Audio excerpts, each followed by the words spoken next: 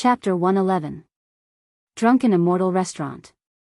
Ching Chimo sat alone in the main hall of the first floor, waiting for something in boredom. He was waiting for Li Zixuan. More accurately, he was waiting for Li Zixuan's new dishes. As there were not many customers in Drunken Immortal Restaurant today, Li Zixuan did not plan to go to the private room upstairs. When Li Zixuan told manager Lu that he had brought a few new things to Drunken Immortal Restaurant, he did not only refer to Gentle Fragrance and Drunken Immortal. He also wanted to teach Wang Eru a few new dishes to compete with Yinshi Restaurant's palace delicacies. Inside the kitchen of Drunken Immortal Restaurant. Eru, do you have pork here? Li Zixuan wanted to make some red braised pork first, but he remembered that in the transmigration novels he had read in his previous life, the pigs of the Tang dynasty were not castrated and were extremely smelly. The pigs were seen by the nobles as cheap meat that only the commoners could eat. Lord Zhu, of course we have pork. Wang Eru replied curiously.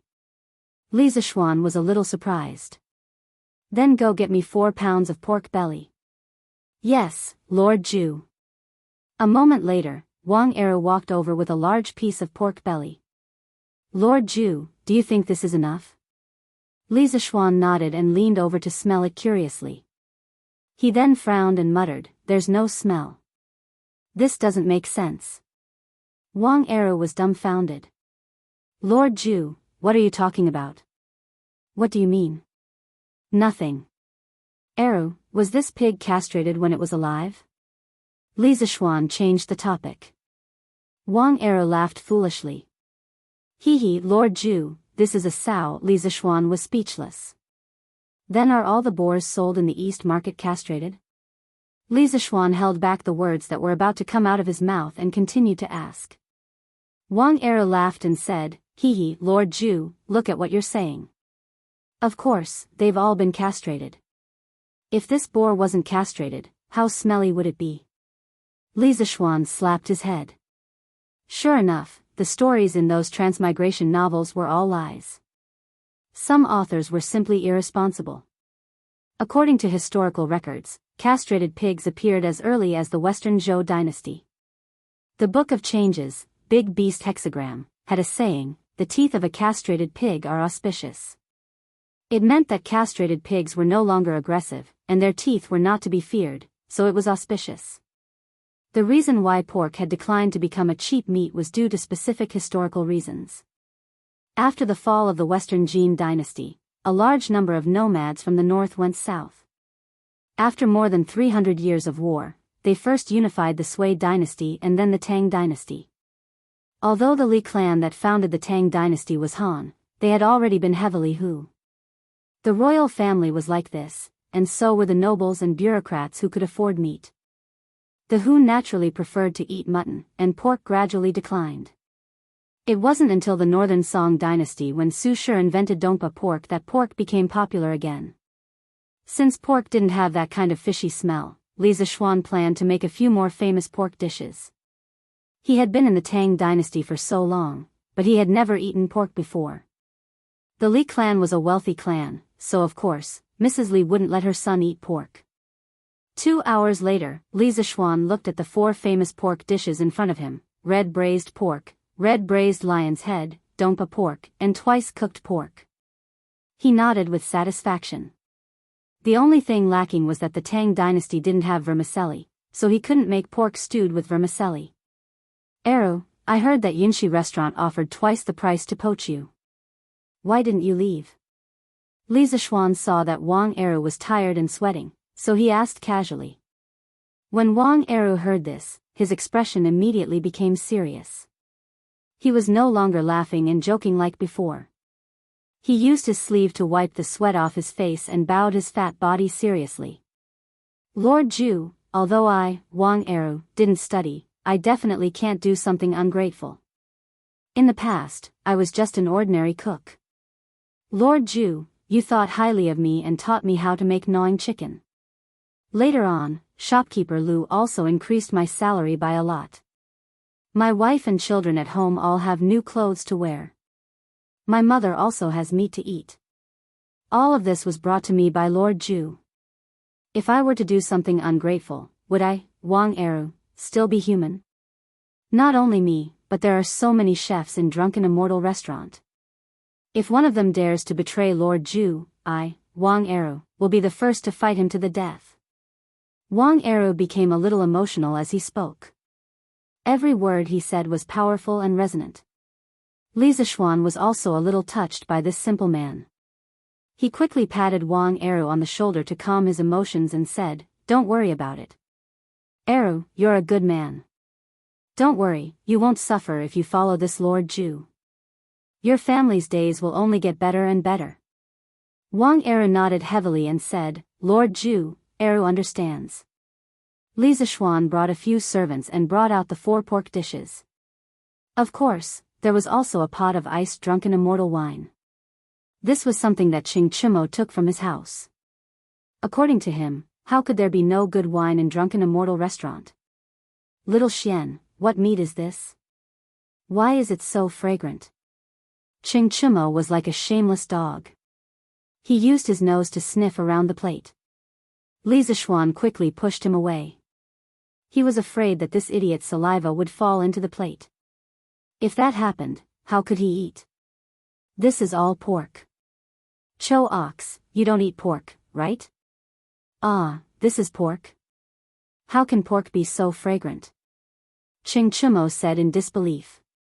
"That's right, this is all pork. Our Lord Ju's eldest son definitely wouldn't eat this cheap meat, right?" Li Zishuan ridiculed. Qing Chimo immediately shouted, "Bullshit, I don't care what kind of meat this is. This is such fragrant meat. Even if it was rat meat, I would still eat it. F***ck, will this bastard die if he doesn't spoil my appetite when eating?" Li Zishuan really wanted to kick him out. "Uncle Lu, come and try this meat and this wine. In 2 days, our Drunken Immortal Restaurant will release this." Li Zishuan called out to shopkeeper Lu. Shopkeeper Lu was already drooling from the side. When he heard this, he immediately thanked him excitedly, "Thank you, young master." The 3 of them sat down. Shopkeeper Lu tactfully poured a cup of wine for Qing Chimo and himself. He knew that Li Zishuan didn't drink, so he didn't pour it. As soon as this Drunken Immortal was exposed to the air, an extremely rich wine fragrance immediately filled the entire hall on the first floor. The fragrance was so strong that it even overshadowed the Dongpa pork and other famous pork dishes on the table. The few diners sitting next to him were already craving after smelling the aroma of the pork when it was served. At this time, they smelled the rich aroma of the wine. They put down their chopsticks one by one and looked over, swallowing their saliva. They wanted to come over and ask for something to eat, but they all knew Li Zishuan. He was a Lord Ju. They really didn't dare to offend him, so they could only look on enviously from the side.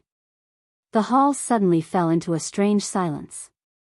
At this time, the sound of the diners swallowing their saliva was particularly ear-piercing.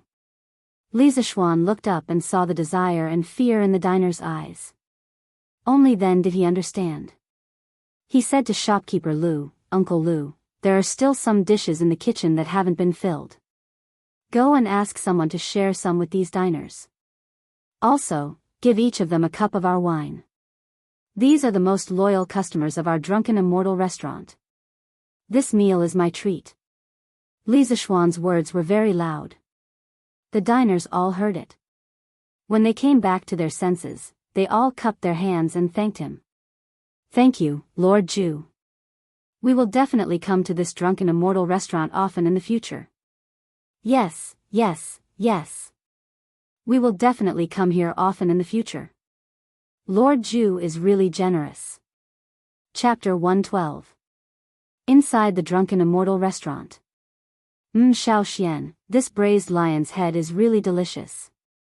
I didn't expect pork to be so delicious. This Dongpa meat is also delicious. But why is it called Dongpa meat? It's obviously pork. Qing Chimo's cheeks were puffed up. While eating, he was still blindly barking. Unlike shopkeeper Lu, who had been silently eating, Li Zishuan wondered if all the food on the table would be enough to fill shopkeeper Lu's fat belly. Cough cough this wine, manager Lu was a little thirsty. He picked up the wine cup and poured it into his mouth, but he almost choked to death. After a long time, he sighed and said, "Young master, this wine is really too strong. I, old Lou, have been drinking wine for most of my life, but I have never drunk such a strong wine. It's really satisfying." Manager Lou is right. It's not an exaggeration to call this wine an immortal brew. This old man has tasted all kinds of wine in the world, but I have never drunk such a strong wine with such a unique taste. It's even better than Jianan braised spring. A customer in his 40s or 50s echoed with an intoxicated look. Brother Jihua is right. I thought Jianan braised spring was the best wine in Tang Dynasty, but I didn't expect that I was just a frog at the bottom of the well. Once this wine is released, I'm afraid all the wines in Tang Dynasty will be overshadowed. I just don't know the name of this wine. Another diner also voiced out. Li Zishuan stood up and said with a smile, "This wine is called Drunken Immortal. It's a very strong wine. There's also a milder wine called Gentle Softness." 2 days later, these two wines will be released together with these new dishes. At that time, I invite everyone to come and support us. Several customers quickly cupped their hands and said, "Of course, of course. If we don't drink this immortal brew to our heart's content, wouldn't we regret it for life?" Yes. After eating and drinking to their heart's content, everyone left the Drunken Immortal restaurant. Those customers became the first batch of promoters of the new wine and dishes. Of course, Li Zishuan wouldn't just rely on these people to help him advertise. He still had other tricks up his sleeve. Ching Chimo ate until he was full and drank until he was full. This guy had learned to be smart. After eating and drinking, he did not plan to go home first. He wanted to go out and have some fun to disperse the smell of alcohol so that he would not be kicked when he went back. Li Zishuan couldn't be bothered with him, so he let him be. It just so happened that he still needed to bring this fellow along in the afternoon. He had people move the ingredients and equipment needed to concoct the Drunken Immortal and Gentle fragrance to the Qing family's winery. This fellow was eating for free, so he should at least contribute a little, right? The next day, a group of children on first-generation scooters suddenly appeared in the streets and alleys of Cheng and city. The children sang as they ran, Drunken Immortal, 2 liters are free if you're not drunk. Gentle Village, enjoy gentleness, drink at Drunken Immortal restaurant. At this time, Li Zishuan racked his brains to come up with a rhyming advertising slogan. He instructed San Bao to find some children and let them ride on scooters to run around Cheng and city while singing the 2 lines of the advertising slogan. As for the reward, it was the scooters they were riding. As long as they shouted for a day, the scooters would belong to them. With such a generous reward, the other children were envious, and they all fought to sign up for it. Li Zishuan didn't reject any of them. He took as many as he could. Of course, he could afford this advertising fee. In fact, it was very worthwhile. In the end, the advertising team reached more than 50 people. It directly caused the citizens of Cheng and city to be bombarded with these 2 phrases for an entire day. Isn't this Drunken Immortal restaurant too arrogant? 2 liters of wine is free if you're not drunk. I, Xiao Luo, can drink 100 cups without getting drunk. Tomorrow, I'll go to Drunken Immortal restaurant to drink for free, ah. I'll go too. It'll be a waste if I don't drink this free wine. Let's see how Drunken Immortal restaurant will clean up this mess. I just don't know how the wine tastes. I hope it's not too bad. Hee hee, you little brats are just fooling around. This wine is delicious, but it's very strong. You won't even be able to get up after 1 liter, let alone 2 liters. At this time, an old man in his 40s or 50s interrupted. It was the old man from Drunken Immortal restaurant yesterday. What's wrong, old man Feng? Have you tried Drunken Immortal before? The man with the surname Xiao asked. Old man Feng twirled his beard and said with a smile, I had the honor of drinking a cup at Drunken Immortal restaurant yesterday. TSK, this wine is much better than Jianan spring braised wine. However, the alcohol is abnormally strong. You young people, don't crawl to the ground after drinking 2 cups. Haha. Old man Feng, don't underestimate me. I'll let you drink 2 liters of wine tomorrow. Wei Zheng had just finished the morning assembly. On his way back, he sat in the sedan chair and heard the children's voices outside. Drunken immortal, 2 liters of wine are free if you don't get drunk. In the land of warmth, enjoy gentleness, drink at Drunken Immortal restaurant. Wei Zheng loved brewing wine all his life, and he loved drinking even more. His alcohol tolerance was also extremely high. He wouldn't get drunk even after drinking 3 liters of Jiannan spring braised wine. This Drunken Immortal restaurant is actually so arrogant. The last time I impeached Li Zishuan, I was actually rendered speechless by that sly brat. Since you dare to spout nonsense this time, this old man will go to Drunken Immortal restaurant tomorrow to drink for free. The same situation was happening in almost every corner of Chang'an City. Those who thought that they could hold their liquor would naturally feel indignant after hearing these 2 lines of advertising. They had the intention to give it a try.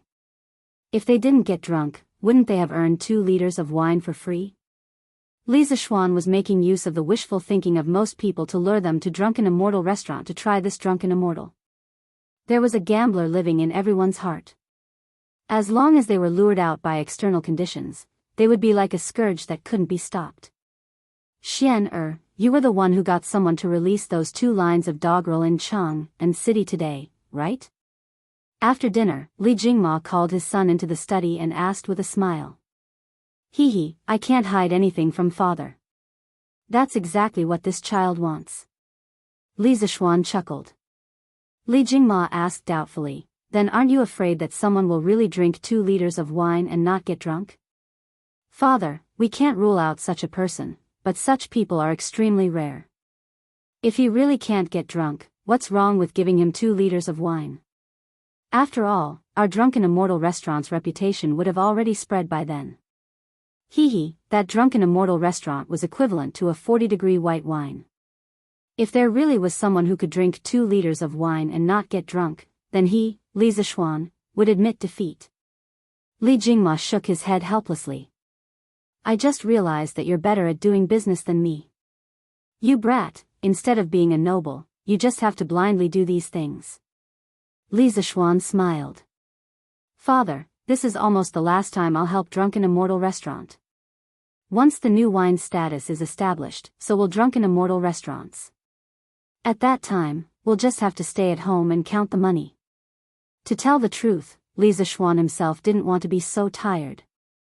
It was all forced by the circumstances. Li Jingma was speechless. Chapter 113. On this day, before the door of Drunken Immortal opened, there was already a circle of people outside. Hey, Jiang Wuyun, are you here to drink the free wine? That's right, Brother Shao. Wouldn't it be great to drink the free wine of Drunken Immortal and order 2 portions of their nibble chicken? That makes sense. Brother, you're so thoughtful. Ha. After the crowd was lively for a while, the waiter of Drunken Immortal came out to open the door. Shopkeeper Lu also came out. He looked at the crowd in front of him and smiled like a Maitreya Buddha. Dear customers, today the Drunken Immortal is releasing new wine and dishes. Anyone who can drink 2 liters of Drunken Immortal without getting drunk will be served free of charge. But in order to prevent people from forgetting to pay the bill after getting drunk, all customers will have to pay first before eating. If anyone can drink 2 liters of wine without getting drunk, we'll refund the money to you in full. Great! Everyone cheered loudly. The burly man surnamed Shao couldn't help but shout, Shopkeeper Lu, open the door quickly. I, old Shao, am waiting to drink your wine for free, ha. That's right, we want to drink the free wine. These people treated the Drunken Immortals event as free wine for them. Shopkeeper Lu laughed in his heart. You'll be crying later. Shopkeeper Lu opened the door, and the diners outside immediately rushed into the restaurant in a single file. Shopkeeper Lu, you're serving a new dish? What's this donpa meat? What's this braised lion's head? Don't tell me you're selling lion's meat? Shopkeeper Lu was about to explain when he heard someone interrupt. Young man, if you're not buying, let this old man buy first. Waiter, give this old man a portion of braised lion's head, a portion of braised meat, and half a liter of drunken immortal. The speaker was the old man who talked to Li Zishuan that day. His name was Feng Zhihua, and he was also a rich businessman. That's right, if you're not ordering, let us order first. Another diner who had eaten the new dish and drank the new wine with Feng Zhihua last time chimed in. These people were not lacking in money. They had said that they would come to support, and now they were all here. All right, sir. That's a total of $4,400. Please pay the bill first. The waiter said respectfully. Feng Zhihua pointed at the waiter and said with a smile, "You're looking down on this old man. How could this old man get drunk with just half a liter of wine?"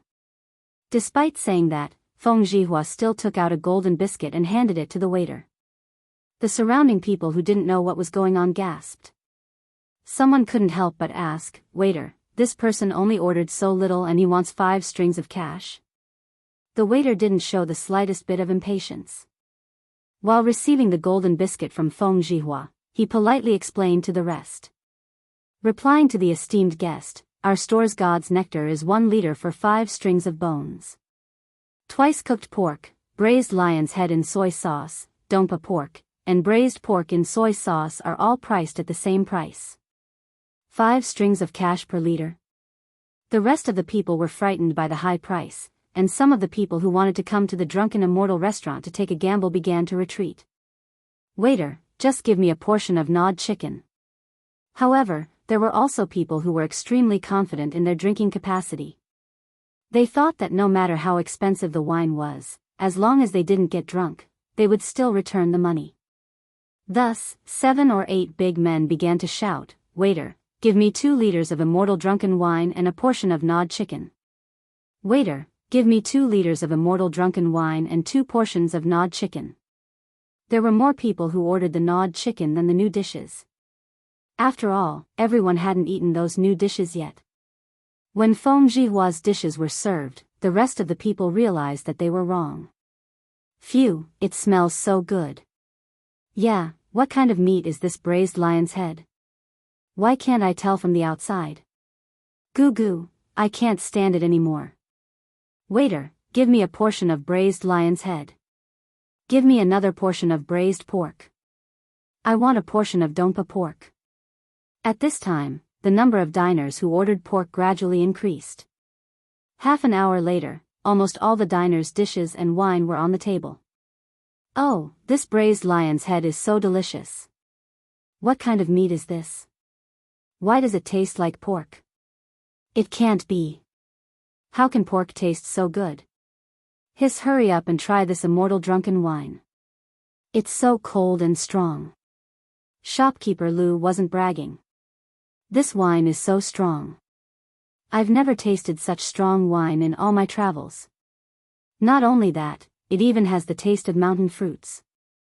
This is too strange. It's even better than Jiannan spring braised wine." A burly man with a full beard took a sip of the wine and suddenly exclaimed. "Hiss, cough cough, this immortal drunken wine is really strong. This name is really apartment. If a deity were to drink this, he would probably be drunk as well. However, this shopkeeper is quite generous. He added ice cubes in such a hot day. Otherwise, drinking such strong wine would really burn people to death. Yeah, this shopkeeper sure is extravagant. This wine is 5 strings of coins per liter. It's not that expensive. Holy shit, what a strong wine. It's even stronger than Jiannan spring braised wine. Looks like I, old Shao, will have to hand over my 200 gene of meat to this drunken immortal inn." The burly man with the surname Shao said with a tragic expression. He just took a sip and knew that it was impossible for him to drink 2 liters without getting drunk. "Huh, Shao Qixiong, didn't you just say that you can do it?" Haha. A middle-aged man in his 30s laughed. "Meow Lauer, don't just laugh at me. Didn't you also order 2 liters of wine? If you have the guts, don't get drunk after drinking it." "Huh, I don't plan to finish it. I'll take the rest home and slowly drink it. It's a pity that I don't take this wine home and slowly taste it." Shao Qixiong slapped his head and said, "Yeah, I'll take it home and slowly drink it." He knew that he would get drunk if he drank too much and was destined to lose this bet. Why would he drink it all at once? He might as well take it home and slowly taste it. After all, this wine was 5 strings of coins per liter. It wasn't cheap. Many of them felt that this was a good idea and secretly planned to do it. But these people were too perfect. Good wine was like opium. Once you drink it, you will get addicted. How could you stop? Half an hour later. Why is this wine cup moving? Ugh, don't pull me. I'm not drunk. Help me up. I want to drink more. Ugh, who hit me? I'll hit your mother. When Wei Jing finished the morning court, it was close to noon. He remembered that he was going to the Drunken Immortal restaurant to drink free wine today, so he quickly asked the old servant to drive the carriage to the Drunken Immortal restaurant. Outside the Drunken Immortal restaurant, there were still 2 lines of doggerel hanging on the door. Drunken Immortal, 2 liters are free if you don't get drunk. In the land of tenderness, enjoy tenderness, drink at the Drunken Immortal restaurant. Wei Jing smiled disdainfully and walked into the Drunken Immortal restaurant with his hands behind his back. As soon as he came in, he saw a floor full of drunkards.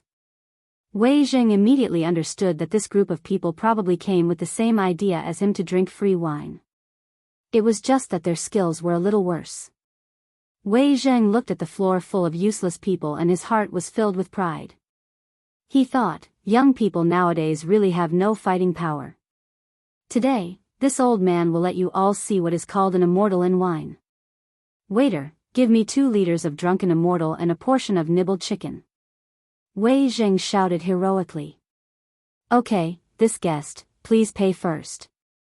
It's a total of 10 strings of coins. Why does your restaurant have to pay first today? What, you said a total of 10 strings of coins? Wei Jing stamped his feet and said. Yes, guest. Today, our Drunken Immortal restaurant is having a promotion. Those who can drink 2 liters of Drunken Immortal without getting drunk can get a refund. In order to prevent some people from forgetting to pay the bill when they get drunk, we have to pay first. Our Drunken Immortal costs 5 strings of coins per liter. Do you still need it? Wei Jing instantly lost his pride. This was 11 strings of coins, which was almost equivalent to his monthly salary. However, Wei Jing had brewed wine his whole life. He really wanted to see what this wine that cost 5 strings of coins per liter looked like. If it didn't live up to its name and was still so expensive, then he would find trouble with Li Zixuan. Wei Jing gritted his teeth and took out a gold biscuit and said, "Here, quickly bring me the wine and dishes." He secretly said to himself, "I can't get drunk. If I get drunk, this month's salary will be gone and I will be scolded when I go home." Chapter 114. Inside the Drunken Immortal Inn. The waiter served Wei Jing 2 pots of wine and a portion of chicken before retreating. Wei Jing looked at the dishes that cost him a month's worth of his salary and swallowed his saliva guiltily. He wasn't like the other officials who had other sources of income other than the salary from the royal court. This was his first time spending so much money on a meal. As long as he didn't get drunk, he would be able to earn 10 strings of coins. Wei Jing lifted the wine pot and poured himself a cup of wine. The Drunken Immortal had a bright red color and was exceptionally alluring. There was even a slight chill on the surface of the cup. This Drunken Immortal Inn sure is extravagant. They even added ice. Wei Jing couldn't help but mutter to himself. One must know that in ancient times, in order to prevent the ice from melting, one had to dig 5 to 10 meters deep. Furthermore, the scale was usually relatively large, costing tens of millions. Generally speaking, only the royal family and wealthy clans could afford it. After sighing for a moment, Wei Jing lifted the cup and took a light sniff. In an instant, a rich aroma of wine and fruits assaulted his nose. He couldn't help but close his eyes and immerse himself in the intoxicating aroma. Good wine, there's the aroma of Jiannan roasted spring in it. However, the aroma is even richer than that of Jiannan roasted spring. Coupled with the fragrance of the fruits, the two actually don't clash at all. The person who mixed the wine has a perfect grasp of the situation. He can be considered a master wine mixer. One could tell whether an expert was a master the moment he spoke. It had to be said that Wei Zhang's research in winemaking had already reached the level of a master. With just a light sniff, he was able to determine the composition of the wine. His sweet, such a sweet wine in the world. To be able to drink such a divine wine in my lifetime, my life has truly not been in vain. As an old drunkard, what else could attract him more than fine wine? At this moment, Wei Zhang had already forgotten the purpose of his visit and was completely immersed in the drunken immortal inn. Wei Zhang drank one cup after another while gnawing on the chicken. After a while, the bottle of drunken immortal was emptied. It had to be said that Wei Zhang's alcohol tolerance was really good. After drinking more than a caddy of drunken immortal, he actually didn't collapse.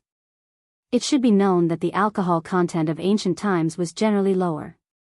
Generally, those who were used to drinking low alcohol would collapse within 4 or 5 glasses of strong alcohol like the immortal drunken wine. It was rare to see someone like Wei Zhang who could persist until now. Even though Wei Zhang hadn't collapsed yet, his consciousness was a little blurry at the moment, and his face was a little red. Looking at him like this, he was probably not far from being drunk. "Master, let's not drink anymore. You've already drunk too much. When we return, Madam will blame me again." The coachman who came with Wei Zhang saw that Wei Zhang had drunk a little too much, so he quickly mustered up his courage and went forward to persuade him. Wei Zhang squinted his eyes and waved his hand unsteadily. "This old man didn't drink too much. Quickly withdraw for this old man." With that, he lifted another jug of wine with his trembling right hand and continued to pour wine for himself.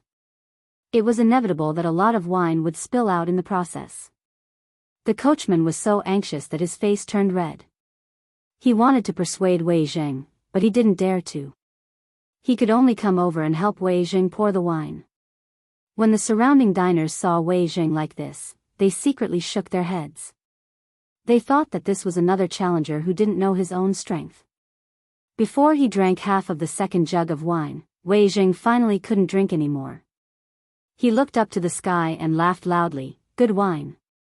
Then, he fell to the ground with a thud.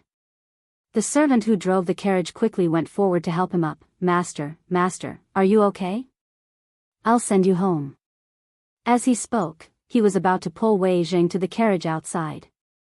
Unexpectedly, Wei Zhang suddenly straightened his body, opened his eyes, and shouted, "Bring me more wine. This old man can still drink." The servant was about to cry. He quickly said, "Master, there's no more wine. Let's go home quickly. Madam is waiting anxiously."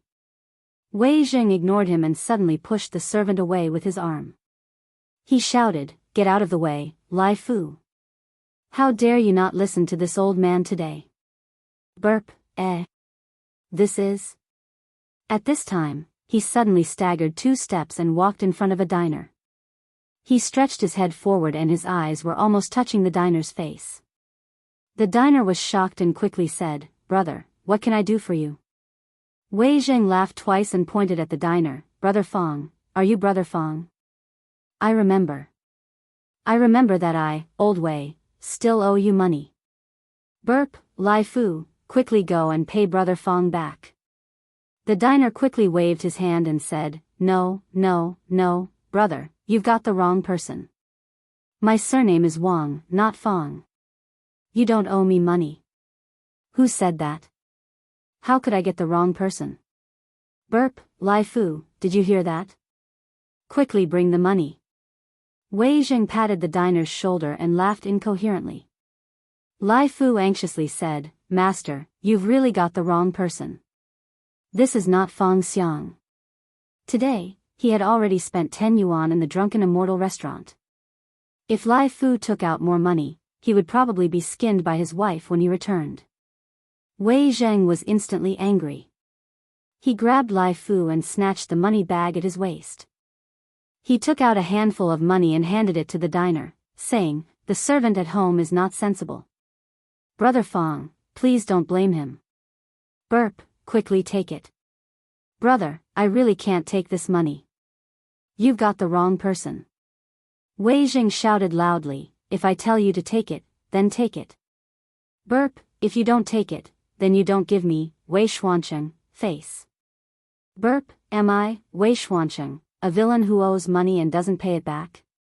As soon as these words came out, everyone was shocked. Wei Xuancheng? This person is actually the left Prime Minister Wei Zheng? Yes, I didn't expect left Prime Minister Wei to get drunk.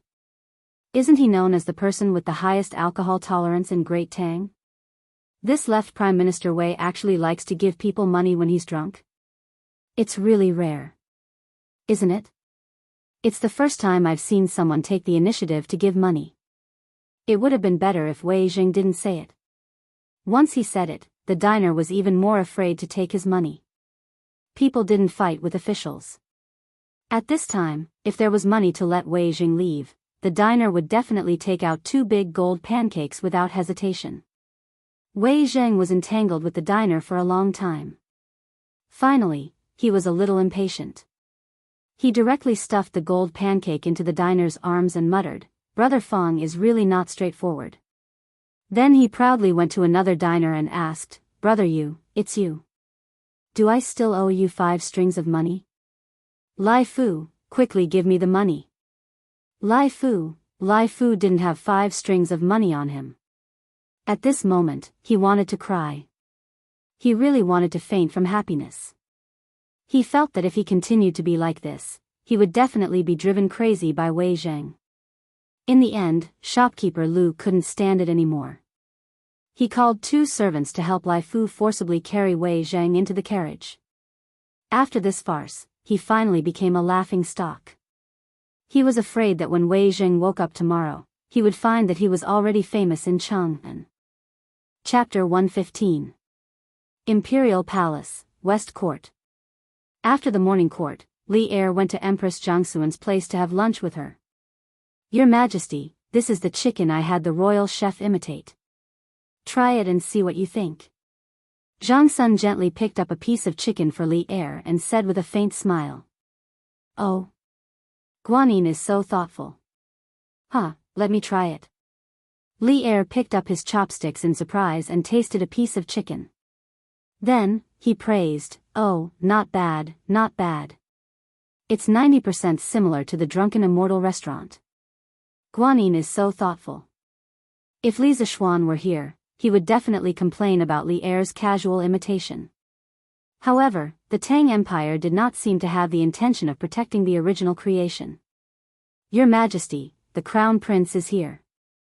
An eunuch stepped forward and cautiously reported. "Oh. Then let him in," Li Er said casually. A moment later, Li Qingxian entered the palace, followed by a servant carrying 2 wine jars. "This son greets Imperial Father and Imperial Mother." Li Er nodded with a smile and asked, "Qingxian, why are you here instead of having lunch in the Eastern Palace?" Li Qingxian bowed and said, "Father, I just received 2 types of wine that are popular in Chang'an. One is warm and mellow, and the other is spicy and sweet. Their flavors are unique in the Tang Empire. I brought them here to show my filial piety to father and mother." Yesterday, when the winery made the first batch of wine, Li Zishuan used ice to seal 4 jars of wine. Today, he had someone send them to Li Qingxian. He had borrowed the name of the Qing family's winery to brew wine, but in the end, it was still a skirmish.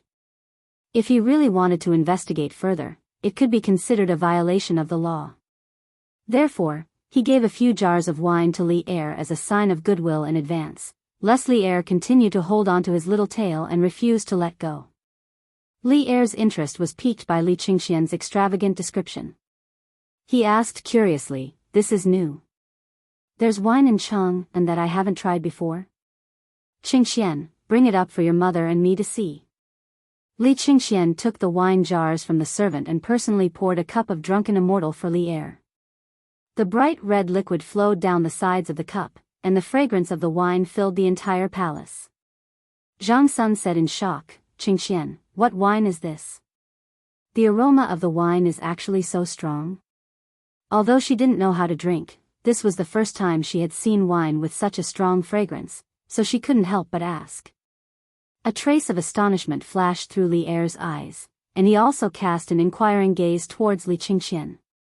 Li Qingxian hurriedly replying to Imperial Mother, "This wine is called Drunken Immortal." Using a special method, Jiannan braised spring was condensed and mixed with mountain fruit wine according to a certain ratio. The alcohol is extremely strong. When Imperial Father drinks it, please enjoy it slowly. Zhang Sun couldn't help but chuckle and say, "Immortal drunken. The person who named it sure talks big. I wonder if this wine can really make immortals drunk? Your Majesty, please have a taste. This is Qingxian's filial piety." Li Er nodded, picked up the wine glass, and took a sip. He could not help but grin and praise, "Maid Guanyin, I'm afraid that this wine can really intoxicate an immortal. I have never drunk such a strong wine before. It's really delightful." Zhang Sun covered her mouth and laughed, "As long as your Majesty likes it." At this time, Li Qingxian picked up another jar of wine and poured a glass for Zhang Sun. He smiled and said, "Imperial Mother, there's another type of wine here. The alcohol is mild and mellow. It's specially prepared for people who don't know how to drink. Imperial Mother, please have a taste. It won't make you drunk." The wine glasses used in the palace were colored glass cups offered as tribute by foreign countries. After the pink and soft wine was poured into the colored glass cup, it reflected the sunlight like a pink spring.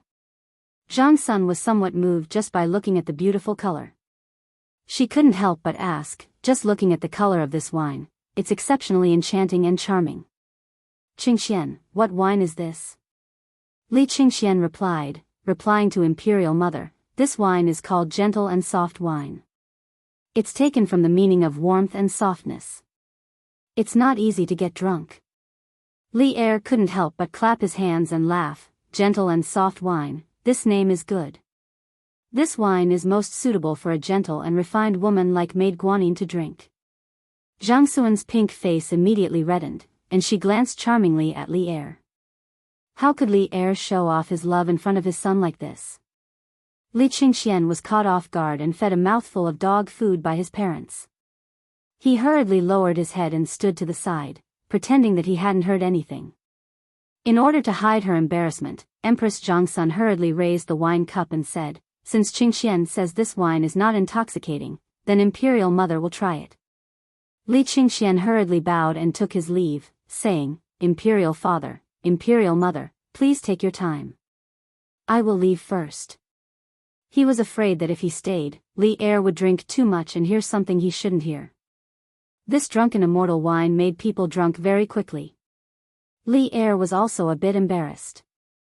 Hearing this, he waved his hand and said, "Go." Li Qingxian felt like he had been pardoned. He hurriedly bowed and left. 15 minutes later, in the main hall. "Oh, good wine. This reminds me of the wedding night with Maid Guanyin. So many years have passed. Maid Guanyin, you are still as beautiful as before, but I have grown old." Li Er was clearly drunk. At this moment, he grabbed Zhang Sun's hand and said emotionally, "Your Majesty, you are in the prime of your life. How can you say you are old? You have drunk too much. I will help you to rest." Zhang Sun was a bit embarrassed by the first half of Li Er's words.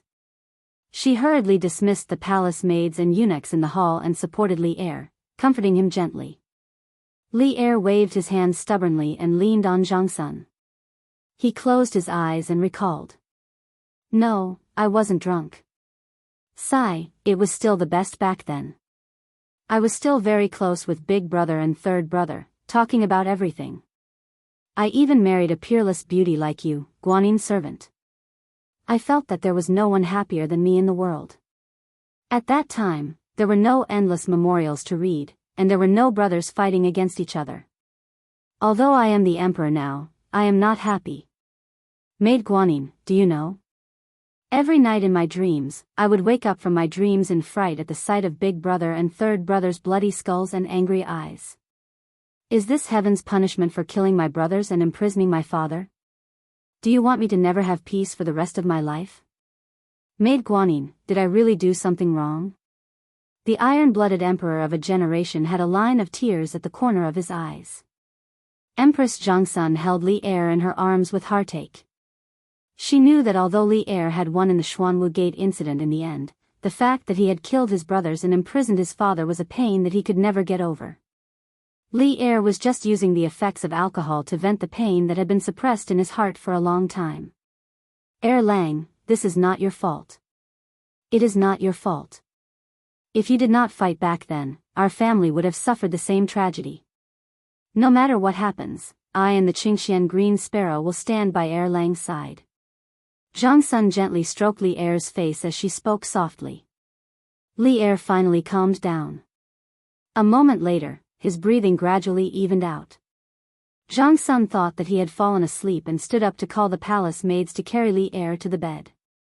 Who knew that as soon as Zhongsun stood up, Li Er pressed her down forcefully. He rested his head in her arms and smelled her soft fragrance. Li Er used the effects of alcohol to start misbehaving. Lang, don't. It is still daytime. Oh, what are you afraid of? No, Lang, you should go rest. Hey, I can also rest with Maid Guanyin. 50,000 words omitted here. Please fill in the blanks yourself. The number of words in the novel will automatically increase by 50,000. Fortunately, Li Qingxian was smart enough to leave first. Otherwise, if he stayed here, it would not be as simple as being fed dog food. He would probably have to watch a live spring gong that he should not have seen. Li Zishuan had sent Li Er tenderness and immortal drunken wine with the intention of pleasing him. He did not expect things to develop like this. Did this count as doing bad things with good intentions? Chapter 116. The next day, at 5:00. Zhongsun Palace.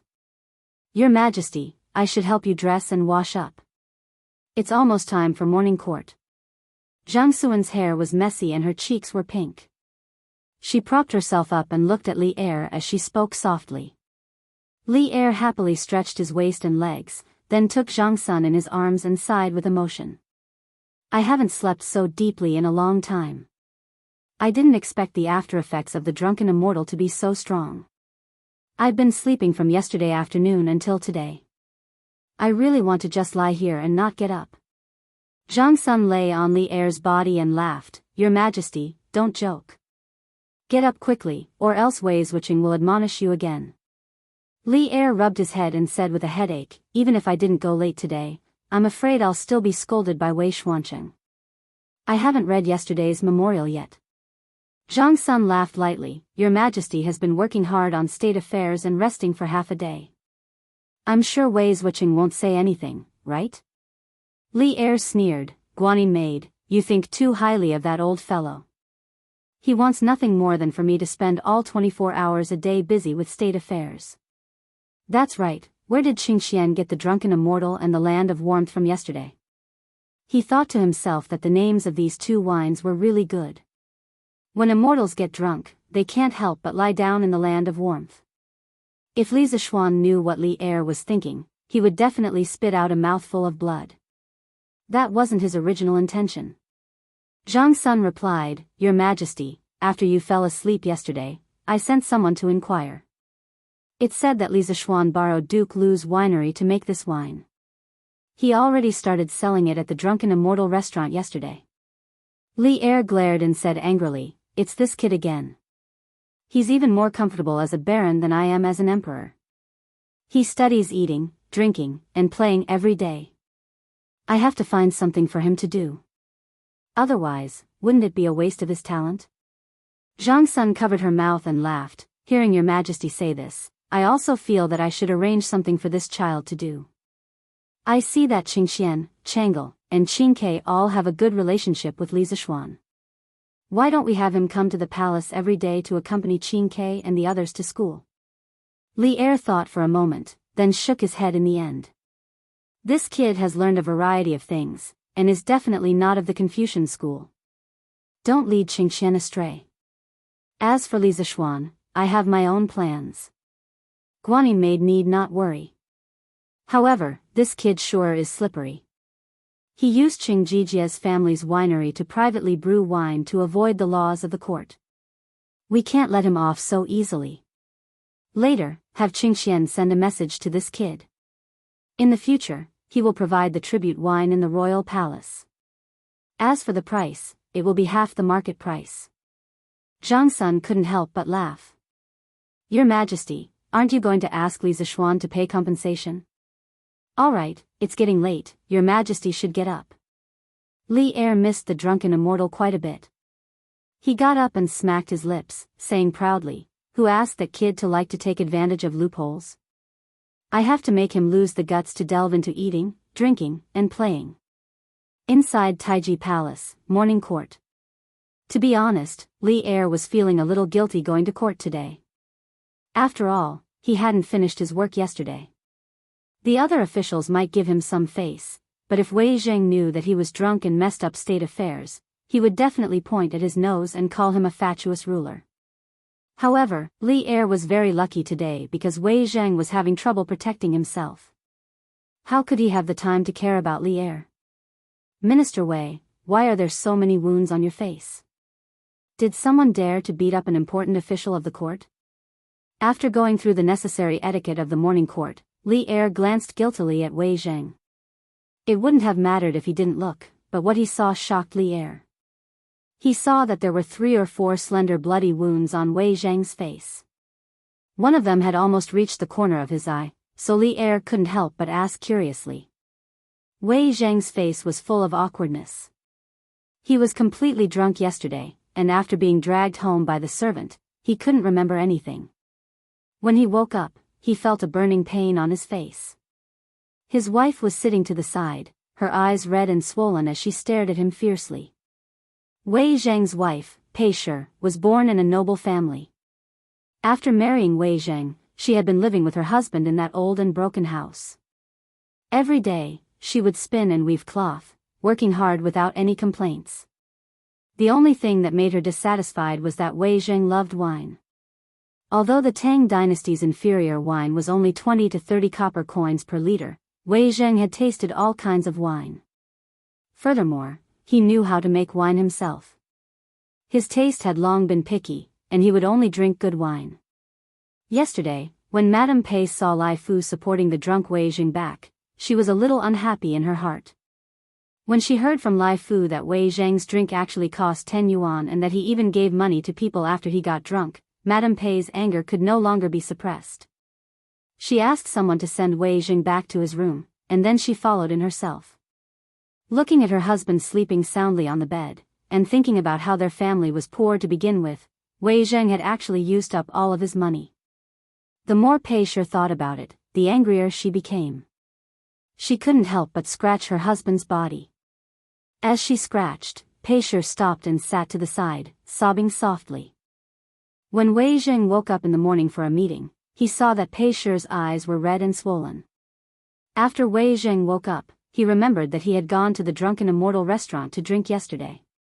He was confident that he wouldn't get drunk after 2 liters and then win back the 10 copper coins, but he didn't expect to get drunk in the end. He knew that 10 copper coins was a large sum of money for his family. When he saw his wife's red eyes, he knew that he was in the wrong. Thus, he ignored the burning pain on his face and got up to comfort his wife for a long time before rushing to the morning court.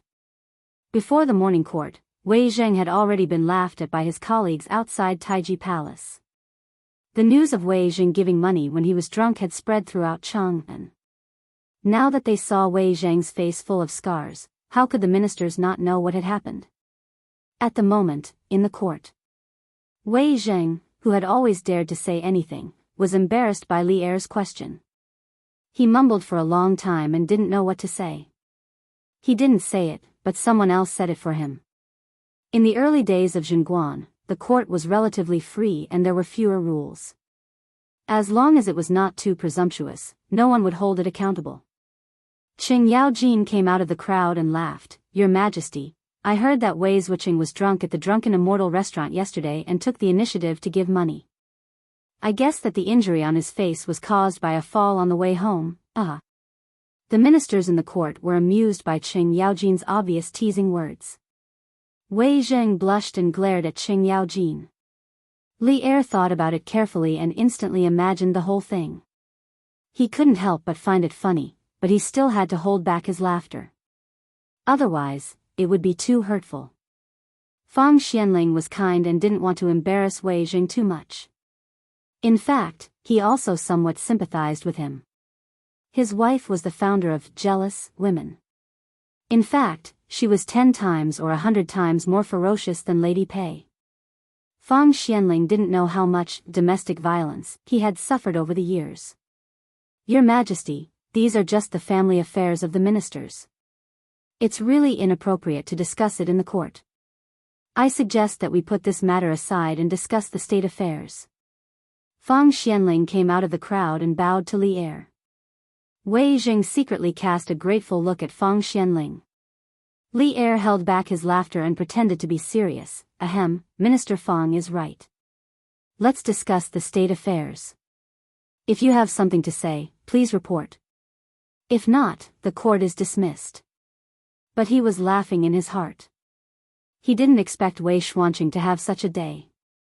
It was really satisfying. Chapter 117. Outside the imperial court, it was another scene. Chang'an City, West City. Have you heard? Yesterday, the Drunken Immortal restaurant sold immortal drunken wine. They said they would refund you if you didn't get drunk after 2 liters. I have. What happened after that? Did the Drunken Immortal restaurant lose a lot of money yesterday? Nonsense, it is said that the people who went to challenge the Drunken Immortal restaurant yesterday were all defeated. Most of them got drunk before they finished 1 liter. One of them drank the most, but he only drank 1.5 liters before he couldn't hold on anymore. Ah. This wine is so strong. Then who drank the most? It was Wei Xuanqing, the minister of the imperial court. Ah. Isn't Wei Xuanqing the master brewer of our imperial court? How could he get drunk? Hey, that's nothing.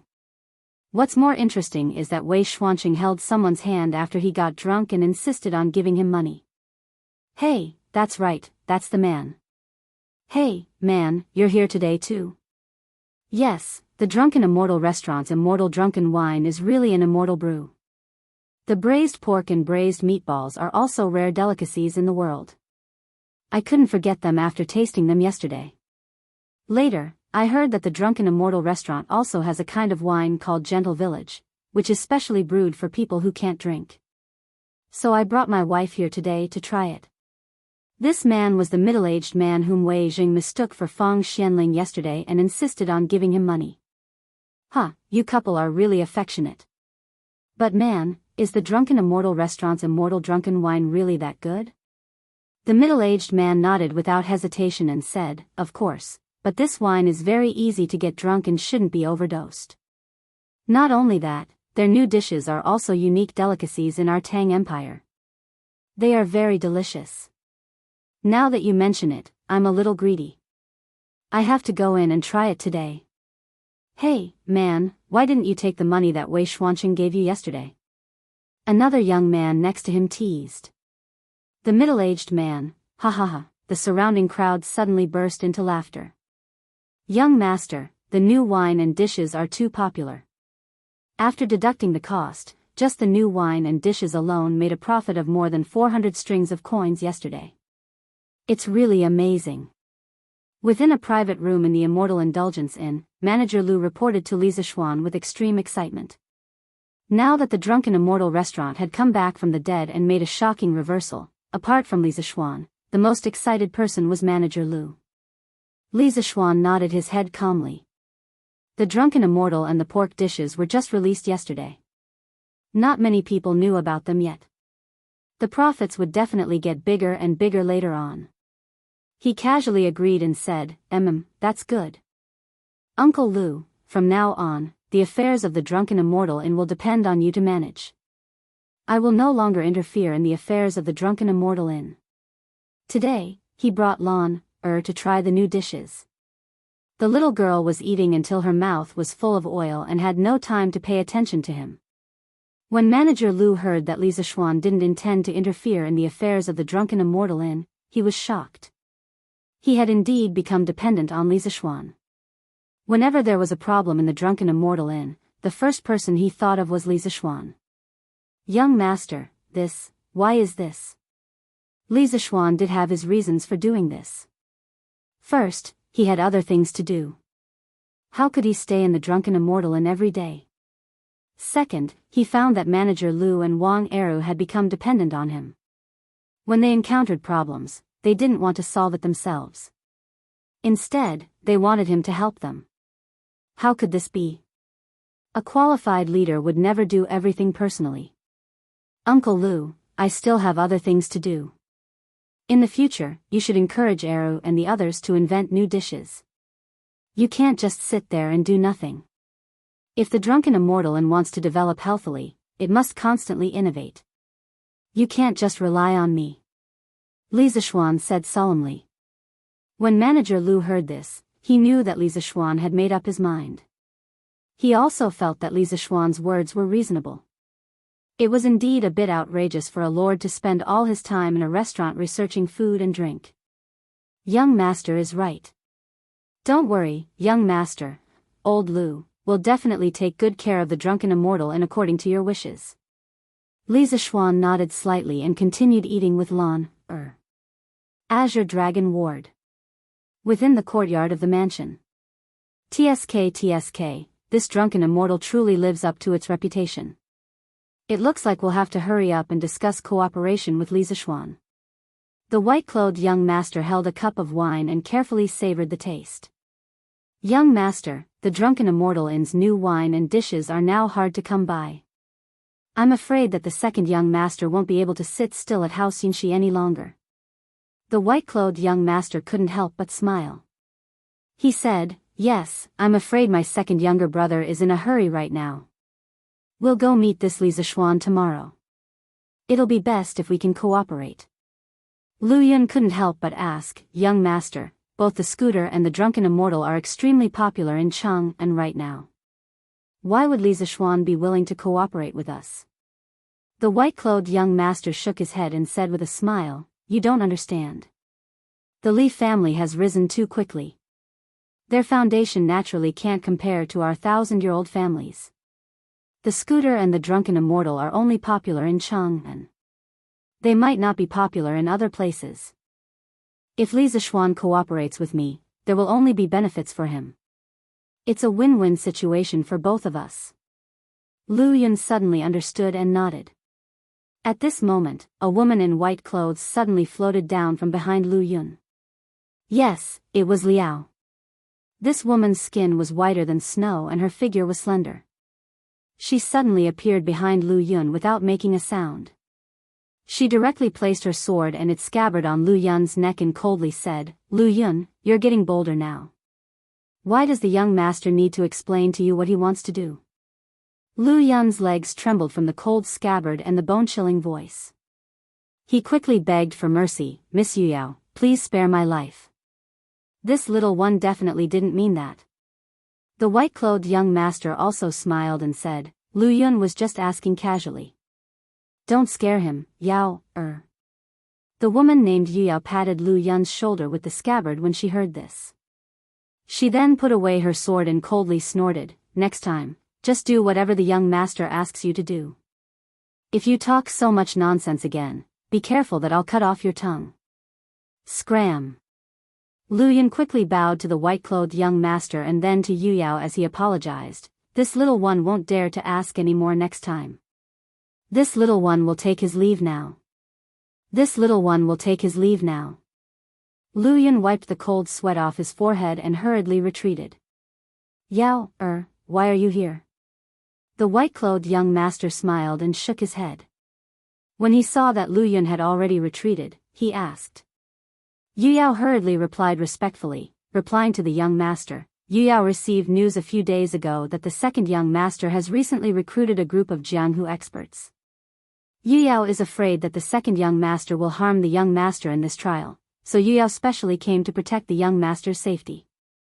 The white-clothed young master smiled indifferently and said, Yao, you're overthinking things. Although my second brother and I have our conflicts, it's far from the point of fighting each other. He probably has other uses for the Jianghu experts. You should return to the clan. Otherwise, the elders will blame you for leaving your post without permission. Yu Yao frowned and firmly shook her head. The second young master's current intentions are unclear. Yu Yao won't let the young master take the risk alone. Yu Yao will follow the young master wherever he goes and will never leave. After saying that, she directly went to the white-clothed young master's side and stood there like a sword without moving.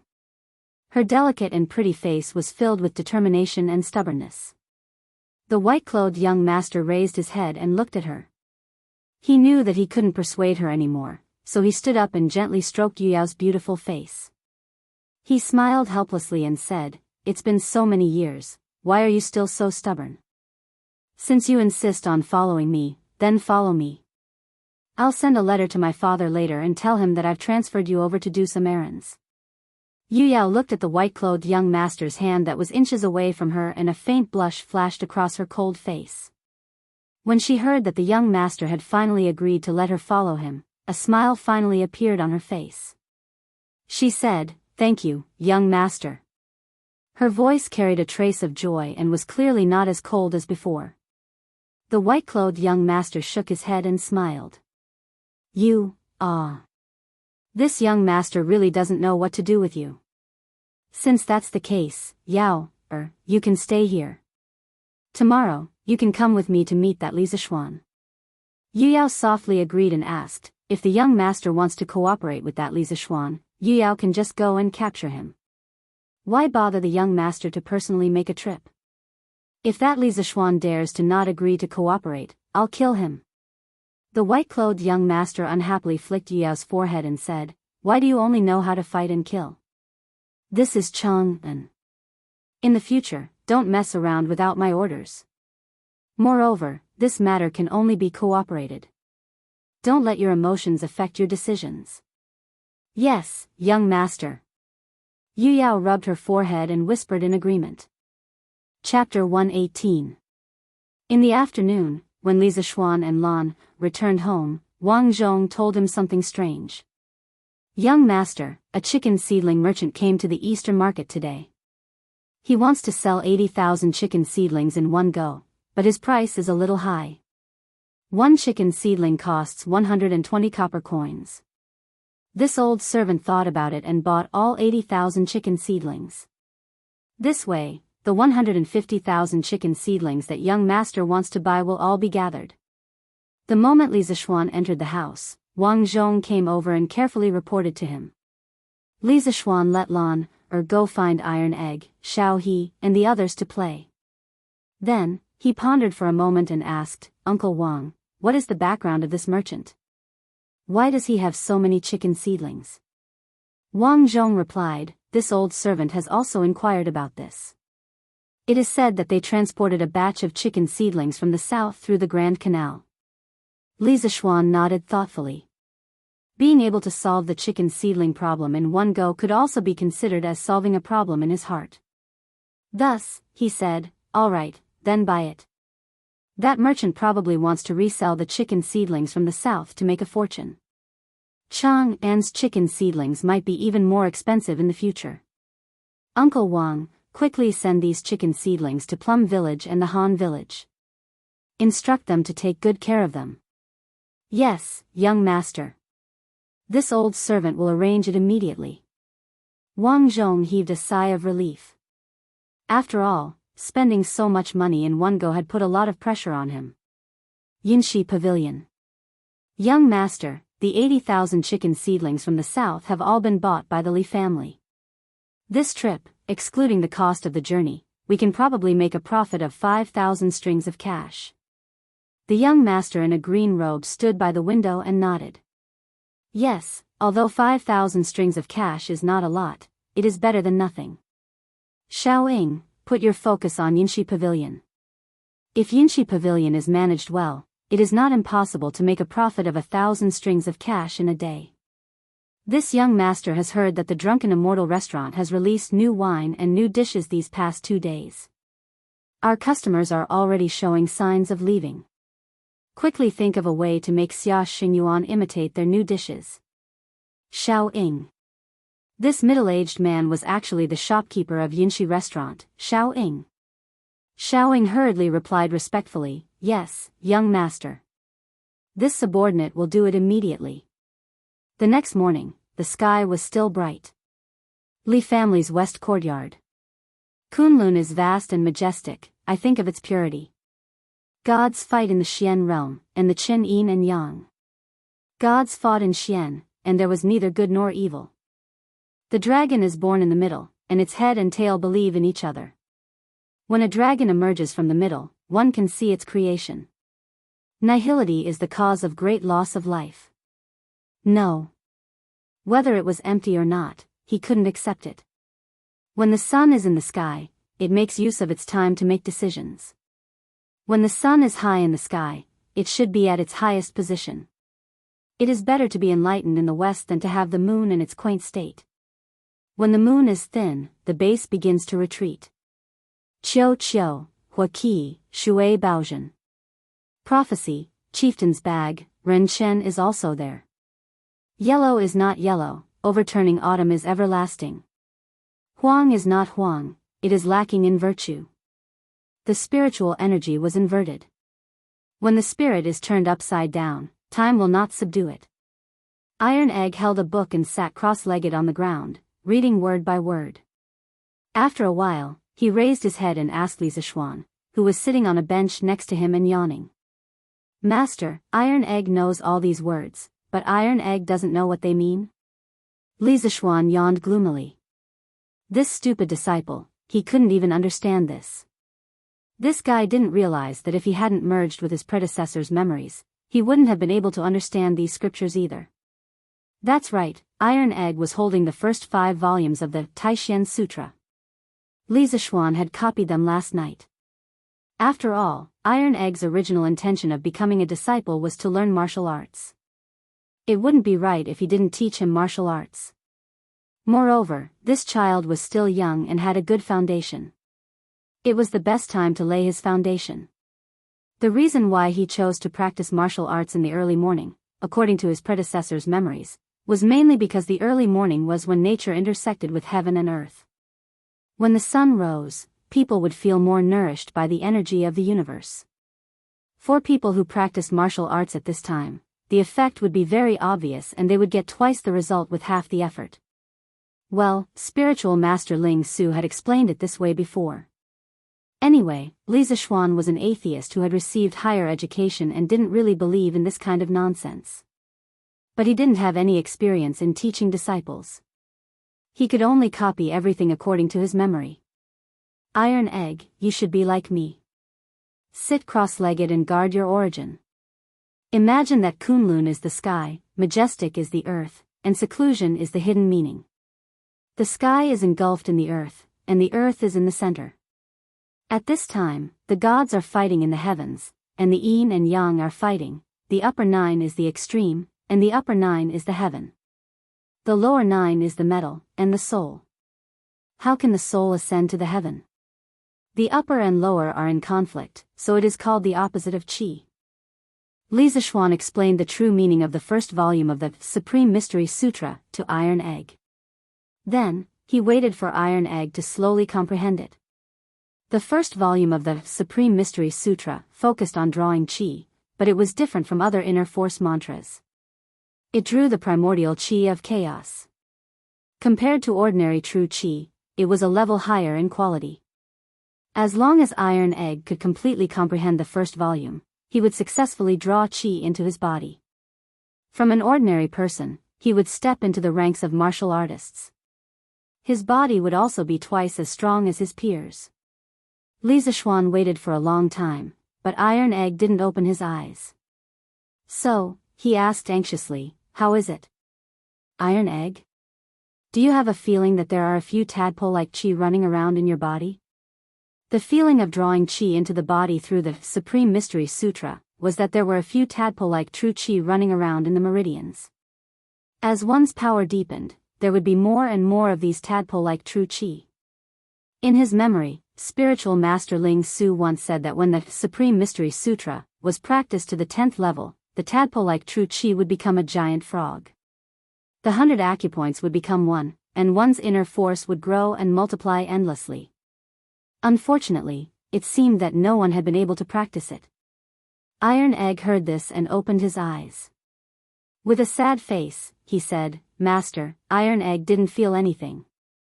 Well, he was still too impatient. If drawing chi was so easy, then wouldn't the world be filled with martial arts masters? Iron Egg, from now on, you will wake up every morning at Mausher, around 5 in the morning. Meditate for an hour, stand still for an hour, then run 10 laps around our house. Only then can you eat. After eating, you will go with Lon, to listen to the teacher's lecture. Do you understand? Iron Egg was immediately dumbfounded. Meditating and standing still was fine, but running 10 laps around the Lee mansion was a bit difficult. The Lee mansion occupied a large area. Running 10 laps around the mansion would be more than 20 miles.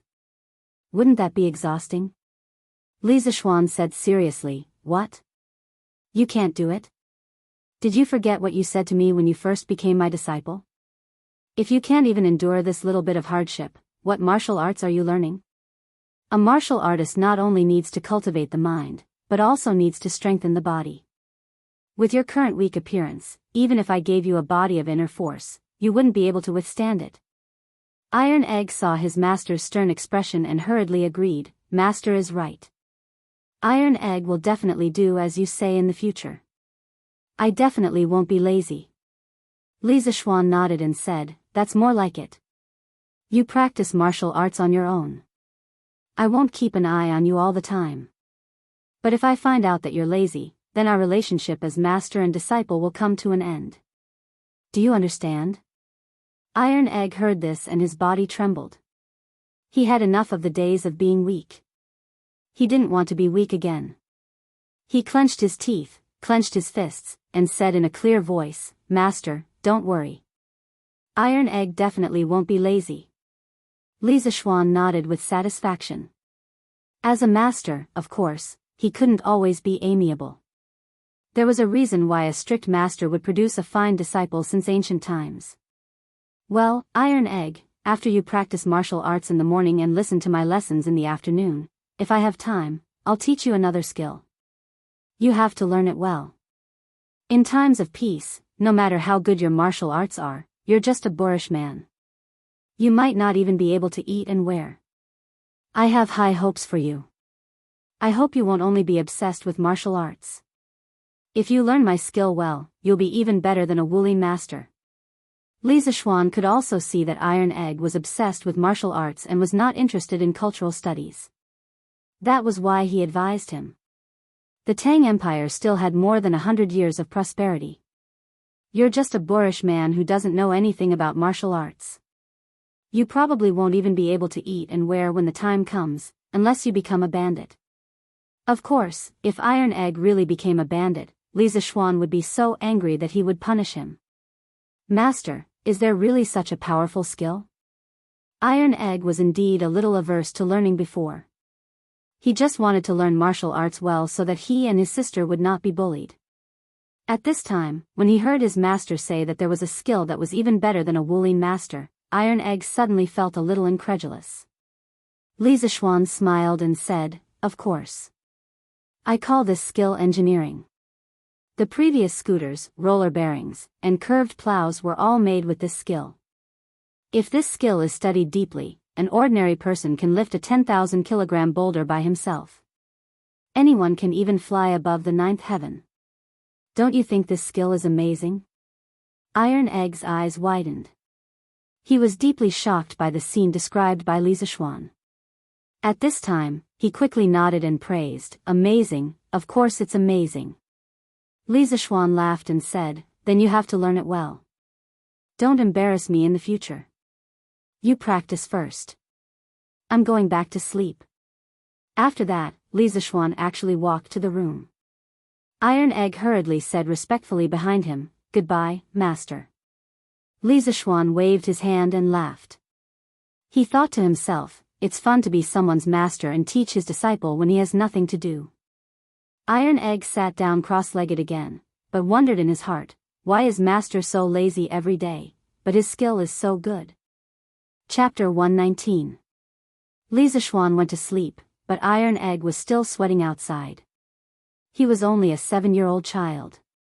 It was difficult for him to run such a long distance, not to mention that he had to stand for an hour before running. Iron Egg's legs were weak by the 5th lap. At this time, he was relying on his strong willpower to move his legs. "Brother Iron Egg, what are you doing running here and there?" After Lon Air woke up, she wanted to find Iron Egg, but she was told by the servants that Iron Egg was outside running around the Lee mansion. So she went out to guard the door. When Iron Egg ran over, she asked curiously. Iron Egg was panting and his face was pale. He was really tired and didn't want to talk at all. But thinking that Lon Air usually took care of him, he simply explained. "Master, let me run." As he spoke, he slowed down his pace. After that, he continued to grit his teeth and continued to speed up. "Hey, don't run. Rest for a while." Lon Air also saw that Iron Egg's face was not right. She quickly chased after him and shouted. Bruiser shook his head, but he didn't stop. He didn't dare to speak, and he didn't dare to stop to rest. He knew that if he let out this breath, he wouldn't be able to run anymore. Lon Air followed him for a while and slowly began to feel tired. She saw that Tai Dan kept running with his head down and completely ignored her. The little girl stopped and angrily stomped her feet. She tenderly snorted and turned around to return to the courtyard, no longer caring about Tai Dan. After Li Zixuan got out of bed and washed up, he went to the front yard and saw Bruiser slumped on a stool. Bruiser's face was pale, and his entire body was drenched. He was holding a big bowl of water and drinking it. Lon Air and his mother were sitting beside him. "Brother, what did Iron Egg do wrong? Why do you have to punish him like this? Brother, don't let Iron Egg run anymore, okay?" When Lon Air saw Li Zixuan enter, she hurriedly went forward and pulled her brother's arm, acting coquettishly. "Xian, you're too much. Iron Egg is such a young child. How could he withstand such training?" Mrs. Li also chimed in. She couldn't bear to see others suffer. Moreover, after being together for so long, she had already treated Iron Egg as half a son. Now, seeing Iron Egg like this, she also felt a little distressed. Li Zixuan was a bit depressed that his little sister and mother treated him as a bad guy for no reason. He rubbed his nose and was about to explain when he saw Tai Dan hurriedly put down the bowl. He stood up and bowed to Mrs. Li. "Sure, Granny, the two terms, master's mother and master's father, are still missing in Chinese. Let's use them for now. If anyone has a better term, please leave a comment in the book review section." Iron Egg wanted to run. "It's not master's fault. Iron Egg thanks your granny for your concern." Although Iron Egg had been running wild with the brats in the Han family village and acting lawlessly, after experiencing so many things and staying in the Li family for so long, he was very clear about the fickleness of human nature and the good and the bad. The current Iron Egg was no longer the ignorant brat from before. To the elders who truly cared for him, he respected and appreciated them from the bottom of his heart. Li Zixuan rubbed Lon Air's head and continued Iron Egg's words. "Mother, Iron Egg is learning martial arts. How can he not endure hardships?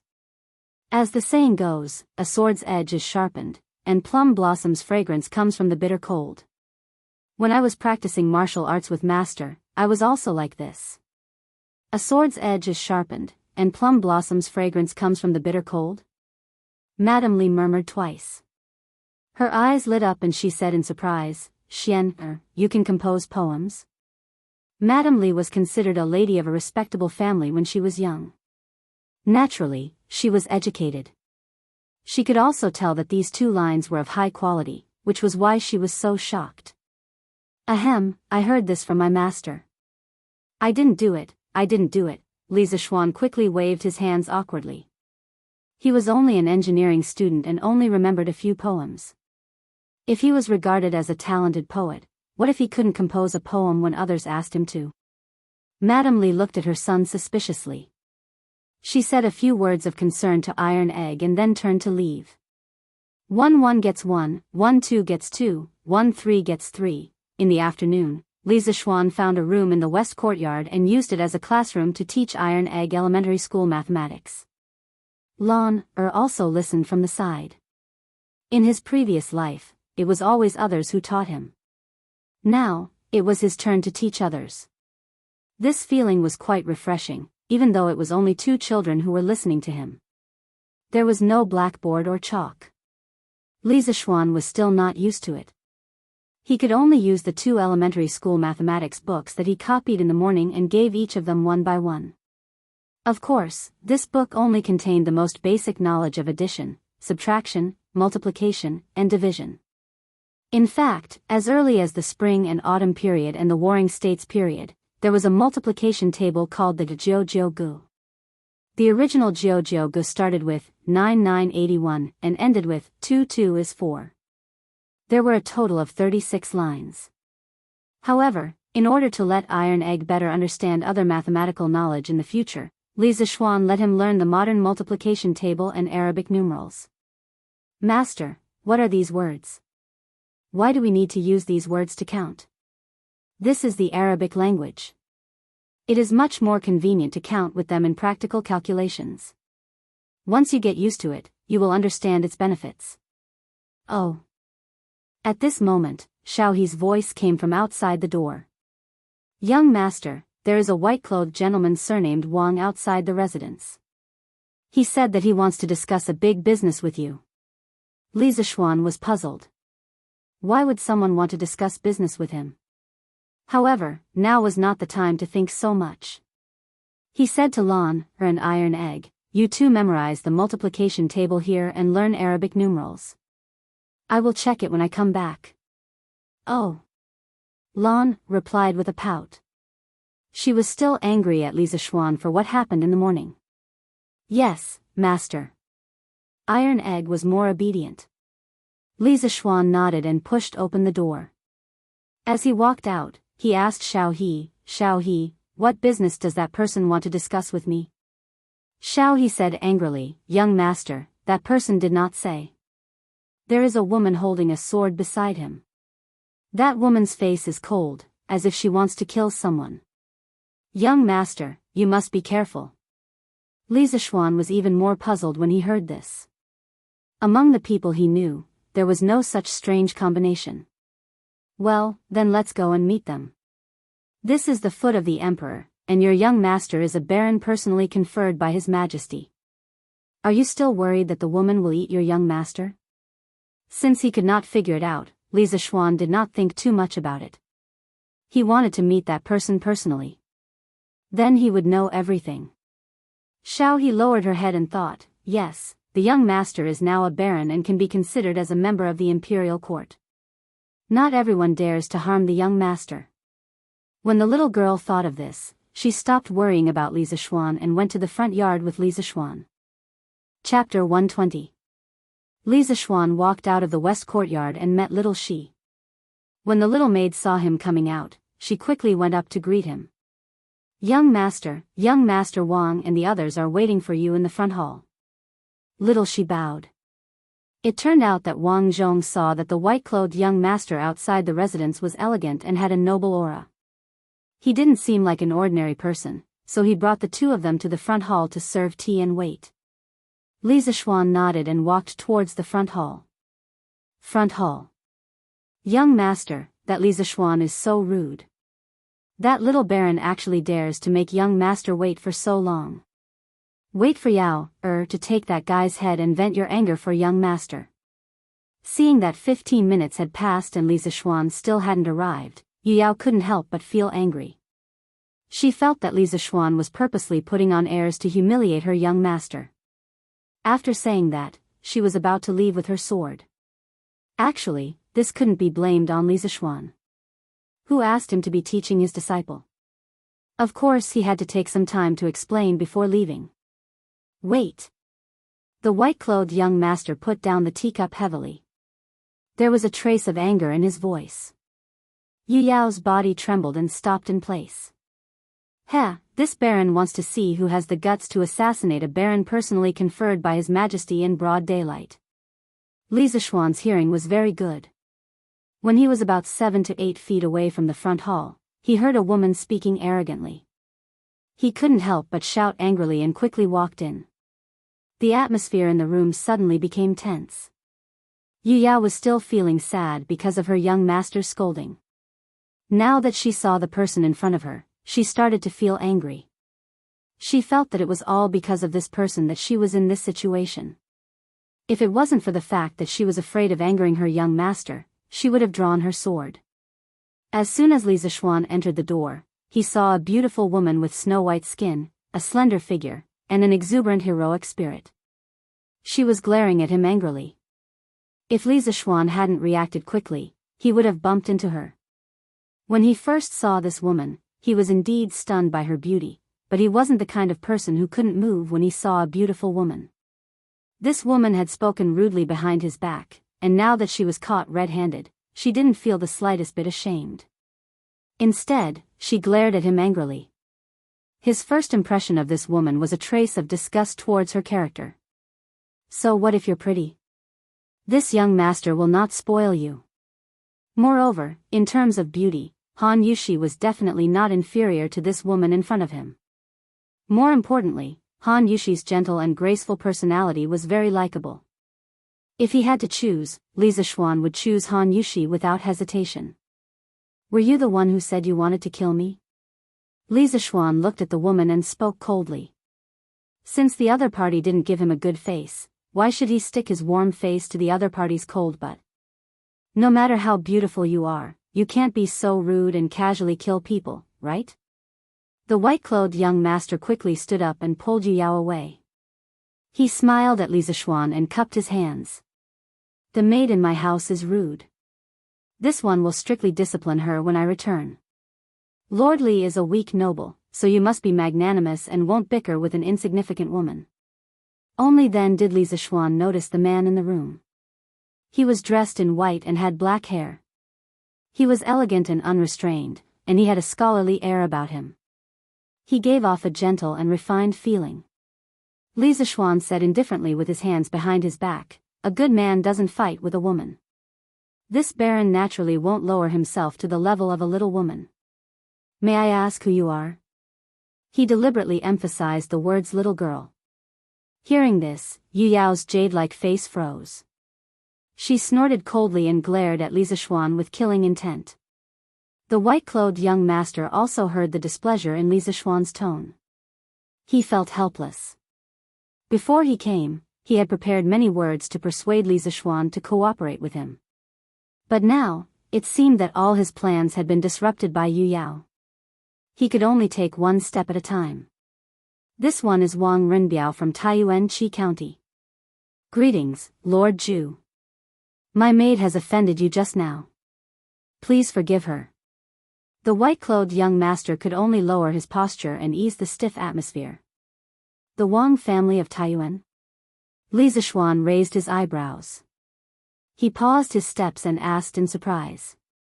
The white-clothed young master cupped his hands and smiled. Yes. Li Zixuan was shocked. The Wang family of Taiyuan was a rich and powerful family. They were one of the 5 surnames and 7 hopes. Although he did not study liberal arts, he had heard of the name of the 5 surnames and 7 hopes. During the Han and Sui dynasties, it was a society based on the status system. The aristocratic families enjoyed high prestige and status in society. Among all the noble aristocratic families, there were 5 most noble surnames. They were the Li family of Longxi, the Li family of Zhao County, the Chui family of Bowling, the Chui family of Qinghe, the Lu family of Fanyang, the Jing family of Xingyang, and the Wang family of Taiyuan. Among them, the Li family and the Chui family each had 2 surnames. Therefore, they were called the 5 surnames and 7 hopes. These 7 great clans all had deep foundations and produced many talented people. Moreover, the marriages between the great clans were intertwined. Often, a slight move in one part would affect the whole situation. Even Li Er, as the ruler of a country, was somewhat afraid of the other great clans. At that time, the people thought that marrying a girl of the 5 surnames was an honor. The prime minister of the Tang dynasty, Shui Yuanshao, once said that one of his 3 regrets was that he could not marry a girl of the 7 families. This showed the prestige of the 7 families. The Wang family of Taiyuan was from Zhaoxing County and Huangchu County. It was the first family to become a first-class aristocratic family. Between the 2 Han dynasties, Wang Yun at the end of the Eastern Han dynasty turned the tide of the country and pushed this family to become a famous family in the world. In the Northern Wei dynasty, the Wang family of Taiyuan was listed as a first-class aristocratic family by virtue of the contributions of their ancestors and their noble status. It prospered for 200 years. From then on, the reputation of the Wang family of the world comes from Taiyuan became popular. In the Tang dynasty, the Wang family of Taiyuan also produced many talents, nurturing a group of top poets such as Wang Bo, Wang Zhihuan, Wang Changling, and Wang Wei, forming a feast of poetry that was too much for the eyes to take in. Li Zishuan suppressed the shock in his heart and walked to the seat of honor. He said to Wang Renbiao, "Renbiao, please sit." Li Zishuan's voice was not as cold as before. On the one hand, the person in front of him was from a wealthy family and was modest and polite, not arrogant and domineering. This made Li Zishuan feel slightly better. On the other hand, his family had risen too quickly and its foundation was not stable. There was really no need to go against a giant like the Wang family of Taiyuan for such a small matter. Although he was a time traveler, knew a lot of black technology, and was very good at martial arts, he still had to think about his family. He could not kill the whole family because of a disagreement and make the world his enemy, right? Wang Renbiao could hear that Li Zishuan's tone had softened. He felt relieved and said politely, "Thank you, Lord Zhu." Although he was the eldest son of the first branch of the Wang family, he did not have the arrogance of the young masters of the other 5 families. He had always pursued the idea of putting down the arrogance of an aristocratic family, making allies, and cooperating for a win-win situation. Therefore, he humbled himself in front of Li Zishuan. Li Zishuan nodded slightly and shouted to the outside, "Come, serve tea." A maidservant immediately walked in with a teapot in her hand. She poured a cup for the 2 of them and then retreated. "Please have tea." "Thank you." Wang Renbiao picked up the teacup, took a sip out of politeness, and put it down. Li Zishuan, of course, did not drink a sip. He was not interested in the tea made by the Tang dynasty. It was better not to try this strange taste. Li Zishuan saw Wang Renbiao put down the teacup, so he asked, "May I know why Renbiao is here today?" Since the rhythm was disrupted by Yu Yao, Wang Renbiao did not keep him in suspense. He said directly, "Lord Zhu, I'm here this time to cooperate with you in a business.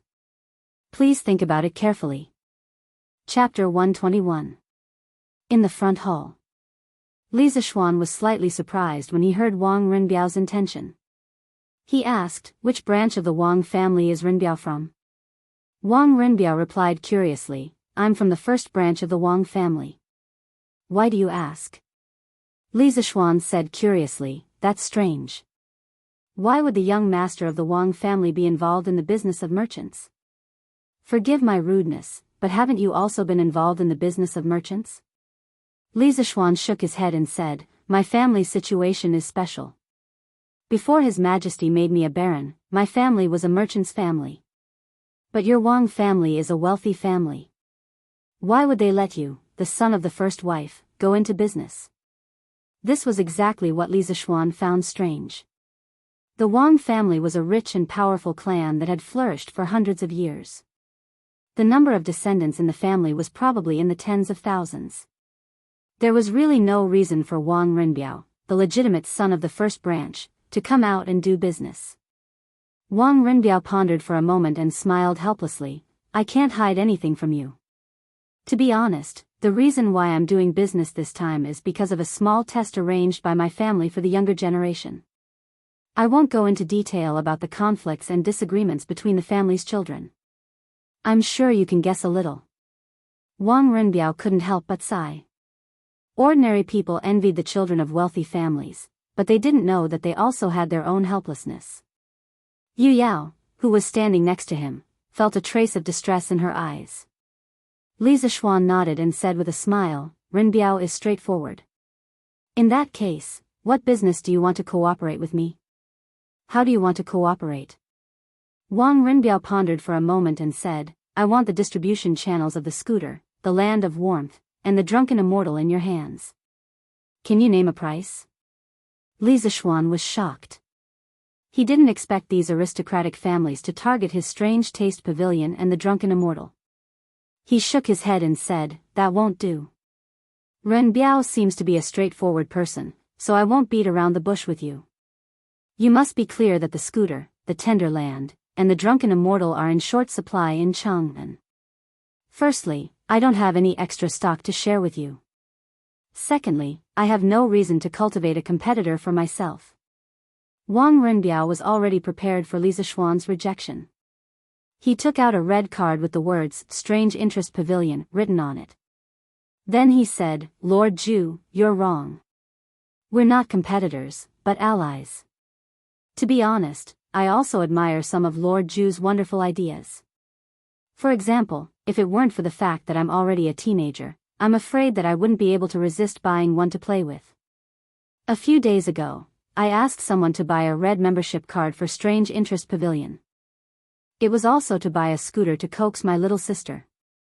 Also, I tasted this immortal drunken wine yesterday. It is indeed a rare wine. In my opinion, good goods like the scooter, the tender land, and the drunken immortal should be enjoyed by the people all over the Tang Empire.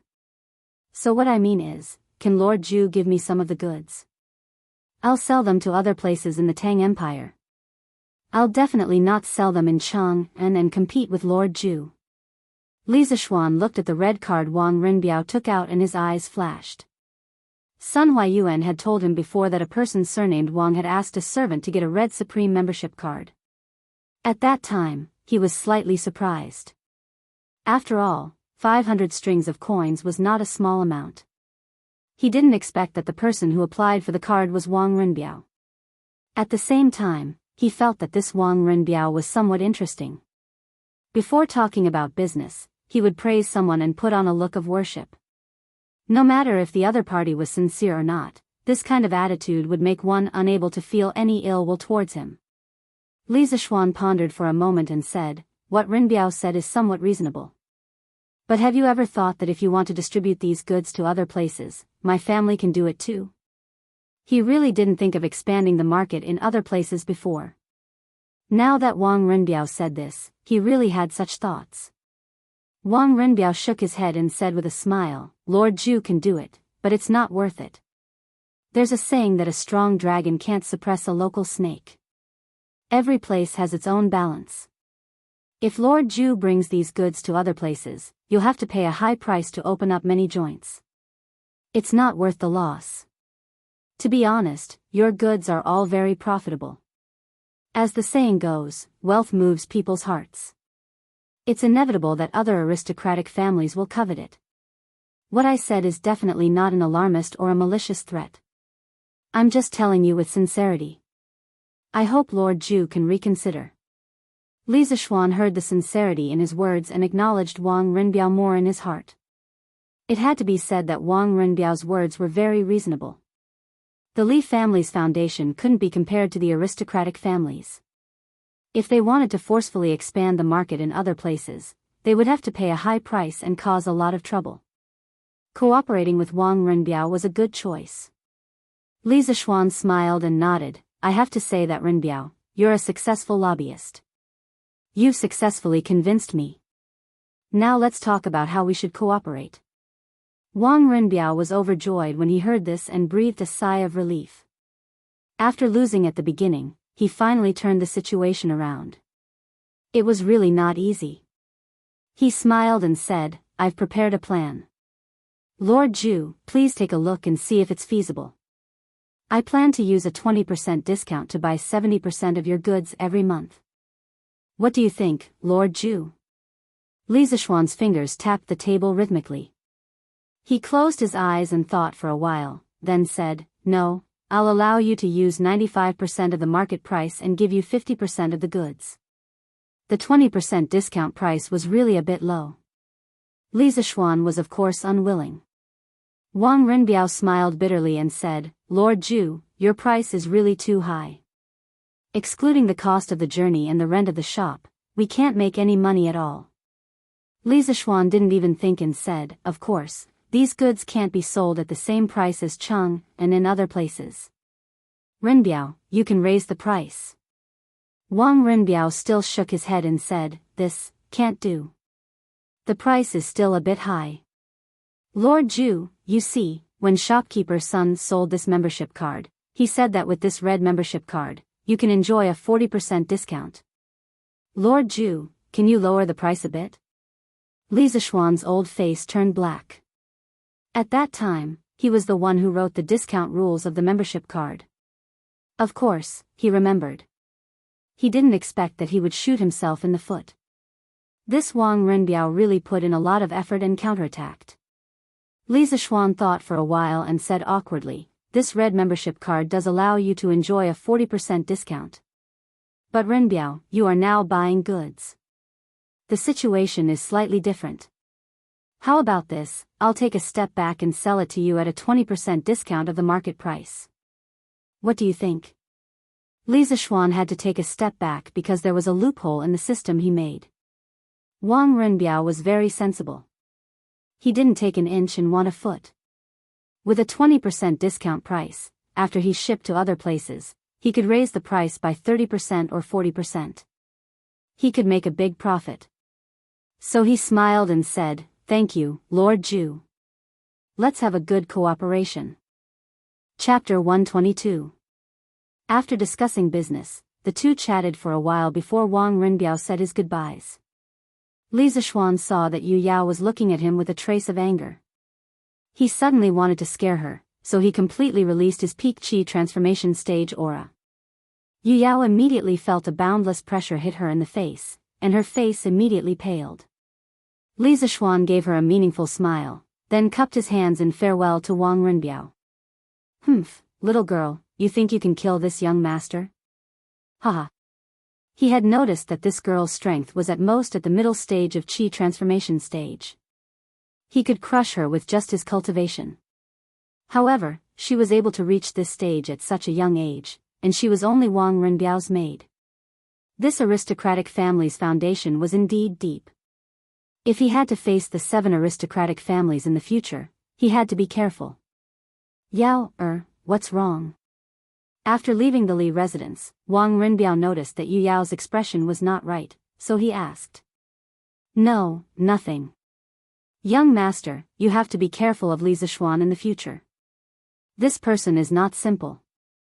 Yu Yao's eyes flashed with a trace of panic. After thinking for a while, she still suggested. Why? This young master feels that this person has a straightforward temperament. He is worth befriending. Wang Rinbiao asked curiously. Yu Yao said anxiously, young master, this Li Zishuan's martial arts are extremely high. I'm afraid that he is far above me. If he turns hostile with young master one day, Yu Yao might not be able to protect young master. Wang Rinbiao thought for a while and said with a smile, I didn't expect this Li Zishuan to not only be talented, but also have such high martial arts. But Yao, you don't have to worry. He and I are allies now. He will not harm me. But, Wang Rinbiao frowned and scolded, no buts. Yao, you went a little overboard today. You almost ruined my plans. Don't be impulsive in the future. Don't fight because of a disagreement. Yu Yao trembled when she heard this. Her eyes were a little red as she whispered, I'm sorry, young master. Wang Rinbiao looked at her tearful appearance and couldn't bear it. He wanted to comfort her, but in the end, he shook his head, sighed, and continued walking. Young master, someone from Duke Yi's mansion came up. He said that divine doctor's son went to treat Duke Yi's illness and asked if you want to go and take a look. Li Zishuan was just about to return to the west courtyard when Wang Zhong hurried over to report to him. Li Zishuan's expression changed slightly as he ordered, Uncle Wang, quickly get someone to prepare a horse. I have to go over and take a look. The first person he met upon arriving in Great Tang was Sun Simiao. If not for him saving him, even though his soul had transmigrated over, he would still be severely injured and probably wouldn't have been able to wake up. In any case, this was a life-saving grace, so he had to express his gratitude in person. If it weren't for the fact that Sun Simiao had always been like a wild crane, his whereabouts unknown, he would have gone to look for him long ago. On the other hand, he still needed Sun Simiao's help to treat the Hu siblings' illness. Yes, young master. This old servant will arrange it right away. When Wang Zhong saw Li Zishuan's anxious expression, he quickly turned around and arranged for someone to prepare the horses. Li Zishuan rode his horse to Qin's mansion and saw 12 halberds erected in front of the vermilion gates. The majestic appearance made Li Zishuan very envious.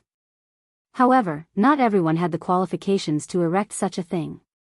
Only those with unparalleled military achievements and the emperor's personal permission could erect such a thing.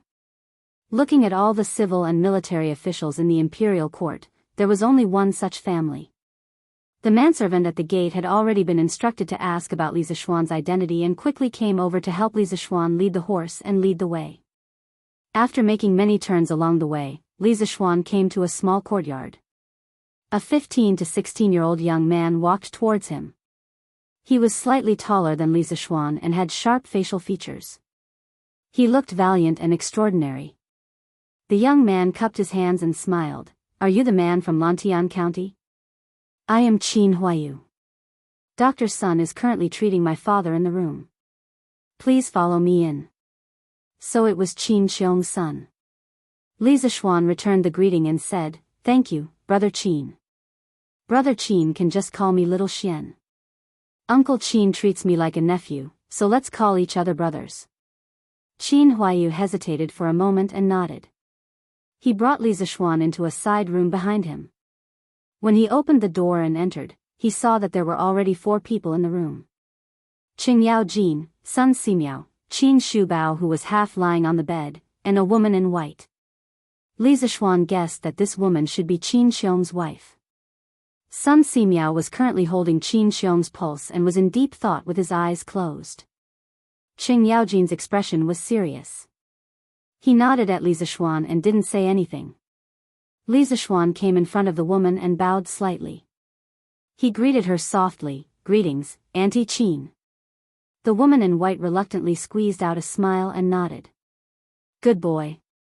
Li Zishuan also saw that all her thoughts were now on Qin Shubao, so after greeting her, he quietly stood aside and waited with Qing Yaojin and the others for Sun Simiao's diagnosis and treatment results.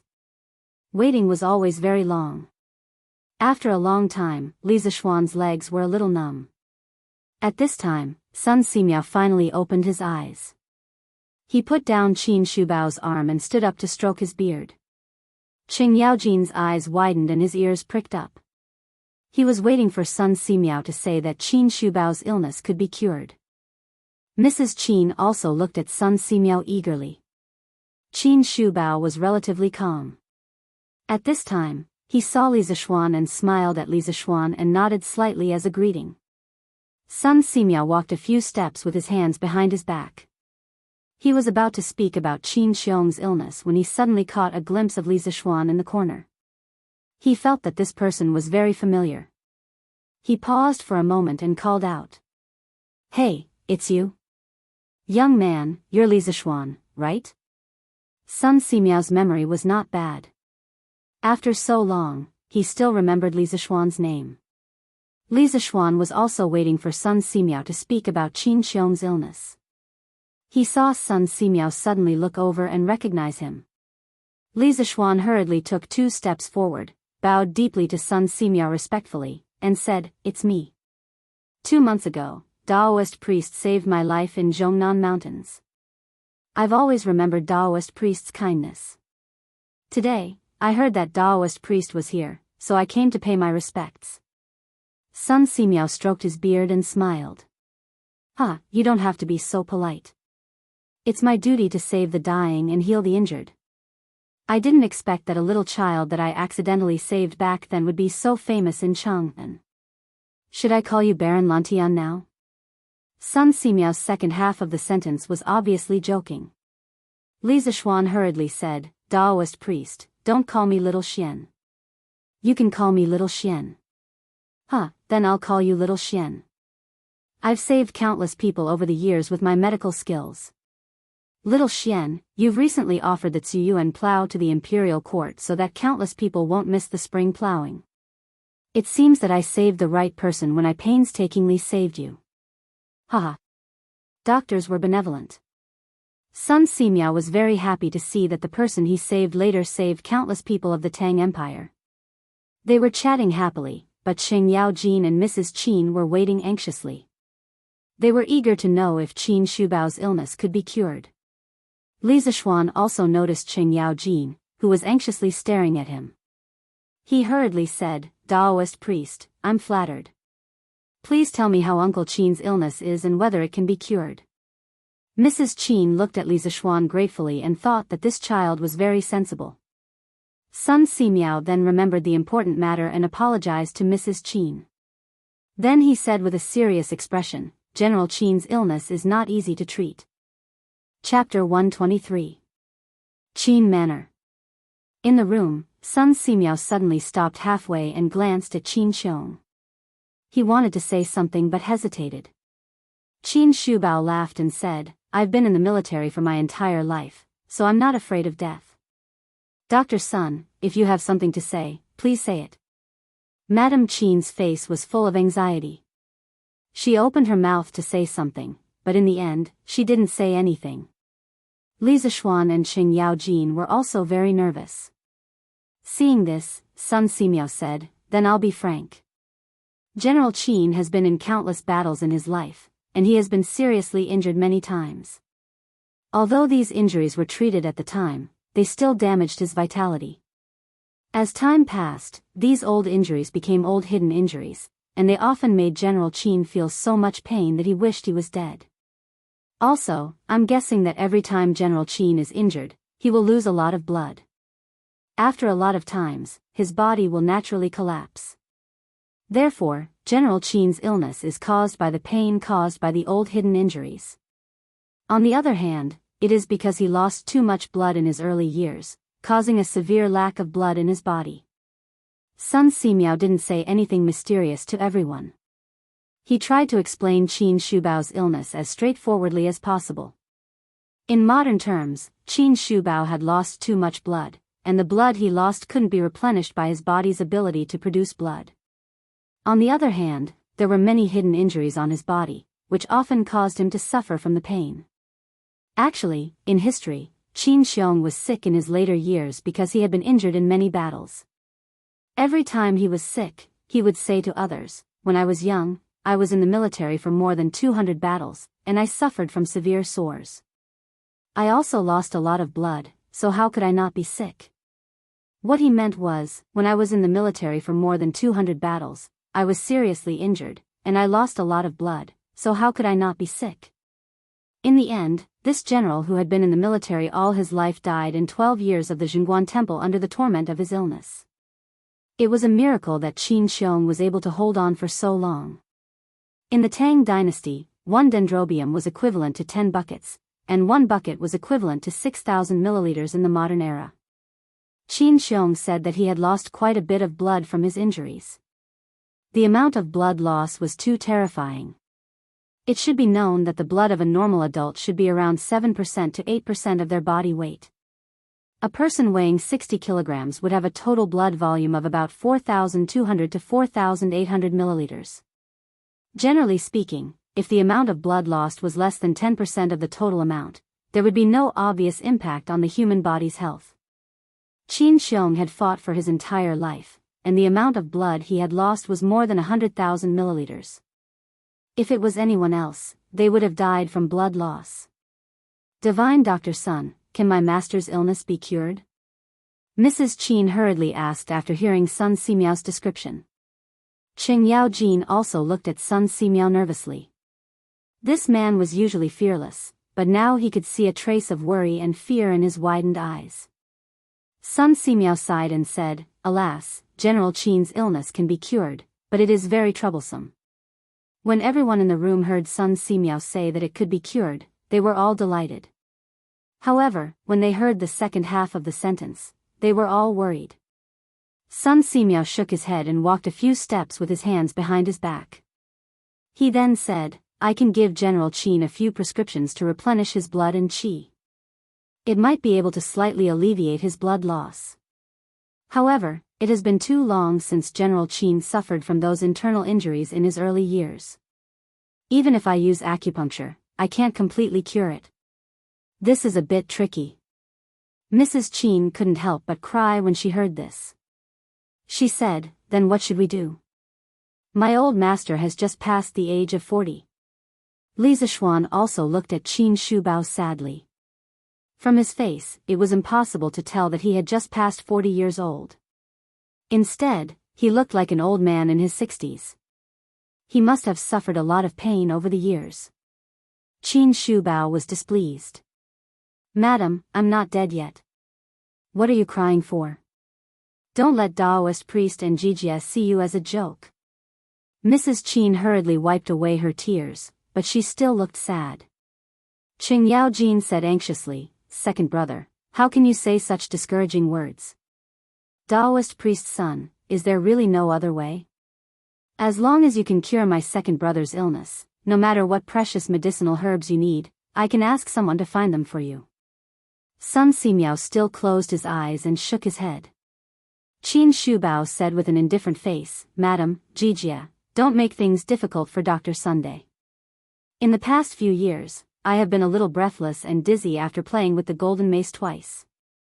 I am already very satisfied that Dr. Sun can alleviate my blood loss. As for those old injuries and old pains, it's fine if you don't treat them. This little pain is nothing in my eyes." Qin Shubao's words were indifferent, but Li Zishuan could hear the desolation of a hero past his prime. Back in the day, Qin Shubao had been a peerless hero, but in his later years, he could only struggle at death's door on a sickbed. For generals like him who did not fear death, this was the most painful torture. It was better to die on the battlefield. Sun Simiao sighed and shook his head. He respected Qin Xiong's character, but unfortunately, he could not do anything about this illness. His medical skills were not omnipotent. Sun Simiao sighed twice and walked to the table at the side. He sat down, picked up the brush, and began to write the prescription. As he wrote, he said, "Mrs. Qin, this prescription is mainly used to nourish the spleen and kidney, and nourish qi and blood. 1 dose a day, decoct it and take it 3 times a day. In addition, the ginseng powder is 2 grams per dose. Take it in the morning and at night. However, General Qin has lost too much blood these years. I'm not sure if this prescription can completely restore General Qin's lost qi and blood. I'll stay in Chang'an for a month. After that, I'll come to see General Qin every few days. When the time comes, I'll change the prescription according to the situation." Madam Qin hurriedly took the prescription and said, "Thank you, Dr. Sunday. I will definitely follow your instructions." Qin Xiong cupped his hands and said, "Thank you, Dr. Sunday." Sun Simiao shook his head with a smile and said, "General Qin, Mrs. Qin, please don't be so polite. General Qin, please lift up your shirt. I'll perform acupuncture on you to relieve the pain." Mrs. Qin quickly helped Qin Xiong lie on the bed and turn over. Then she helped him take off his shirt. Sun Simiao took out a box of silver needles and walked to the bed.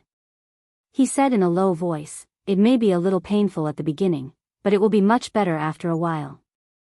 General Qin, please be mentally prepared." Qin Shubao smiled indifferently and said, "Dr. Sun, just do your acupuncture. This pain is nothing." Sun Simiao nodded and didn't waste any more words. He took out the silver needles and moved them like the wind. His movements were like moving clouds and flowing water. He pierced the Dazhui, Jiang, Ziyuan, Yangwen, Taodao, Jizhong, Tianzong, Shinzhu, Jianjing, Huayu, Fengmen, Ganshu, and Shinshu. Li Zishuan watched from the side and also recognized these acupuncture points. Although the previous owner of this body didn't learn medicine from spiritual master Ling Su, it was said that medicine and martial arts couldn't be separated. He had practiced martial arts for many years and also recognized the 409 acupuncture points of the human body. What made Li Zishuan slightly surprised was that when Sun Simiao performed acupuncture, Li Zishuan could clearly feel the flow of vital energy at the tip of the needle. At this time, He seriously looked at Sun Simiao and found that his martial arts had also reached the Qi transformation realm. Li Zishuan opened his mouth in shock. He really didn't expect Sun Simiao to be a medical and martial artist. After Sun Simiao finished the acupuncture, Li Zishuan finally couldn't help but ask, "Daoist Sun, you also practice martial arts?" Sun Simiao waved his hand and said with a smile, "Hee, because some acupuncture techniques need to be combined with vital energy to be more effective. This poor Daoist has practiced Daoist Qigong for more than 10 years.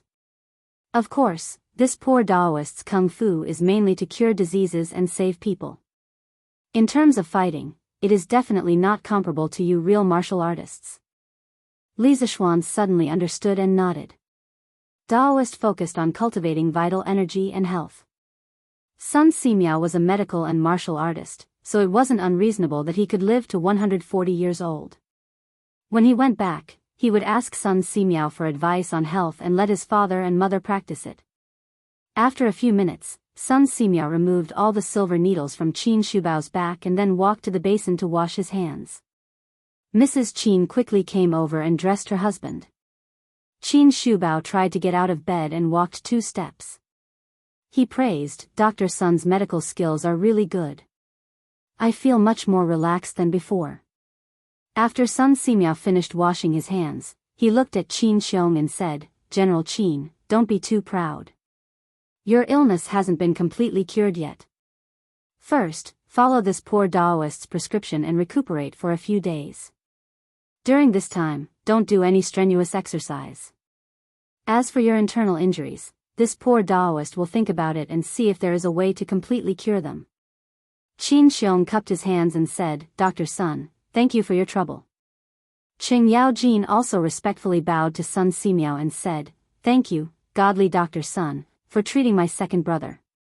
If godly doctor needs anything in the future, Qing Yao Jin will definitely do it for you." Sun Simiao waved his hand and said that it was nothing. Then he walked to the table and packed his medicine box, ready to leave. Li Zishuan hesitated for a moment before finally saying, "Daoist Sun, please wait. Perhaps I have a way to treat Uncle Qin's old injuries. I would like to ask Daoist Sun to help me see if this method is feasible." Chapter 124. In the side room. As soon as Li Zishuan spoke, everyone was shocked. Everyone in the room looked at him. Qing Yao Jin hurriedly ran over and grabbed Li Zishuan's shoulder. He said hurriedly, "Why didn't you say you had a way earlier? Your Uncle Qin and I are like brothers. I usually treat you like a nephew. How can you bear to see your Uncle Qin suffer from injuries?" Li Zishuan explained, "Uncle Cheng, my method may not be easy to use. That's why I asked Priest Sun to study it together." Sun Simiao stopped what he was doing and turned to look at Li Zishuan. "Oh. Little Xian, you know medicine?" Li Zishuan cupped his hands and said, "I don't know medicine, but my master is very good at it." Sun Simiao asked curiously, "May I ask who your master is?" When they were in Mount Zhongnan, Li Zishuan only told Sun Simiao that he was weak and sickly when he was young. Later, he went to Mount Longhu to find a master. He didn't say who his master was. Qing Yao Jin said, "His master is spiritual master Lingxiu. Dr. Sun must have heard of him." Sun Simiao said in surprise, "It's actually Senior Lingxiu. I'm very impressed by his medical skills." "Little Xian, did you learn his medical skills?" Li Zishuan shook his head and said, "Master only taught me martial arts when he was alive. He didn't teach me medicine. Master said that I was still young and shouldn't bite off more than I can chew." Sun Simiao shook his head with regret. "That's a pity. Oh, little Xian, you said that you have a way to treat General Qin's illness. Tell me what it is." Li Zishuan saw everyone looking at him and said, "Everyone must have heard of the immortal drunken wine that's been popular in Chang and recently." Qing Yao Jin laughed and said, "Of course we've heard of it. But now we're talking about treatment. Why are you talking about this?" The rest of the people were also puzzled. Li Zishuan smiled and said, "The method I'm talking about is to mix some herbs used to treat internal injuries with strong alcohol according to a certain ratio. Then, it will be used both internally and externally. I think it will have a very good effect on Uncle Qin's old injuries. Sun Simiao twirled his beard and smiled. Little Xian, aren't you talking about medicinal wine? I already have this thing, but I don't think this medicinal wine can cure General Qin's illness. The appearance of medicinal wine can be traced back to ancient times. In addition to wine, there was also wine. Black millet was used as the raw material for brewing wine, and tulip grass, also a type of Chinese medicine, was added to brew it. This was the earliest medicinal wine recorded in written records. However, it was worth emphasizing that most of the medicinal wines in ancient times were made from medicinal herbs. They were fermented together with the raw materials used to make wine. It was different from the soaking method that was commonly used in later generations. The main reason might be that the alcohol content of the wine in ancient times was relatively low. It was not easy to store, and the immersion method could easily lead to the deterioration of the wine. The use of wine decoction and wine immersion began at least in the Han Dynasty. What Li Zishuan was talking about was precisely the use of extremely high concentration spirits and the immersion method to make medicinal wine. Hearing Sun Simiao's denial, Li Zishuan explained with a smile, Daoist son, the medicinal wine this kid is talking about is brewed with extremely high concentration spirits. My master said before his death that the stronger the spirit used to brew medicinal wine, the better the final effect of the medicinal wine. Because the various active ingredients of medicinal herbs are easily dissolved in strong spirits, the medicinal wine uses the strength of the spirit and the spirit to fully display its efficacy and enhance its efficacy. Moreover, my master was troubled by his illness a few years ago. He left behind a medicinal wine prescription that can be taken orally and used externally. It can completely cure old injuries. As for whether it can cure Uncle Qin's illness, this kid is not too sure. A few days ago, after this kid finished arranging the matters of the winery, I personally concentrated several liters of high concentration spirits and concocted 2 bottles of medicinal wine according to the prescription left behind by my master. This kid came in a hurry today and forgot to bring them. I'll have to trouble Uncle Qin to send a servant to my house to fetch them. What Li Zishuan said was not nonsense. In fact, the alcohol concentration needed to concoct medicinal wine should be above 50%. According to modern scientific knowledge, alcohol is a good semipolar organic solvent. The various organic ingredients of medicinal herbs were easily dissolved in alcohol, but not in water. However, it was impossible to produce such strong alcohol in ancient times. Therefore, medicinal wine in ancient times was mainly nourishing. According to the theory of traditional Chinese medicine, prolonged illness would lead to a deficiency of vital energy and blockage of the meridians. Therefore, various chronic diseases often had different degrees of blockage of vital energy and blood and blockage of the meridians. Medicinal wine mainly nourished the vital energy and nourished the body. At the same time, the wine itself had the effect of refreshing and warming the body. As for the medicinal wine prescription that Li Zishuan mentioned, it was a prescription that his father often used in his previous life. When his father was young, he had a wild temperament. He had learned martial arts from several martial arts masters. Later on, after 2 years of learning, he began to wander around. His traveling expenses were all earned by his street acrobatics and magic tricks. At that time, Xianzhong had just been established for more than 10 years. Street acrobatics were still very common. Later on, after his father got married, his temperament gradually stabilized and he began to earn money to support the family. However, as he grew older, the internal injuries from his martial arts training and acrobatics when he was young began to flare up. His father found a prescription from somewhere and made his own medicinal wine. He found that it was quite effective, so he persevered until he was young. However, later on, Li Zishuan had to go to the pharmacy to get the medicine. Therefore, Li Zishuan had a deep impression of the prescription. On the day that Han Yushi mixed the wine at his house, Li Zishuan successfully purified white wine for the first time. After Han Yushi left, he distilled a portion of the purified wine several times. Li Zishuan estimated that the wine was at least 60% alcohol. Then, he asked someone to get the medicine according to the prescription and made 2 bottles of medicinal wine. He thought that if Sun Simiao couldn't cure Qin Shubao's illness, he would take it out and try it. It was a desperate attempt, wasn't it? When Mrs. Qin heard this, she said excitedly, Xiao Xian, are you serious? Qin Shubao's expression also changed slightly. He said it so indifferently before just to comfort his wife. However, if there was a chance to be healthy, who would be willing to be a sickly person every day? Li Zishuan nodded affirmatively. Mrs. Qin immediately went out and ordered the servants to get the medicinal wine from the Li family. Qing Yaojin's face was full of excitement. He stepped forward and patted Li Zishuan's shoulder with all his strength, shouting, "Good boy, it turns out that you're already prepared. If your Uncle Qin's illness is cured this time, both the Qin and Qing families will remember your kindness and will definitely not treat you unfairly in the future." Li Zishuan hurriedly said, "Uncle Qing, what are you talking about? Uncle Qin is a great general of the Tang Empire and has made great contributions to the Tang Empire.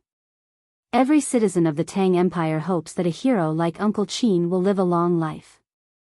Besides, I don't know if my medicinal wine will work." Qing Yaojin laughed and said, "Since it's the prescription left by spiritual master Ling Su, I believe it will work." Li Zishuan secretly cursed. Qing Yaojin was too excited. How could he praise another doctor in front of a doctor? Fortunately, Sun Simiao was not a narrow-minded person. He himself also admired spiritual master Ling Su's medical skills. At this time, Sun Simiao said, "Xiao Xian, since you haven't brought back the medicinal wine, can you write down the prescription for me?" He was also eager to find out. When he heard that the prescription was left by spiritual master Ling Su, he wanted to find out. Li Zishuan nodded and said, "I was just about to ask Taoist Sun to help me look at it in detail so that I don't remember wrongly and make mistakes." Chapter 125. It was a May afternoon and there was already a trace of heat. Everyone in the room had some sweat on their faces, but no one said a word. They all watched Li Zishuan write on the table. After a while, Li Zishuan picked up the written prescription and handed it to Sun Simiao. "Taoist Sun, help me look at it in detail." Sun Simiao took the prescription and saw a few lines of crooked words. He immediately frowned. Didn't Taoist Ling Su teach Li Zishuan how to write?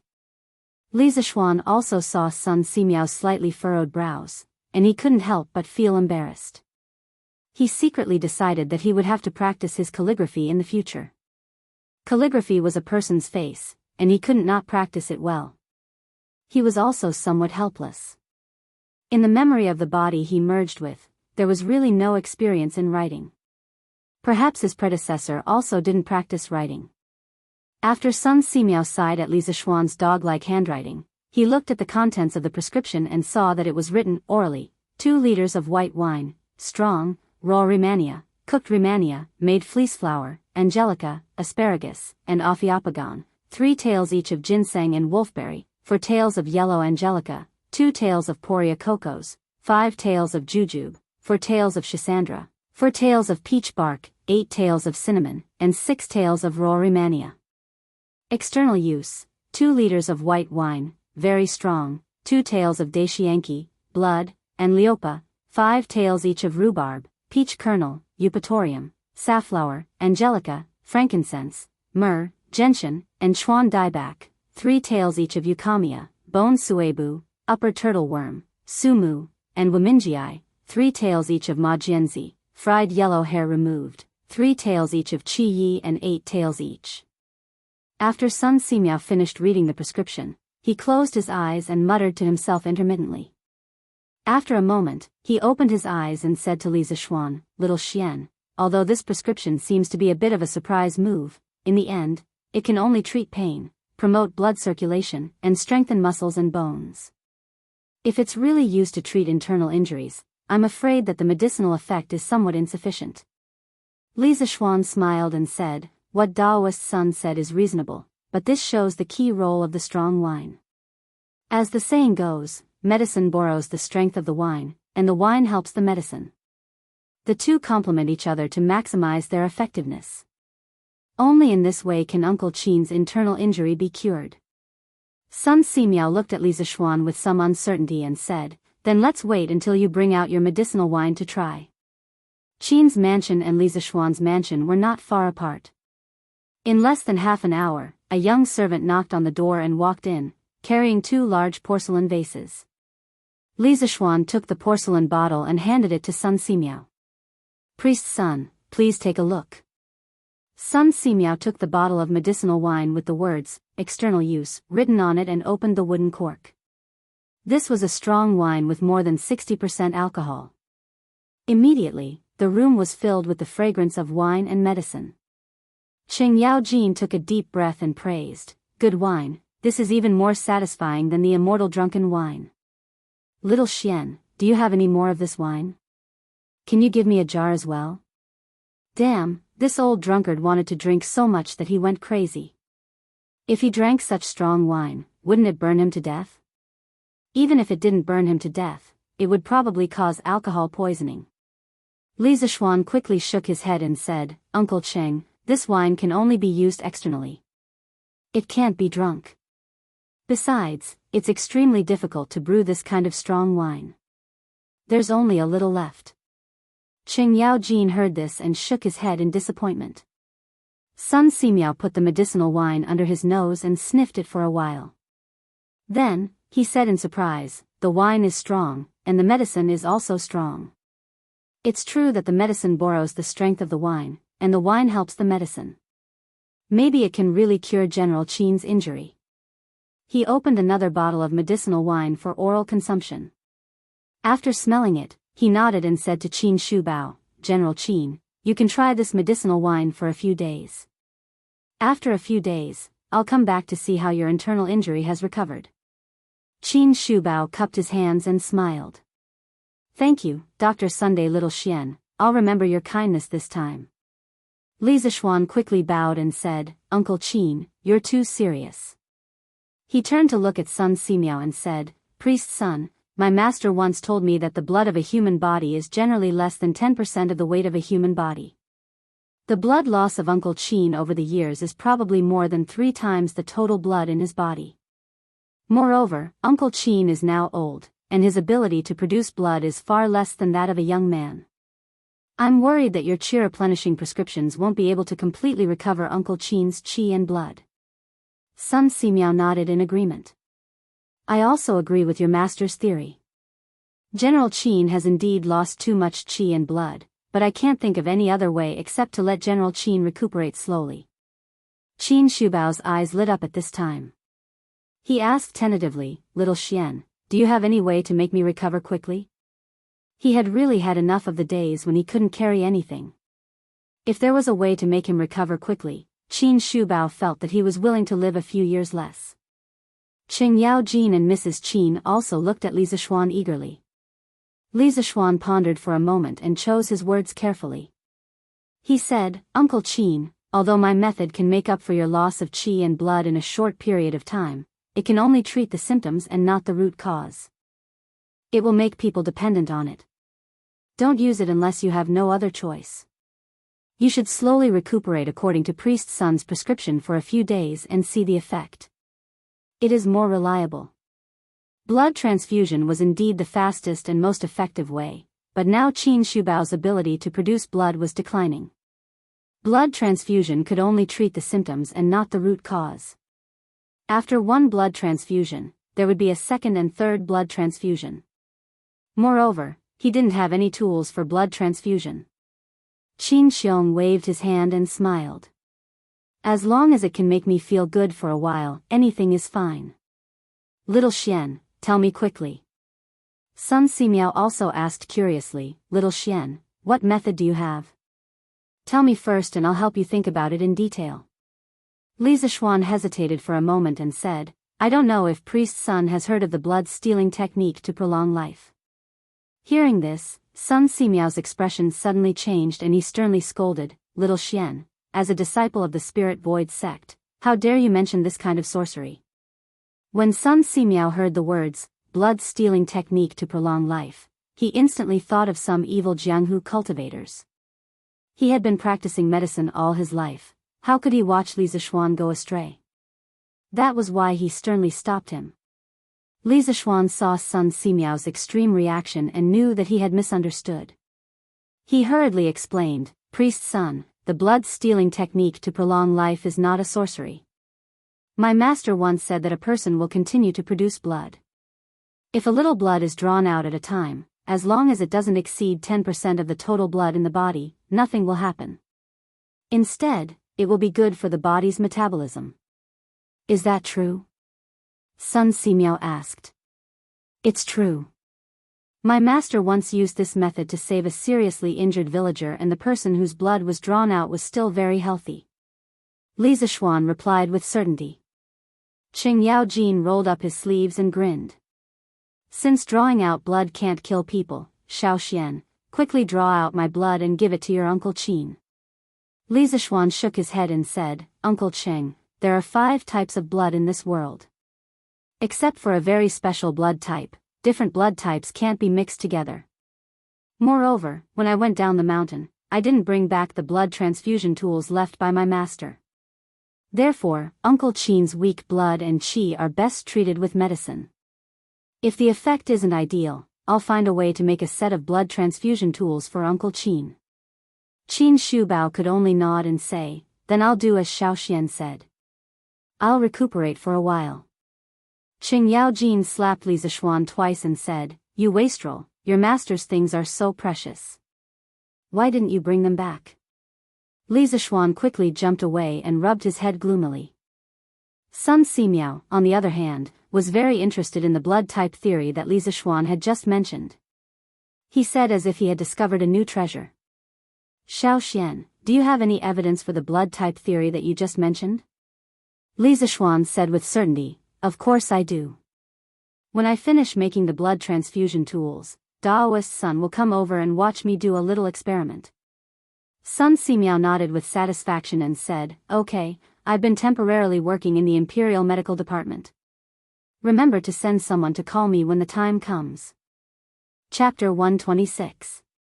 After agreeing on Qin Shubao's treatment plan, Sun Simiao put away the medicine box and prepared to leave. Li Zishuan then remembered his other purpose of coming here today. He hurriedly called out to Sun Simiao and said, Sir Sun Simiao, please wait for me. Please wait a moment, Daoist Sunday. I came here today because I have something I need your help with. Sun Simiao asked unhurriedly, What is it? Li Zishuan described the illness of Hu Jing and Hu Jin to Sun Simiao in detail. After listening, Sun Simiao stopped what he was doing and straightened up. He stroked his beard and pondered for a moment before saying, Listening to your description, I feel that this Hu Jin should not be born stupid. Instead, she seems to have a stutter. In addition, this child has been lonely since childhood and is unwilling to get along with others, causing her personality to be closed off. As for Hu Jing's blindness, I am not sure what caused her blindness. I need to see her personally to judge. How about this, Xiaoxian, if you have time in the next 2 days, bring these 2 children to the Imperial Medical Department. I will treat these 2 children. If I can cure them, I will definitely do my best. Li Zishuan hurriedly said, Thank you, Sir Sunday. Sun Simiao waved his hand and said with a smile, This is my duty. Besides, these 2 children are also pitiful. After saying that, he picked up the medicine box and said goodbye to Qin Shubao and his wife before leaving. Li Zishuan looked at Qin Shubao and suddenly asked, Uncle Qin, I wonder if you still remember Han Tianhu? He suddenly remembered the past of Han Lijing that Han Yushi told him last time, so he asked tentatively. Qin Shubao had just been treated by Sun Simiao's acupuncture and tried Li Zishuan's medicinal wine. He immediately felt that the illness in his body was much better. At this time, he was walking comfortably in the room. When he heard Li Zishuan mention Han Tianhu, Qin Shubao could not help but pause. He asked excitedly, Xiaoxian, how do you know about Han Tianhu?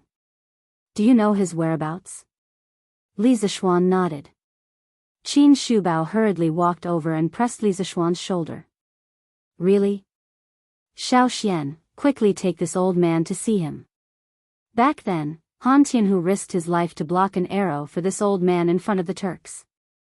Later, he was afraid of dragging this old man down, so he chose to leave alone with the name of deserter. But after he left, this old man has been feeling guilty all these years. I have been sending people to look for him. I didn't expect to receive news from you today. Tell me quickly, tell me, how has his family all these years?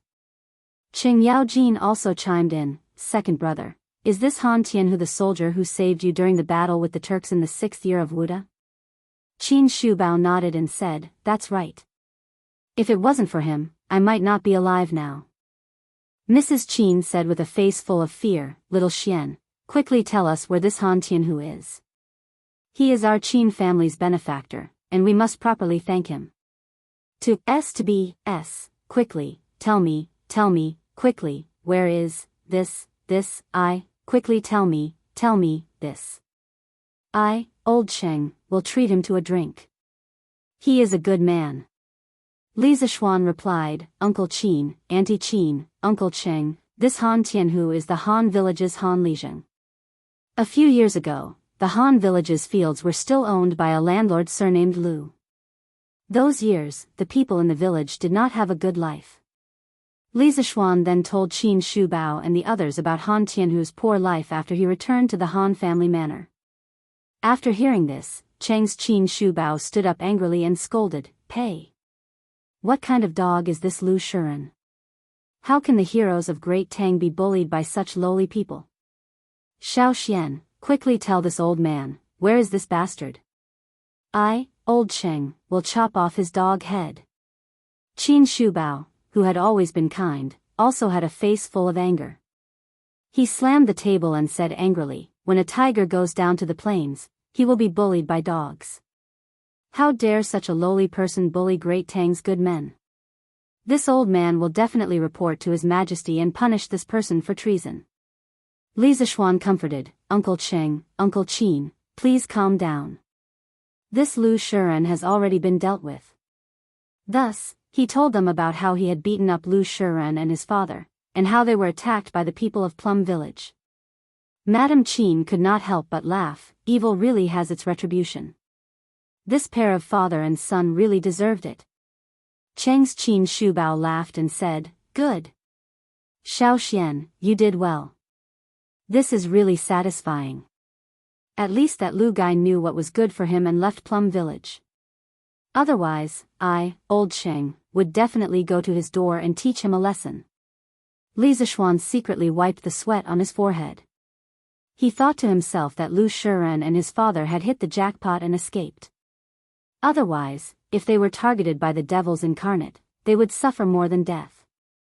Qin Shubao also looked at Li Zishuan with praise and said, You know right from wrong and know what's right from wrong. Good young man. Xiao Xian, bring this old man to the Han Manor tomorrow. This old man wants to see Han Tianhu personally. Cheng Xiaojin patted his chest and said, I'll go too. You brat, bring 2 jugs of good wine tomorrow. This old man wants to have a good drink with Han Tianhu. Li Zishuan was speechless.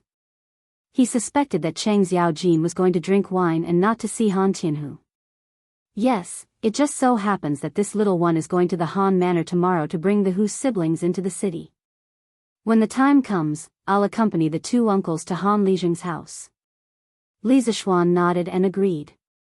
Madame Qin said, Xiao Xian, Auntie heard you say that Han Tianhu's daughter was able to support a family by herself at the age of 7. This girl is really a miracle in Great Tang. Li Zishuan nodded and said, Yes, that's true. Han Yushi's character is very strong. Those years were not easy for her. Madame Qin looked at Qin Shubao and discussed, Lord, this Han Yushi is a good daughter. Han Tianhu is also our family's great benefactor. This concubine wants to take Han Yushi as my adopted daughter. This way, this child can have a good identity and marry into a good family in the future. What do you think, Lord? Qin Shubao stroked his beard and pondered for a moment before agreeing, Madame's suggestion is very good. This old man will discuss it with Han Tianhu tomorrow. If he agrees, we will officially take Han Yushi as our adopted daughter. This child has suffered a lot these years. When Li Zishuan heard this, he was delighted. Although he did not care about status, it did not mean that others did not care. Han Yushi was now the adopted daughter of the current Duke of Yi. If he were to marry Han Yushi in the future, Han Yushi would not feel inferior because of the difference in status. In that case, it would be easier for them to be together. The joy that flashed through Li Zishuan's eyes was caught by the old and experienced Cheng Xiaojin. Cheng's heart instantly became lively as he thought, when this brat was talking about Han Tianhu, 8 out of 10 sentences were related to that Han Yushi. Now that he heard that second brother Qin wanted to take Han Yushi as his adopted daughter, he was secretly happy. Could it be that this brat is interested in Han Tianhu's daughter? I have to observe carefully tomorrow. Chapter 127. Everyone in the room chatted for a while before Li Zishuan took his leave. Cheng Yaojin also followed him out. Li Zishuan and Cheng Yaojin walked side by side on the main road. He suddenly remembered that the Cheng family was also one of the shareholders of the winery. He didn't even ask for the Cheng family's permission to cooperate with Wang Renbiao in the morning. Thinking of this, Li Zishuan said somewhat embarrassedly, "Uncle Cheng, there's something I forgot to tell you today. I'll tell you now, but you can't be angry." Cheng Yaojin waved his hand carelessly and laughed. You gave this old man a jar of strong wine just now. This old man won't be angry with you." Li Zishuan was speechless, but he also knew that Cheng Yaojin was making fun of him. After thinking for a moment, he told Cheng Yaojin about his cooperation with Wang Renbiao to open up the market of immortal drunken wine and gentle village in other regions. After hearing this, Cheng Yaojin became serious for once. He pondered for a long time and looked around. After confirming that there was no one around, he said to Li Zishuan, "Little Xian, this old man actually doesn't want you to get involved in the affairs of the aristocratic families. In today's world, apart from the imperial family, the 6 aristocratic families have tens of thousands of direct descendants. There are also countless officials, scholars, and Jianghu wanderers who rely on the aristocratic families. This has already formed a huge force that is enough to threaten the stability of the Tang Empire. His Majesty is already thinking of weakening the aristocratic families. If you get too involved with the aristocratic families, I'm afraid it will be detrimental to your future." After hearing this, Li Zishuan was startled. He cupped his hands and said to Cheng Yaojin, "Thank you for your reminder, Uncle Cheng. After this cooperation, this little one will try not to interact with the aristocratic families." Cheng Yaojin nodded and continued, "But little Xian, the person you're cooperating with this time is not bad. Wang Renbiao is from the Wang family of Taiyuan in Qi County. Wang Renbiao's father, Wang Yu, is now the governor of Sui province. Wang Renbiao's mother is the younger sister of the retired emperor, Princess Tongmen.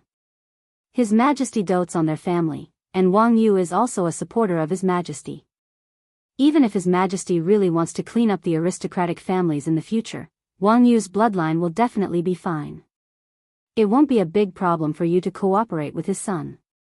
Wang Yu's father, Wang Bing, was also a powerful person. He was once the Grand Minister of the Sui dynasty, a rank 1 official. Wang Yu's wife, Princess Tongmen, was conferred the title of Grand Princess after the founding of the Great Tang. Li Er had always been especially respectful to this aunt of his. After she married Wang Yu, he visited her house many times and rewarded her with many gifts. There was once a time when Princess Tongmen was ill. Li Er personally visited her and bestowed upon her 500 maidens and maids. According to historical records, Wang Yu also had a beautiful and docile grandniece. Princess Tongmen mentioned to Li Er that Li Ji took her as his princess consort. She was Empress Wang, who was later killed by Wu Zetian. Wang Yu's grandson, Wang Fangyi, was also a famous general during the Gaozong era. From this, it could be seen that Wang Yu's family was a true aristocratic family in the Tang dynasty. Under the background of the emperor's efforts to weaken the aristocratic families were all excluded from the center of the imperial court. Very few of them were able to reach rank 4 and above. As for the branch of the Wang family of Taiyuan in Qi County, Wang Yu relied on the emperor's favor to first become a secondary 3rd-grade provincial governor. Finally, he was promoted to a secondary 1st-grade provincial governor. This level of favor from the emperor was rare among the aristocratic families of that time. The next day, Li Zishuan, Qin Shubao, and Cheng Yaojin met up and rushed to the Han Manor. Uncle Qin, is your body okay riding a horse? Why don't we hire a carriage for you? Li Zishuan looked at Qin Xiong's sallow face and asked worriedly. Qin Xiong laughed and waved his hand. He said in a clear voice, "This old man is not that fragile. After taking Dr. Sun's medicine yesterday and drinking your medicine, this old man feels much better today." Qing Yaojin said excitedly, "Then in a few months, second brother Qin will be as lively as a dragon and as lively as a tiger. When that time comes, we two brothers will be able to fight side by side on the battlefield." "Ha, great, great." When the three of them arrived at the Han Manor, it was already close to noon. Li Zishuan planned to bring them directly to the Han Manor's small courtyard. Along the way, many villagers saw Li Zishuan and greeted him enthusiastically. "Oh, Lord Zhu, you're here. Can you come to my house for lunch? My husband's cooking is very good." "Nonsense, old man Wang, can your husband's cooking be eaten? Lord Zhu, you should come to my house. I hunted 2 wild rabbits on the mountain yesterday and stewed them today. I hunted 2 pheasants and a rabbit this morning. Lord Zhu, come to my house for lunch. Come to my house, come to my house." Li Zishuan hurriedly dismounted from his horse and comforted these people. Only then did they reluctantly open up a path for him. Qin Xiong and Qing Yaojin stroked their beards and stood quietly at the side. They nodded at this scene.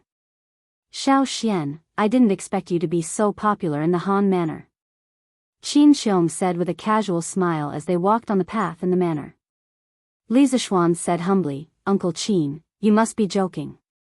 This is just the love of the villagers. Actually, I didn't do much for them." Qin Xiong shook his head and smiled without saying anything. Qing Yaojin chuckled and said, "You brat, you're learning from those rotten scholars. Aren't your words sour? If second brother Qin and I praise you, you have to accept it. You're dawdling like a woman." Li Zishuan was speechless. He was just being modest out of habit. This Qing Yaojin really didn't know how to say personal things. In the Han Manor's small courtyard. "Yushi, I'm going to Plum Village in the afternoon to see how the chicken farm is doing. You're alone at home, so be careful," Han Lijing said to his daughter as he tidied up a pile of firewood in the courtyard. "Yes, father. Don't worry. I'll be fine," Han Yushi agreed. "Uncle Han, look who's here to see you." The courtyard door was only ajar and not locked. Li Zishuan directly pushed open the courtyard door and shouted at Han Lijing. When Han Yushi heard Li Zishuan's voice, she quickly turned around and looked at Li Zishuan with her big, watery eyes. Han Lijing also looked over when he heard this. He saw Li Zishuan and was about to greet him, but then he saw Qin Shubao and Qing Yaojin behind Li Zishuan. Han Lijing was about to greet them, but he couldn't say anything. His mouth was wide open as he stood rooted to the ground. "Father?" Han Yushi saw that her father was rooted to the ground for a while, so she reminded him in confusion. Han Lijing immediately came back to his senses. He hurriedly got up and limped over to greet them. He first greeted Li Zishuan, then looked at Qin Shubao. His lips kept trembling, and he was so excited that he didn't know what to say. In the end, he knelt on one knee and made a military salute. He said loudly, "I'm sorry." Deserter Han Tianhu greets General Qin and General Cheng. Unlike those ordinary villagers, Han Lijing had been in the army for many years, so of course he knew Qing Yaojin. When Qin Shubao came in earlier, he saw the dilapidated courtyard and the father and daughter who depended on each other. He felt a little suffocated. When he heard Han Lijing call himself a deserter, Qin Shubao couldn't hold it in anymore. He pulled Han Lijing up from the ground and shouted, "Han Tianhu, you're not a deserter. Who dares to say that you're a deserter? I, Qin Xiong, would rather give up the title of duke and make him kneel down and apologize to you. I, Qin Xiong, have never had weak soldiers, let alone deserters. Yes, who dares to say that you, Han Tianhu, are a deserter? I, Qing Yaojin, will be the first to disagree." Qing Yaojin immediately jumped out and echoed loudly. Han Lijing couldn't hold it in anymore. He knelt on the ground and cried, "General." Back then, he was seriously injured, and one of his legs was disabled. In order not to drag down the army, he left the camp without permission. Although it was with good intentions, it was still not allowed by military law. All these years, the imperial court didn't convict him of desertion, and the government never issued a warrant for him. Han Tianhu knew that it was Qin Shubao who mediated for him and helped him get off the hook. Every night when he woke up, his ears would ring with endless shouts of killing. Although he left the army, his heart was always on the battlefield. But he was still a deserter. He didn't dare to meet his fellow soldiers, and even more so, he didn't dare to meet Qin Shubao. He was afraid that he would embarrass Qin Shubao. Now that Qin Shubao had personally cleared his name and said that he wasn't a deserter, the demon that had been lingering in his heart for many years had finally dissipated. How could he not be emotional?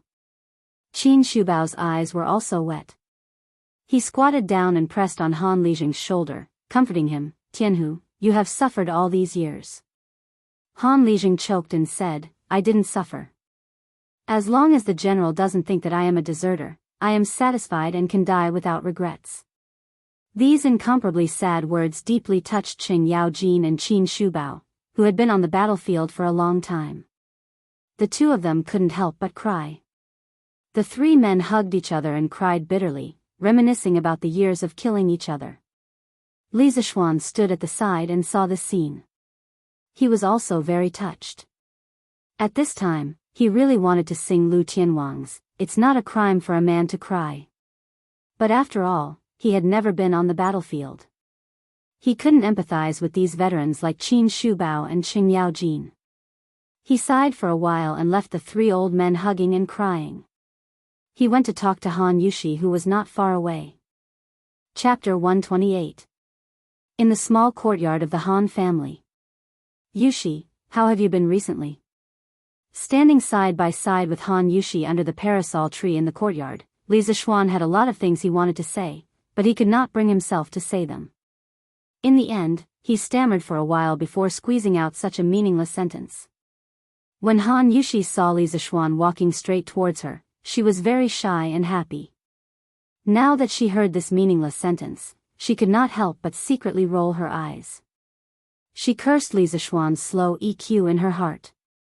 She felt that she had already made it very obvious, but Li Zishuan just could not understand her feelings.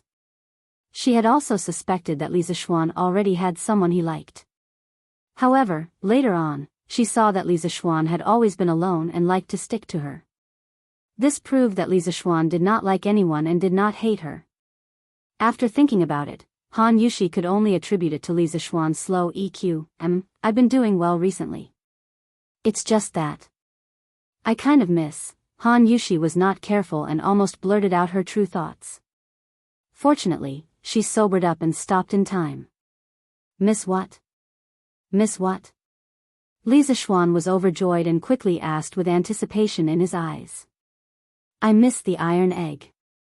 Han Yushi secretly glanced at Li Zishuan's handsome face and understood the anticipation in his eyes. Although she was happy in her heart, she swallowed the words that were about to come out of her mouth. How could a girl take the initiative to admit such a thing? Therefore, her mind raced and she quickly thought of this excuse to smooth things over. "Oh, you missed the iron egg." Li Zishuan was overjoyed by this sudden turn of events and scratched his head in disappointment. "Yushi, go and prepare some food and wine. General Qin, General Cheng, and young master are all having lunch at our house." After the three old men in the courtyard finished crying, Han Lijing walked over and said to Han Yushi, "Yes, father. Your daughter will go now." Han Yushi responded and glanced at Li Zishuan before walking to the kitchen. Today was also the first time she had seen her father cry. She secretly thought of making something delicious for lunch so that her father wouldn't be so sad anymore. "Young master, General Qin, General Cheng, let's go inside and sit. Uncle Han, please accompany Uncle Qin and Uncle Cheng in and have a seat first. I brought some pastries, wine, and dishes. I'll bring them to the kitchen and let Yushi heat them up." After Li Zishuan finished speaking, he slipped out of the courtyard like a wisp of smoke and took the bundle from the horse. Han Lijing could only take Qing Yaojin and Qin Shubao into the house to rest. Before Qing Yaojin entered, he looked at Li Zixuan suspiciously. Yushi, you don't have to cook other dishes. I brought a lot of dishes over. You can just heat them up and eat them. Li Zixuan walked into the kitchen with a big food box and said.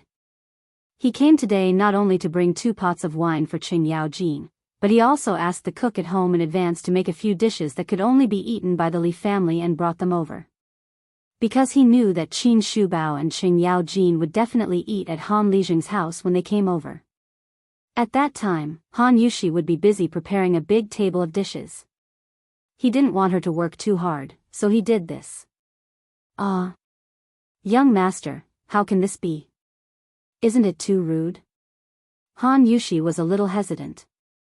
The 2 people who came today were both founding dukes. It was really unreasonable to heat up the dishes that had been cooked before for them. Hey, there's nothing rude about it. Yushi, listen to me. It's okay. Uncle Qin and Uncle Qing definitely won't have any objections. Li Zixuan said affirmatively. Qin Xiong and Qing Yaojin probably hadn't eaten braised pork, braised lion's head, and other pork dishes. It would be strange if they had any objections to this. Han Yushi saw that Li Zixuan said firmly and finally nodded. Yushi, let me help you. Li Zixuan wanted to stay here for a while longer. The air smelled especially good when he was with a beauty. Ah. Young master, get out quickly. How can you be in the kitchen?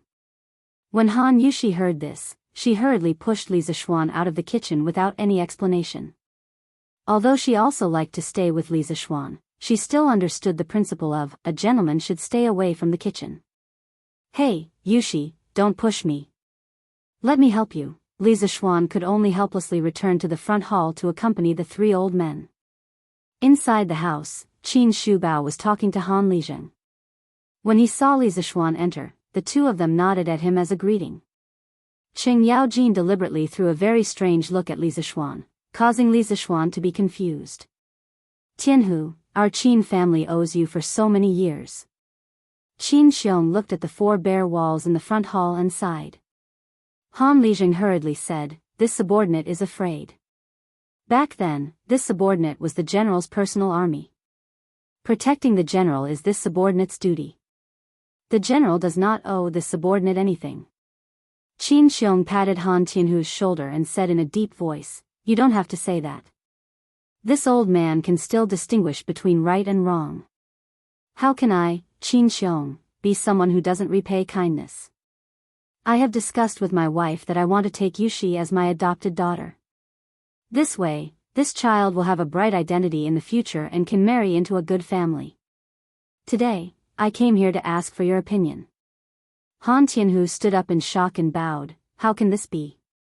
General Qin is a duke. How can my family be worthy of you? Qin Xiong shouted unhappily, nonsense. Didn't this old man's current position rely on you, my former comrades on the battlefield, to fight for it? Back then, if you hadn't risked your life to block an arrow for this old man might have died long ago. Now, there might not be any Duke of E.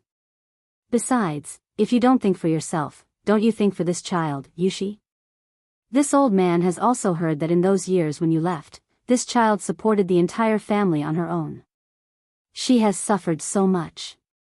As her father, don't you want her to marry into a good family and enjoy the rest of her life? Qin Xiong's words made Han Lijing hesitate in his heart. As a father, he more or less knew his daughter's thoughts. Now that his young master had been conferred the title of Baron, his daughter was just a peasant girl. The difference in status was too great.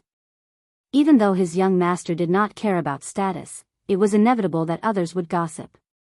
Therefore, he had always been pessimistic about his daughter's relationship with Li Zixuan. However, he owed his daughter a lot, so it was impossible for him to stop her. Now, Qin Xiong's suggestion made him see a glimmer of hope. As long as his daughter could live a good life in the future, he, Han Tianhu, would shamelessly accept this favor today. Even if he was accused of climbing up the social ladder in the future, it would be worth it. Han Lijing looked at Li Zixuan and finally gritted his teeth and made up his mind. He knelt on one knee and said, "This subordinate thanks the general for his kindness. It's a pity that this subordinate is now disabled and cannot protect the general. If there is a next life, this subordinate will be an ox and a horse to repay the general." Qin Xiong hurriedly pulled Han Lijing up and said loudly, "Tianhu, you don't have to be so polite. You don't owe this old man anything. Today's action is this old man repaying your kindness. You don't have to feel that you owe me." Qing Yaojin also chimed in, "Second brother Qin is right. Han Tianhu, you are a man. I, old Cheng, like honest men like you. Later, you must accompany me for a few drinks." Han Tianhu smiled and cupped his hands. "I dare not disobey." This subordinate's alcohol tolerance in the army was excellent. "I'm just afraid that General Cheng won't be able to drink as much." Qing Yaojin slammed the table and said anxiously, What big words. Later, I will let you, Han Tianhu, broaden your horizons and let you know what it means to be able to drink." Li Zishuan watched this heartwarming scene from the side and felt very gratified. Although Han Lijing had military merits, he was still a deserter. It was very difficult and unrealistic for the imperial court to completely overturn the case and reward him based on his merits. Now that he had received such an outcome, it seemed pretty good. Chapter 129. "Father, General Qin, General Cheng, young master, it's time to eat." Han Yushi walked in with 2 plates of dishes and shouted. She placed the dishes on the table and turned back to the kitchen to get the rest of the dishes. General Qin, General Cheng, young master, come to the table and eat." Han Lijing stood up and called out. Qin Shubao and Qing Yaojin nodded. Li Zishuan stood up and said, "I'll help Yushi serve the dishes." After saying that, he did not wait to refuse and directly chased after Han Yushi into the kitchen. "This." Han Lijing stretched out his hand and wanted to stop him, but it was too late. "Hee, brother Tianhu, just let little Xian go." I think it won't be long before I attend your wedding. I wonder if old Han's family has a daughter Red?" Qing Yaojin winked and laughed mischievously. After Qin Xiong heard this, he suddenly understood. He smiled and looked at the direction Li Zishuan disappeared in thoughtfulness. Young master, why are you in the kitchen again?" Han Yushi had just entered the kitchen when she heard footsteps coming from behind. She turned around and realized that it was Li Zishuan. She was shocked. "Yushi, let me tell you a secret." In order to avoid being chased out again, Li Zishuan pretended to be mysterious and said, "What secret?" Han Yushi's curiosity was piqued as she asked doubtfully. "Come closer, I'll tell you." Li Zishuan hooked his finger and pretended to be careful as he said. Han Yushi hesitated. If she really leaned over, it would be too ambiguous. However, she saw Li Zishuan's mysterious face, as if he really had something important to tell her. She thought for a long time, but in the end, she could not hold back the curiosity in her heart. She leaned her ear over and said shyly, "Young master, tell me quickly. My father and the others are still waiting to eat." Li Zishuan was about to speak when he smelled a charming fragrance. He thought to himself that there was no shower gel or shampoo in ancient times. He did not know where the fragrance on Han Yushi's body came from. He caught a glimpse of Han Yushi's tender and fair neck and sparkling earlobes. For a moment, he could not help but feel a little moved. He really wanted to kiss her neck and earlobes. Han Yushi was tickled by Li Zishuan's hot breath beside her ear, but she waited for a long time and did not hear Li Zishuan speak. She thought that Li Zishuan was deliberately teasing her, and she could not help but feel a little embarrassed. When Li Zishuan saw that Han Yushi was about to turn her head, he hurriedly swallowed the saliva in his mouth. He forcefully suppressed the thoughts in his heart and said in a low voice, "Yushi, in a moment, Duke Yi wants to recognize you as his adopted daughter. You have to be mentally prepared." What? When Han Yushi heard this, she did not care about the shyness in her heart and asked in disbelief. Li Zishuan smiled and said, "What I said is true. Let's take the dishes out quickly." After saying that, he did not care about Han Yushi, who was still in a daze at the side. He carried 2 plates of dishes and went out. Sigh. Han Yushi reacted and was about to ask Li Zixuan to put down the dishes, but Li Zixuan had already walked far away. She stomped her feet in anger, but she felt a little sweet in her heart. When the dishes were served, Han Lijing said to Han Yushi, "Yushi, father wants to tell you something. Tianhu, let me say it." Qin Xiong waved his hand and interrupted. Then, he looked at Han Yushi and asked, "Yushi, my wife and I want to take you in as our adopted daughter. We just discussed it with your father and he agreed. What do you think?" Although Han Yushi had just heard Li Zixuan mention this in the kitchen, she still could not hide her surprise when she heard Qin Shubao say it himself. She looked at her father hesitantly, hoping to get some pointers from him. Seeing Han Lijing gently nod his head, Han Yushi bowed and said, "Yushi greets foster father." "Huh, good child, quickly get up." Qin Xiong laughed heartily, but it was not appropriate for him to pull her up. He could only tell Han Yushi to get up quickly. Han Yushi stood up and poured a cup of tea for Qin Xiong. She raised it with both hands and bowed as she said, "Foster father, please have some tea." Qin Xiong was grinning from ear to ear. He took the teacup, took a sip, and put it down.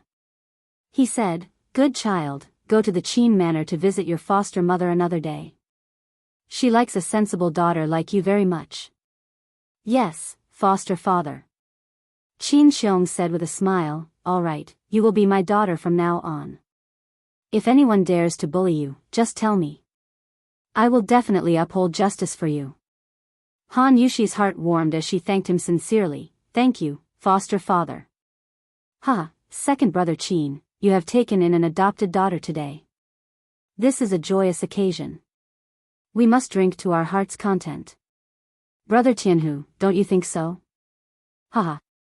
Qing Yaojin laughed heartily. He looked at the delicious food on the table and thought of the wine Li Zixuan brought. He could not help but want to eat. General Cheng is right.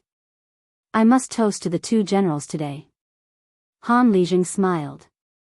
Qing Yaojin could not wait and said, "Ha, Xiao Xian, quickly take out the good wine you brought." Li Zixuan smiled as he went to take 2 pots of wine and put them on the table. He said to Qin Shubao, "Bad wine will hurt your stomach. Uncle Qin, your old injury has not healed yet. You should not drink this kind of strong wine. You should drink the fruit wine." Qin Shubao opened his mouth and looked depressed. However, in his opinion, Li Zixuan was equivalent to half a doctor. He could not refute and could only nod helplessly. Qing Yaojin glared and said, "Xiao Xian, the medicinal wine you took before, second brother Qin was fine after drinking it. Why can't he drink it now?" Qin Shubao's eyes lit up when he heard this. He looked at Li Zixuan. Li Zixuan still shook his head and said, "Uncle Cheng, these are 2 different things. The wine in the medicinal wine is just a catalyst. The main body is still medicine. Uncle Qin's old injury is very bad for his recovery if he drinks this kind of strong wine. Yushi, go and get some fruit wine. I will drink with Uncle Qin." Han Yushi responded and went to the inner room to get the fruit wine. Qing Yaojin could only say gloomily, "Forget it. Brother Tianhu, let's drink a few cups today." "Ha, I dare not to." After the meal, Qing Yaojin and Han Lijing were both drunk. After all, the immortal drunk was too strong. The other 3 people in the room looked at the 2 drunk people and smiled bitterly at each other. Alas, there was no other way. Li Zixuan could only do this kind of hard work himself. He could not let the sick Qin Shubao and the weak Han Yushi go. Li Zixuan dragged the 2 into the room and threw them on the bed to let them rest. "Xiao Xian, Yushi, go do your work. I will walk around the Han family manor. When Jijia wakes up, we will go back to Chang'an." Qin Xiong remembered the strange words Qing Yaojin said and wanted to matchmake them. He also felt that Li Zixuan had a good character. If he could be together with Han Yushi, it would be a good thing. Li Zixuan quickly said, "Uncle Qin, please be careful." Han Yushi also said with concern, "Godfather, your body is not well yet. Why don't I go with you?" Qin Xiong quickly waved his hand and said, No, your godfather is much better now. It's okay. If he let Han Yushi come, wouldn't his efforts be wasted?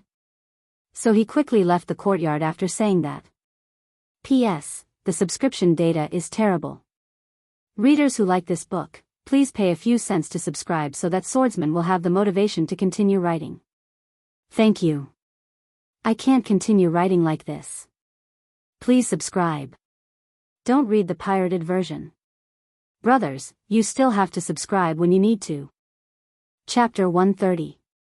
Yushi, do you want to enter the city with me today? We can go to Uncle Chin's house and visit Aunt Chin. In the courtyard, a man and a woman were alone. It was very ambiguous. Li Zishuan really wanted to spend the rest of his life quietly with Han Yushi. Han Yushi looked at Li Zishuan, who was sitting on the swing beside her. She felt a little amused.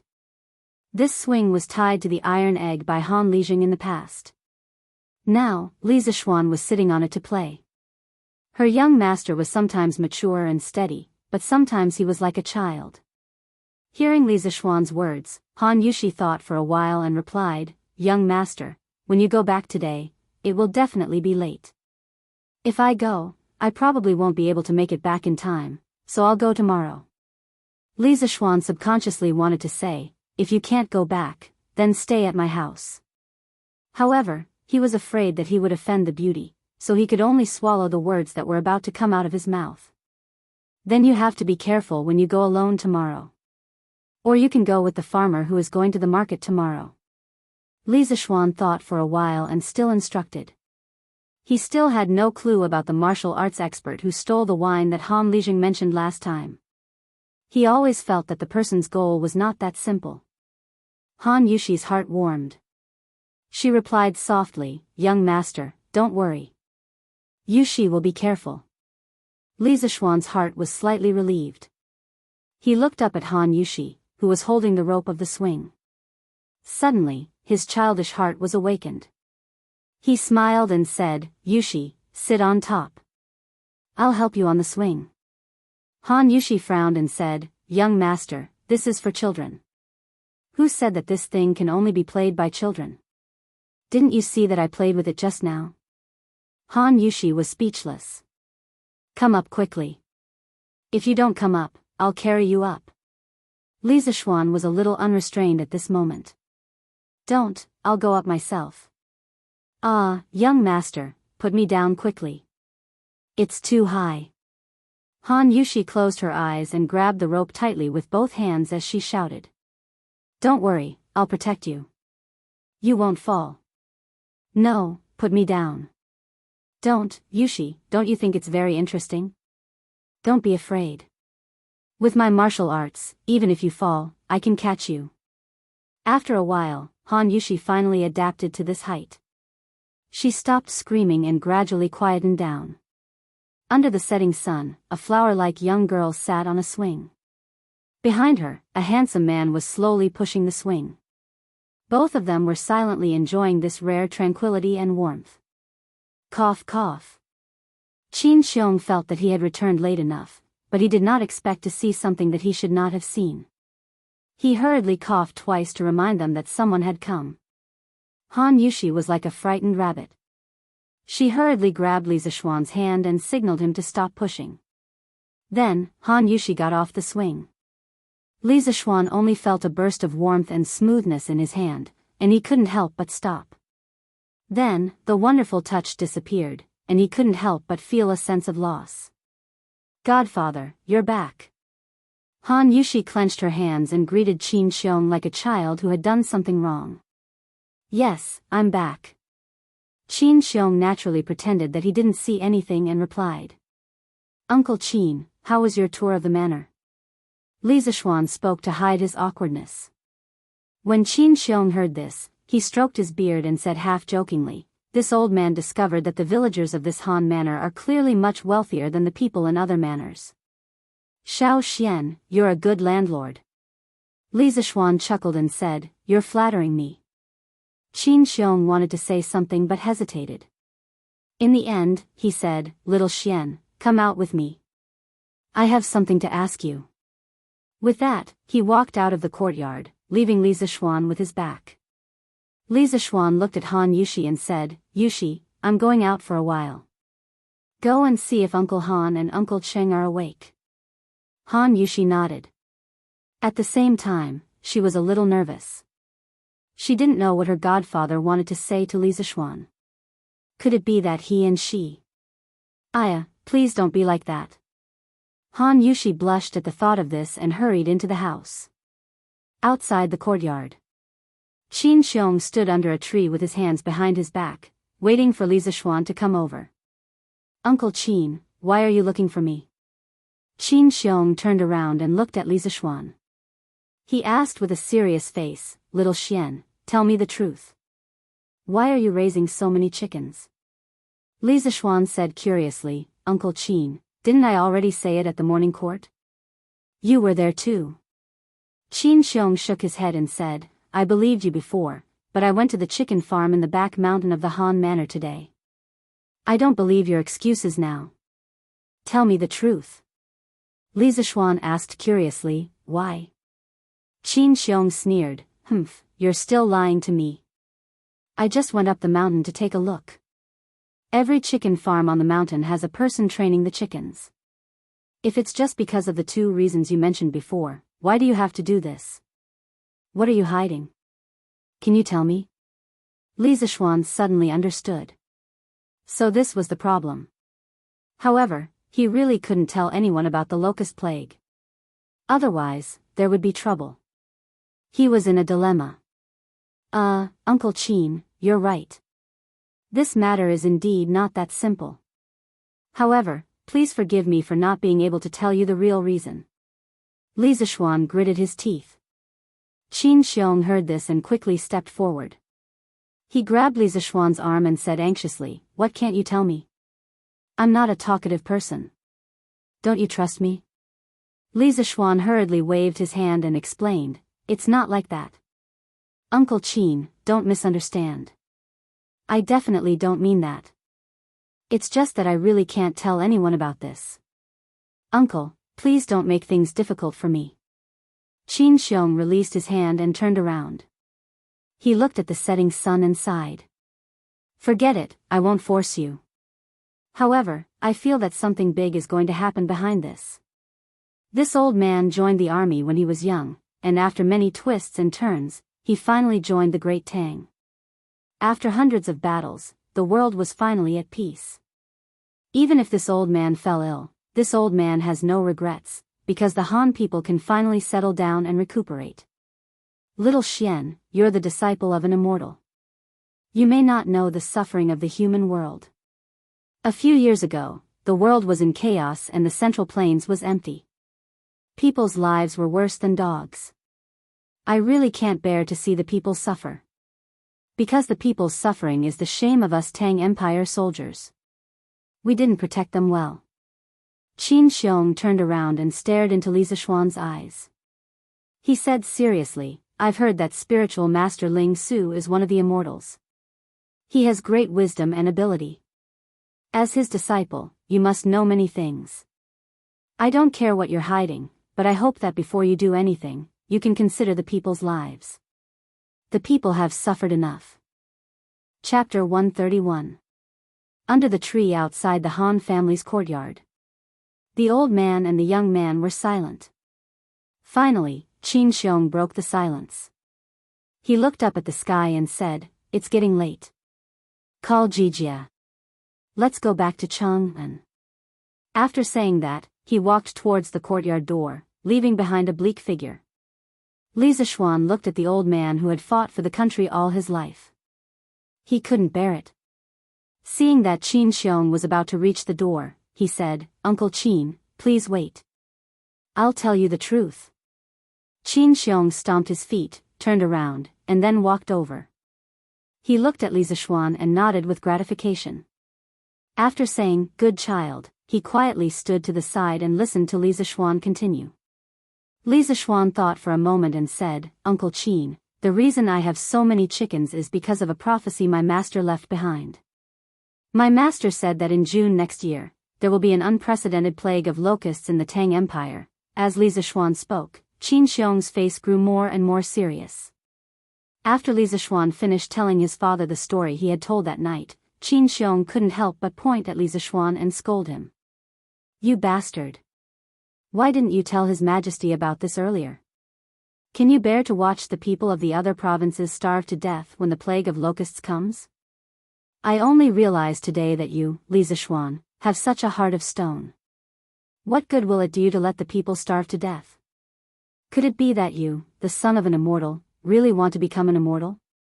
Qin Xiong's words pierced Li Zixuan's heart, and Li Zixuan was instantly covered in wounds.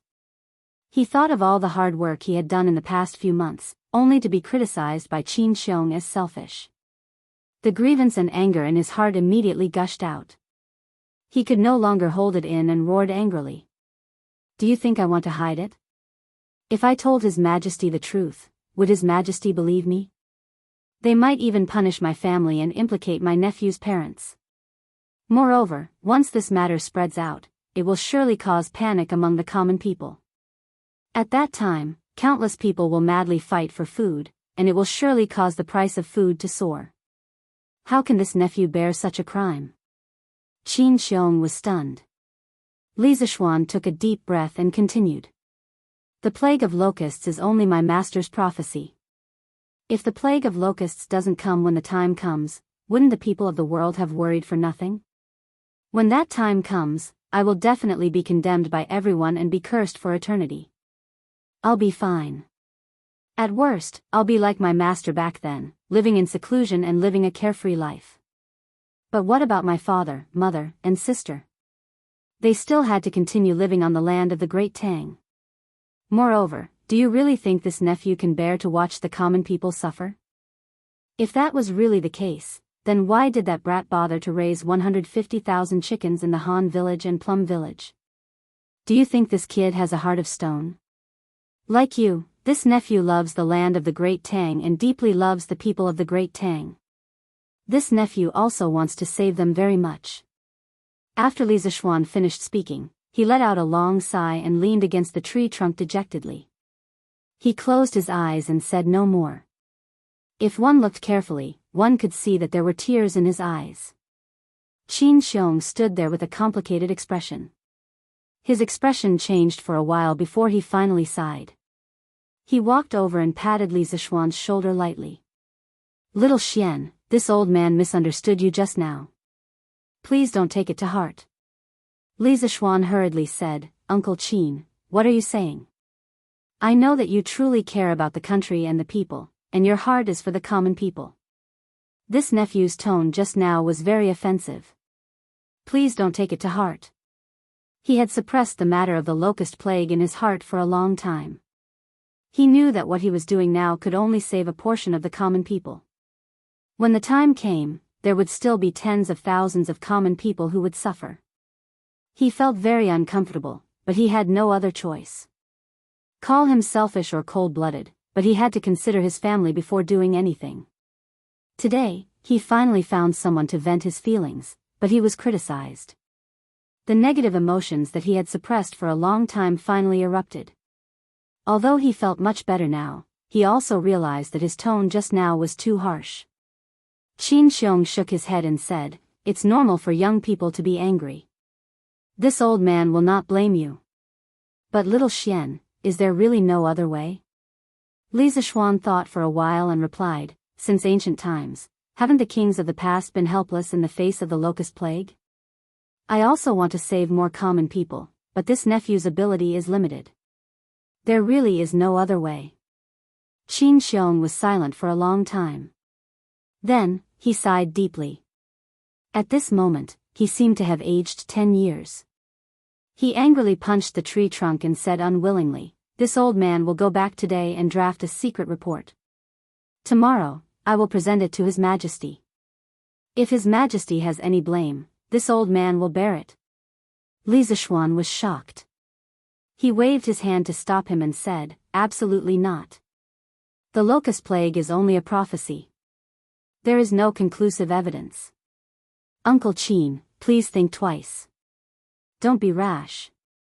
Qin Xiong shook his head and said, "Little Xian, it's better to believe in this kind of thing than not. Otherwise, when the locust plague really comes, all we can do is wait for death. Moreover, the weather this year is so abnormal. It's just May and it's already so hot. This old man estimates that there will be a drought this year. As the saying goes, after a drought, there will be locusts. Your master's prophecy is not without reason. Your strength is limited. If you want to save all the common people of the Tang Empire, you have to rely on the power of the imperial court.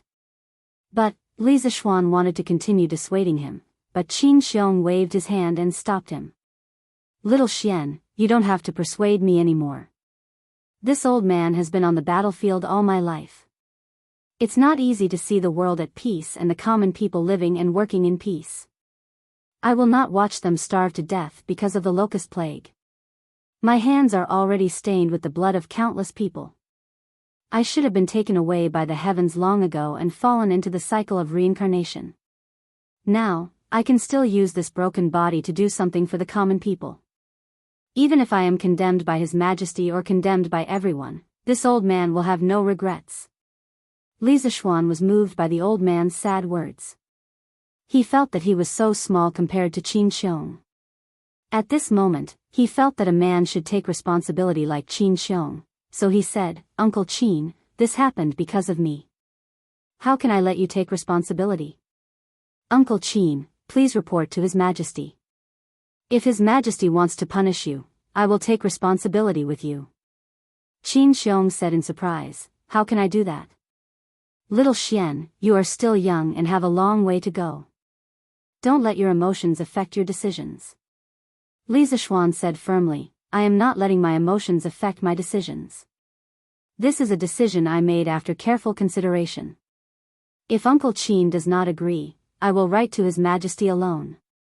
Qin Shubao saw that Li Zishuan had made up his mind, so he could only nod and say, "All right, I will also write your name in the secret memorial.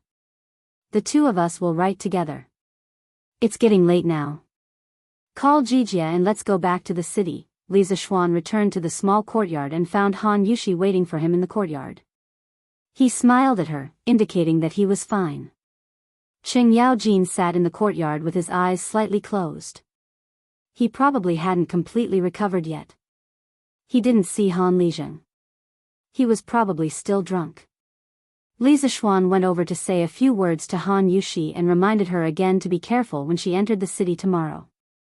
Then, he pulled Cheng Yaojin, who was slightly sober, and called Hu Jing and his brother over. Anyway, they were just two children and weren't heavy. Each of them could sit on one more. Just like that, the five of them rode 3 horses and left the Han family village. Under the setting sun, they rushed towards Chang'an City. Chapter 132. In the evening, the 5 of them finally returned to Chang'an. After parting with Cheng Yaojin and Qin Xiong at Yanqing Gate, Li Zishuan dismounted from his horse and walked home with Hu Jing and his brother. He had the servants settle the siblings in 2 rooms on the west side of Minghua Pavilion. At this time, Wang Zhong came to find him. "Young master, this is the account book that shopkeeper Lu sent over today. He said he wants you to take a look." Wang Zhong handed over a small booklet and said respectfully. Li Zishuan nodded and took the booklet curiously. He was shocked when he opened it. It turned out that it was the profits of the Drunken Immortal restaurant for the past few days. The day before the launch of the Drunken Immortal restaurant, the Drunken Immortal restaurant earned a total of 352 strings of cash.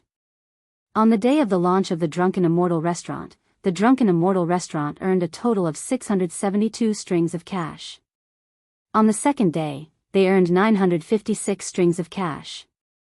On the third day, they earned 1,167 strings of cash. Today, they earned 1,450 strings of cash. Li Zishuan was shocked. The profits were too terrifying. They earned more than 1,000 strings of cash in a day. The Drunken Immortal restaurant had become a money tree. It seemed that he only needed to lie at home and count money in the future. Li Zishuan thought happily. Haha. Not bad, not bad. Uncle Wang, tell shopkeeper Lu to do well. Li Zishuan chuckled as he handed the account book back to Wang Zhong. After thinking for a moment, he said, Uncle Wang, bring Hu Jing and his brother to the Imperial Physician Bureau tomorrow and hand them over to Dr. Sunday. I'll go take care of some matters first and then go take a look. Wang Zhong smiled and nodded. Yes, young master. Yinshi Pavilion. Young master. Xiaoying trembled as he bowed to the young master by the window. Just as he was about to say something, he saw a ball of paper flying towards him. He didn't dare to dodge and could only let the paper ball hit his head. Trash, I left the Yinshi Pavilion to you to manage. Look at what it's become now. I helped you find the imperial chef, but you still can't beat the Drunken Immortal restaurant. Now our restaurant has fewer and fewer customers and the Drunken Immortal restaurant has more and more people. What use do I have for you? The young master turned around and scolded Xiaoying while pointing at his nose with a sinister expression. After scolding him, he still wasn't satisfied. He picked up the teacup on the table and threw it at Xiaoying's feet. Xiaoying's voice trembled in fear as he said, This subordinate has failed in his task. Please calm down, young master. Calm down? What can you use to appease this young master's anger? Do you know how much the Drunken Immortal restaurant earns in a day? Nearly 1,500 strings of coins. That's equivalent to 4 days of profit for our Yinshi restaurant. This young master has always had high hopes for you, and this is how you repay me? What a waste. The more the young master spoke, the angrier he got. In the end, he couldn't help but kick Xiaoying twice. Xiaoying gritted his teeth and endured it. He did not make a sound. He immediately got up from the ground and cupped his hands. Young master, I've investigated. The reason the Immortal Indulgence Inn has been so popular recently is mainly because they've launched 2 new wines, the Immortal Drunken Wine and the Paradise of Warmth. These 2 wines have unique concocting methods and extremely unique tastes, so they've attracted batch after batch of returning customers. The young master calmed down a bit and ordered, then send someone to their winery and steal the secret recipe for their new wine. We also want to imitate this new wine. Xiaoying awkwardly said, Young master, I'm afraid this won't work. Li Zishuan placed his new wine in Duke Lu's winery to brew it. There are many guards from the Qing residents around the winery. Those people used to be soldiers and their skills are not bad. If we force our way in, I'm afraid we'll get into big trouble. After all, in Jingguan Great Tang, the title of Demon King Qing Yao Jin was very intimidating. No one was willing to provoke this old demon. Then who else knows the secret recipe? The young master helplessly asked. Replying to young master, the craftsmen of the winery naturally know the recipe, but they have signed a contract with the Qing family. I'm afraid they won't easily reveal it. But according to what this subordinate knows, there should be another person who knows the recipe. Who? Speak quickly. Xiaoying cautiously said, replying to young master, that person is Han Tianhu's daughter. According to this subordinate's investigation, Han Tianhu's daughter is very likely to have participated in the brewing of the new wine. Moreover, she's one of the earliest participants. Oh. The young master raised his brows in surprise. Then, he paced back and forth in the room with his hands clasped behind his back. Xiaoying hesitated for a moment before he clenched his teeth and cupped his fists. Young master, this subordinate has another matter. I don't know. The young master unhappily waved his hand and said, Speak. Yes, young master. The subordinate reported that Miss Leng Yuyao has also arrived in Chang'an.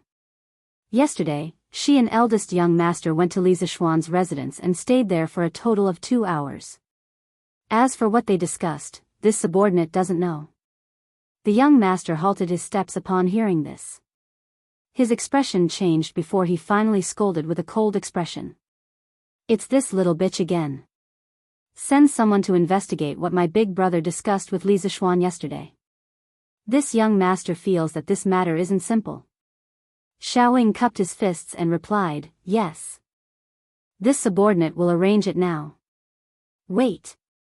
The young master muttered, There's no need to investigate.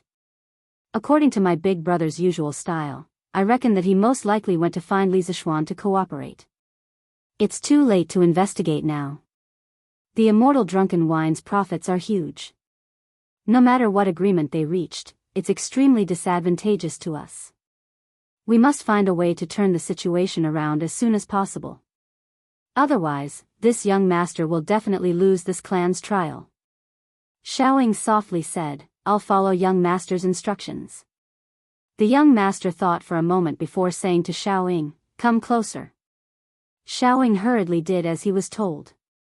The young master whispered a few words in his ear before returning to his normal voice. Do you understand? Xiaoying replied, this subordinate understands. Young master, please rest assured that nothing will go wrong. The young master coldly said, if there are any more mishaps, you don't need to live anymore. Xiaoying's body trembled as he cupped his fists and said, yes. The young master continued, this immortal drunken wine's profits are so huge. We're definitely not the only ones keeping an eye on it. You have to move quickly and pay attention to propriety. Don't kill anyone. If this matter gets out of hand, this young master won't be able to explain. Do you understand? Xiaoying nodded and said, this subordinate understands. The young master nodded with satisfaction and instructed, to ensure that nothing goes wrong, you'll go this time as well. But if this matter is exposed, you must not reveal your identity. This time, all of you should avoid Han Tianhu as much as possible. Don't cause any trouble. This subordinate understands. The young master waved his hand and said, go. The faster, the better. Xiaoying slowly retreated. In the room, after a long time, the young master's muttering voice could be heard. Since young, you've always been better than me in everything. Everyone looked down on me. This time, I definitely won't lose to you again. However, no one noticed that a black-clothed man on the roof lightly flew away. Chapter 133. Azure Dragon District, Wang Renbiao's residence. Young lord, that's all Yu Yao heard. As for what second young lord said to Xiaoying, Yu Yao doesn't know. Leng Yuyao softly reported to Wang Renbiao in an exquisitely decorated room. Wang Renbiao stood up, closed his fan, and gently tapped his left hand. He slowly walked to a row of bookshelves, pondered for a moment, and sighed. Alas, Yao, even if you didn't hear those words, this young lord can guess most of it. It seems that this younger brother of mine is going to do something foolish. Leng Yuyao was curious, but she didn't ask. This was also her nature. In her mind, if the young lord was willing to tell her, he would tell her even if she didn't ask. Wang Renbiao hesitated for a moment, then finally made up his mind. No, Li Zixuan is no longer the same as before. If second brother is allowed to do as he pleases, it will definitely bring disaster to the Wang family. Besides, I just started working with Li Zixuan, how can I let him ruin it? Yao, leave immediately and secretly follow Xiaoying. If he does anything unusual, immediately send a message to me. Leng Yuyao nodded. Yes, young lord. With that, she picked up her sword and was about to leave. Wait. Wang Renbiao called out to stop her. Leng Yuyao turned back and asked, young lord, do you have any other orders? Wang Renbiao took a deep look at Leng Yuyao's beautiful eyes and said in a deep voice, be careful in everything you do. Don't try to be brave. If you're discovered, remember to withdraw in time. Nothing is more important than your life. A trace of gentleness flashed across Leng Yuyao's frosty face. She said softly, don't worry, young master. Yuyao's divine breathing technique is a secret technique of my sect. Even a grandmaster level expert would find it hard to detect it. Wang Renbiao nodded. Leng Yuyao pushed open the door and left the courtyard, disappearing without a trace in a flash. The next day. In Taiji Palace, the morning court had reached its end. Your Majesty, the 30,000 curved plows manufactured by the Ministry of Works have all been distributed to the county offices near Chang'an. They will be rented or sold to the farmers. Yan Lai bowed. Li Er nodded in satisfaction. That's great. Minister Yan, you've worked hard. Although it's a little late for spring plowing now, we can still recover some of the losses for the people. Your Majesty is wise. After saying that, Yen Lide returned to his original position. Is there anything else you would like to report? Li Er secretly rubbed his old waist and asked the officials. In his heart, he thought that he seemed to have overworked himself last night. He should get the imperial chef to make some tiger penis soup to replenish his energy. The ministers looked at each other and then lowered their heads. Seeing this, Li Er announced the end of the court session. Not long after, the officials dispersed. Only Qin Xiong walked out and quietly turned back. After Li Er left the court, he went to the back hall of Taiji Palace. Just as he was about to change his clothes and go to the west inner garden to rest, a servant came in and reporting to your majesty, Dookie requests an audience. Li Er stopped what he was doing and said in surprise, "Oh? What business does Shu Bao have? Hurry up and announce it." "Yes." The attendant cupped his hands in acknowledgement and slowly retreated. A moment later, Qin Xiong walked in shakily and bowed to Li Er. "Greetings, your majesty." Li Er hurriedly said, "Shu Bao, quickly dispense with the formalities. Men, give me a seat." The attendant brought over a stool. Qin Xiong cupped his hands and said, "Thank you, your majesty." Li Er waved his hand and asked, "Shu Bao, why do you want to see me? Why didn't you say it in the court session just now?" Qin Xiong looked at the surrounding palace maids and servants. After hesitating for a moment, he cupped his hands and said, "This is an important matter. If I may be so bold, your majesty, please dismiss your servants." Li Er was even more curious. He waved at the palace maids and servants and said, "You may leave first." "Yes." After they all left the inner hall, Li Er looked at Qin Xiong and smiled. "Shu Bao, this is the first time you are discussing matters with me so seriously. Now that everyone has left, Shu Bao can speak, right?" Qin Xiong took out a memorial from his sleeve and stood up to present it to Li Er with both hands. He said, "Your Majesty, please take a look." Li Er smiled and took the memorial. He casually opened it and took a look. A moment later, Li Er's expression suddenly changed. The relaxed expression on his face was no longer there. Qin Xiong stood quietly at the side with his hands behind his back, silent. About 15 minutes later, Li Er put down the memorial. His face was as black as the bottom of a pot. He stood up and stared at Qin Xiong. "Shu Bao, do you believe the prophecy of spiritual master Ling Su?" Replying to your majesty, this old subject believes that it is better to believe that such a thing is true than not. Furthermore, spiritual master Ling Su is an immortal with great achievements. I think that this prophecy is credible. Li Er said angrily, "Nonsense. Do you want me to order the people of the world to deal with the locust plague in advance because of a prophecy? Do you know that this matter will cause chaos in the world if it gets out?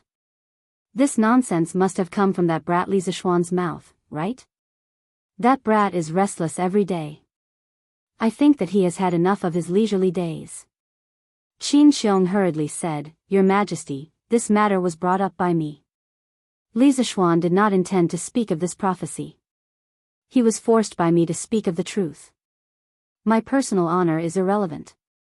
I only hope that the people of the world will suffer less. I am willing to bear the consequences of this matter." Qin Xiong bowed deeply to Li Er.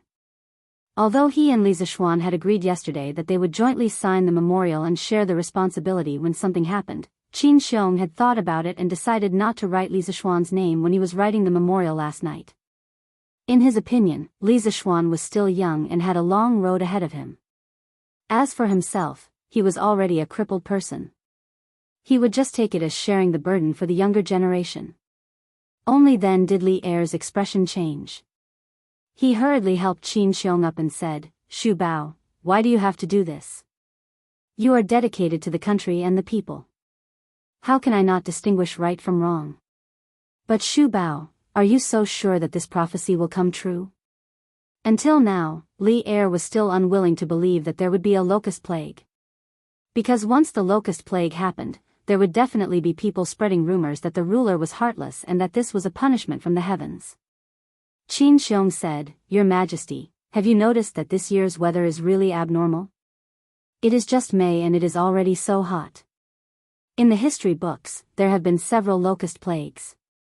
The first year was a drought. So when I heard this prophecy, I felt that something would happen next year. Li Er touched his chin and said in disbelief, but there have been countless years of drought. I have never seen so many locust plagues in history. Seeing that he could not persuade Li Er, Qin Xiong hesitated for a moment and gritted his teeth.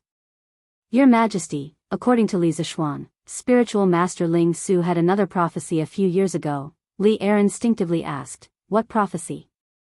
Your Majesty, that prophecy came true on the 4th of June last year at the Xuanwu Gate. Silence. The entire hall suddenly fell into a strange silence. Only Li Er's heavy breathing could be heard. Qin Xiong frowned and held his breath. His expression was serious as he stood to the side with his head lowered and did not speak.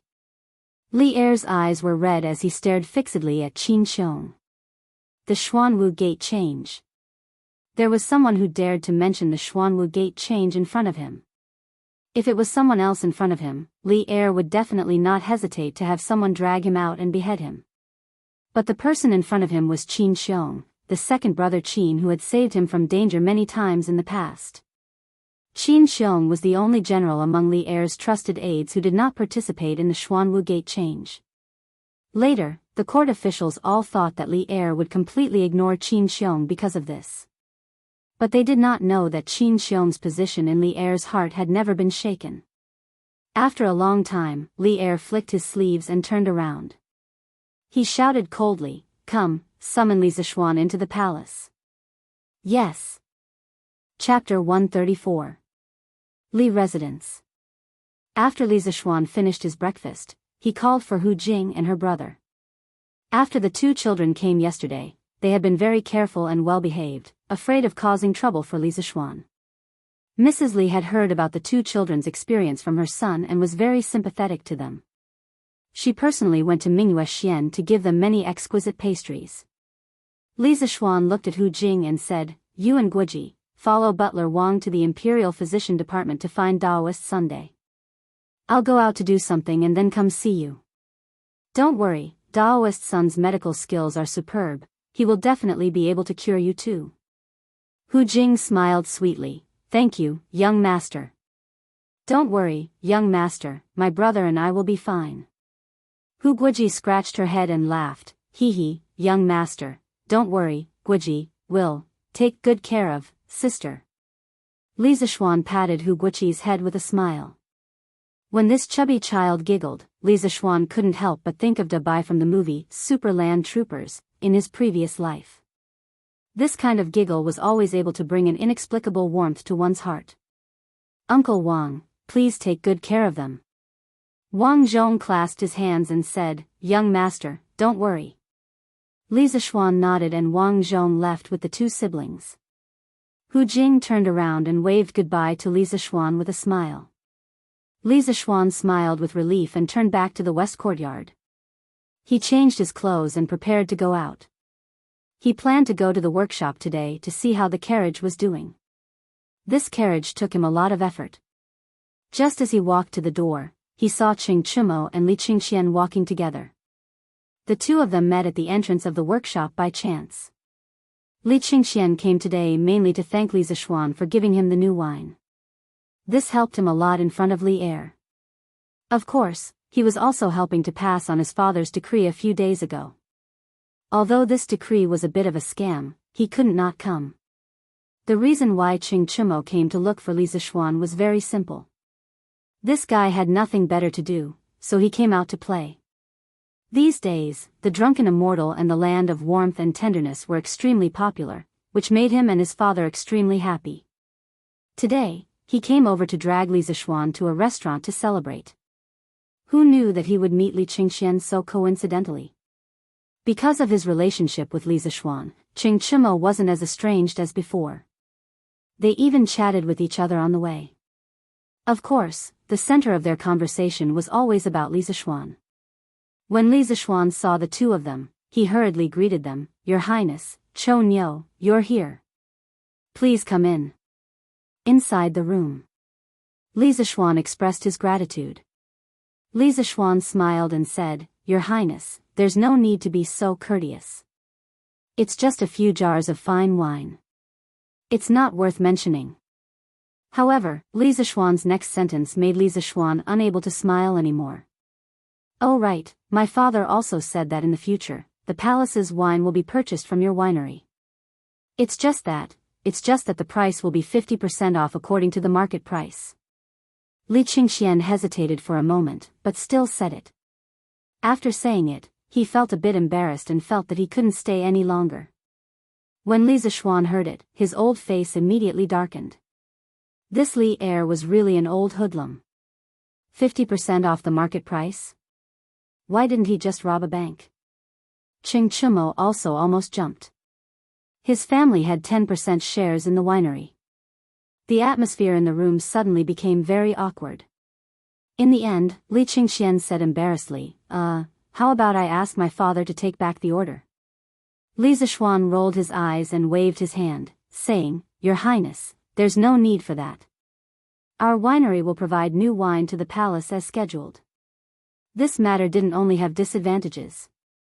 It also had advantages. After the land of tenderness and immortal drunken wine became the imperial wine, it was equivalent to having an invincible protective umbrella. If others wanted to touch it, they would have to think twice. Qing Chumo glared and wanted to refute, but Li Zishuan gave him a look to calm him down. Qing Chumo then sat down reluctantly, thinking that His Majesty was really black-hearted. Li Qingxian said happily, Thank you Zishuan for understanding. Li Qingxian's goal was achieved. He chatted with Li Zishuan for a while and was about to leave. Li Zishuan and Qing Chumo sent him to the door. At this moment, a group of people suddenly came from afar. They were carrying a badly mutilated injured person and rushed over. Young master, something bad happened. Li Zishuan looked carefully and saw that these people were the villagers of the Han village. He couldn't help but be shocked and quickly went to greet them. Uncle Nyo, what happened? Young master, something bad happened. Old Hu was almost beaten to death. We wanted to go to the East Market today and found Old Hu on the way. He was already unconscious. Old Nyo said while wiping his sweat and panting. Li Zishuan then noticed Old Hu was being carried by a few people behind him. He saw that Old Hu was covered in blood, as if he had walked out of a blood pool. Li Zishuan was shocked. He quickly squatted down and patted Old Hu's face and shouted, Uncle Hu, wake up, wake up. After shouting for a long time, Li Zishuan tried to pinch Old Hu's philtrum. Old Hu groaned and opened his eyes with a painful expression. When he saw Li Zishuan in front of him, he immediately shouted excitedly, Young master, quickly go and save the Han family's girl. She was taken away. Boom! Like a bolt from the blue, Li Zishuan was immediately shocked by this news and was stunned on the spot. Little Xian, what's wrong? Qing Chumo walked over and saw Li Zishuan as if he had lost his soul. He quickly shook his arm and asked with concern. Li Qingxian also looked at him with a worried face. Li Zishuan immediately reacted. Now was not the time for him to be sad. He looked at Old Hu and asked anxiously, Uncle Hu, quickly tell me where Yushi was taken, who took her, and where did they take her?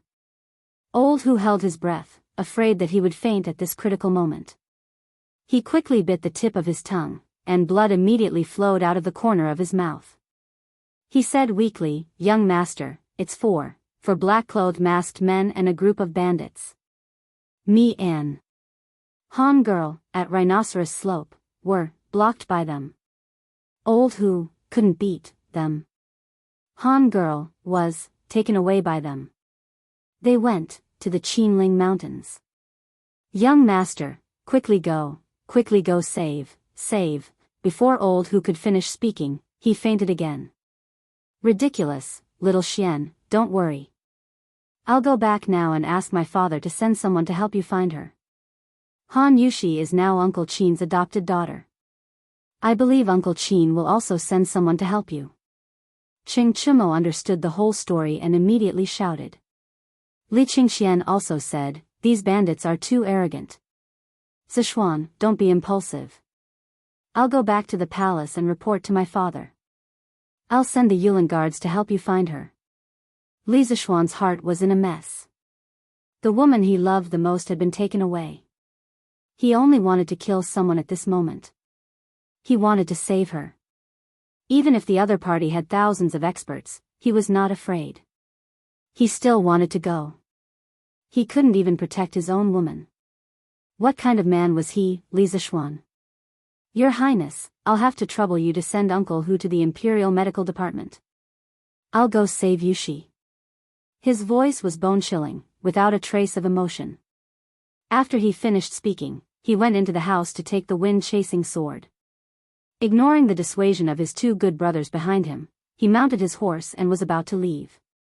Then he heard a sharp voice from the side, "Lord Li, His Majesty summons you to the palace for an audience. Quickly follow me into the palace." Li Zishuan fiercely slapped the horse's belly. He ignored the attendant who delivered the decree and rushed out like a gust of wind, leaving only an angry roar, "I don't have time." The attendant was so scared that he fell to the ground, not knowing how to return to the palace and report the decree. Li Qingxian hurriedly had people carry old Hu to the Imperial Medical Department and called for the captain of his personal guards, Wu San. Quickly mobilize all the Imperial guards in the Eastern Palace to assist Li Zishuan in investigating Miss Han's whereabouts. Yes. Wu San bowed in agreement. Then he quickly called for 2 personal guards and ordered them to protect the Crown Prince. He mounted his horse and returned to the Eastern Palace to mobilize the troops. Sigh. Li Qingxian shook his head and sighed. This was the first time he had seen Li Zishuan lose his self-control. He was afraid that this Miss Han was really important to him. He hoped that both of them would be safe and sound. Qing Chimo anxiously stamped his feet and said goodbye to Li Qingxian. He went home to find his father for help. Chapter 135. Taiji Palace. Your Majesty, the messenger who went to deliver the decree to Li Zishuan bowed to Li Er, trembling in fear as he did not know how to report to Li Er. Where's Li Zishuan? Li Er frowned and asked unhappily. Your Majesty, Lord Li. Lord Li said he's not free. The messenger felt Li Er's blade-like gaze and hurriedly told the truth. Of course, he omitted the first 2 words of Li Zishuan's sentence. Although Qin Xiong, who was standing at the side, remained calm on the surface, his heart was in turmoil. He thought to himself that this Li Zishuan was really bold. Li Er slammed the table and said angrily, "Impudent, this brat is simply lawless." Men. Qin Xiong knew that something was wrong and was about to plead for mercy when another servant hurriedly came in and bowed. Your Majesty, the Crown Prince requests an audience. Li Er suppressed the anger in his heart and said, "Let him in." Yes. A moment later. Greetings, Father. Li Er acknowledged and asked, Qingxian, what's the matter? Father, I'm here today for Li Zishuan. Li Zishuan had just left. As a friend, he naturally had to help him clean up his mess. Otherwise, the consequences would be unimaginable. You still dare to mention that brat to me? I summoned him, but he didn't even dare to come. He's getting bolder and bolder, Li Er said angrily. Li Qingxian hurriedly said, Father, please calm down. Li Zishuan has a reason for this. Father, please listen to me slowly. Li Qingxian told him everything that had just happened. When Qin Xiong heard that something had happened to Han Yushi, he immediately rushed forward and said, Your Majesty, this Han Yushi is the adopted daughter that I just adopted. I didn't expect that she would be captured by criminals today. I beg Your Majesty to allow me to bring people to rescue her. Li Er said in surprise, Shu Bao actually adopted a daughter? Qin Xiong nodded anxiously and said, Your Majesty, I just acknowledged it yesterday. Li Er saw the anxious expression on Qin Xiong's face and knew that now was not the time to ask for details. He said, Shu Bao, you are injured and cannot go. Men, summon Dugu Xayan. Greetings, Your Majesty. Dugu Xayan, clad in radiant armor, cupped his fists at Li Er. Li Er ordered, Dugu Xayan, take 1,000 featherwood guards and immediately search for Han Yushi's whereabouts in the vicinity of Mount Qinling. If you encounter bandits who resist stubbornly, you can kill them without mercy. Dugu Xian said awkwardly, Your Majesty, I don't know Han Yushi. Li Er thought for a moment and said, Go to the Imperial Physician's office and bring an uninjured Han village villager with you. Have him search with you. Yes.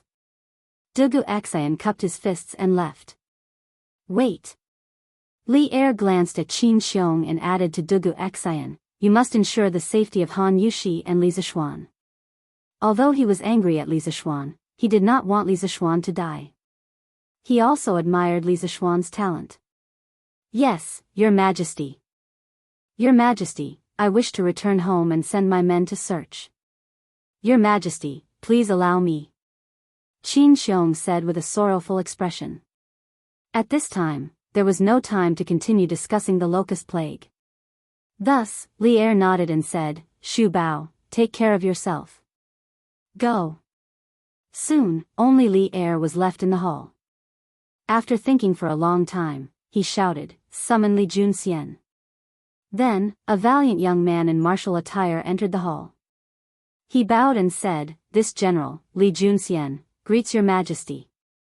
Li Er nodded and told Li Junxian about Han Yushi's capture. Then, he ordered, Junxian, take 500 cavalry and investigate the background of these bandits. How dare they cause trouble near the capital? This general obeys the decree. At the same time, in the Qing residence, What? You said that Han Yushi was captured? Qing Yaojin's eyes widened as he exclaimed. Yes, father, quickly send someone to search for her. Your son is about to go crazy from seeing little Xian.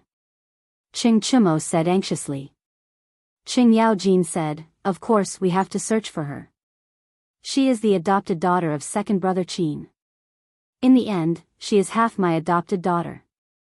How can I just stand by and watch? After saying that, Qing Yaojin rushed outside the house and shouted, Zhuang Qi.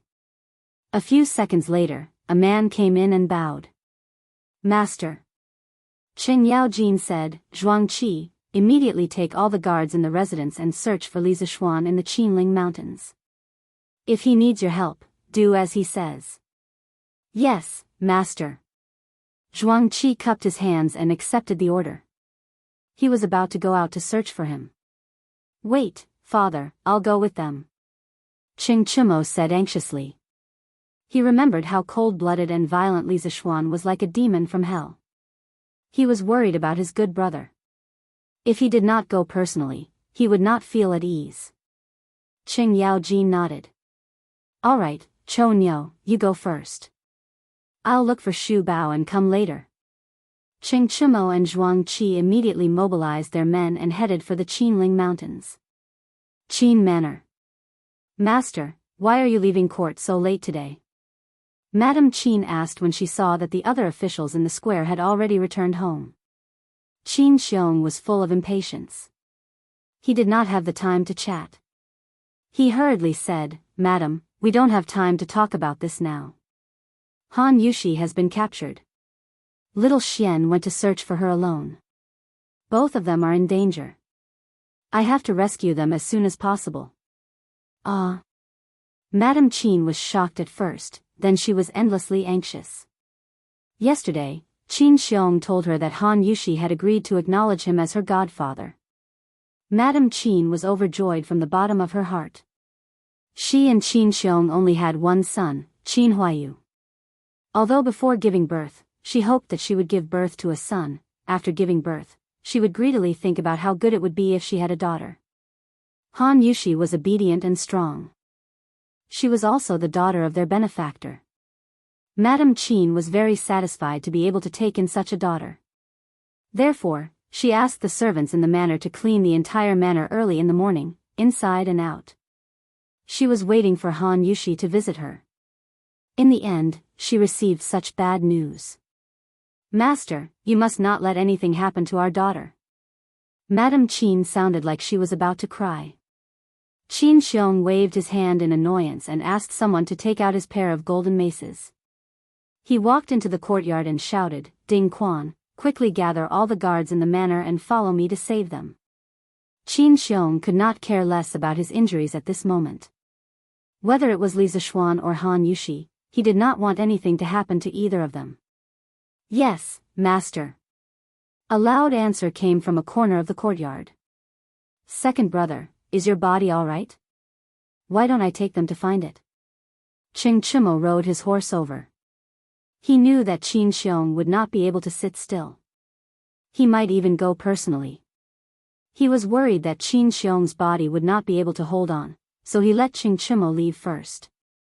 He would come over himself to take care of him. Jijia, I'm much better now. It's fine. Time is of the essence. Let's set off quickly. Qin Xiong waved his hand and said anxiously. Qing Chimo was naturally not a wishy-washy person.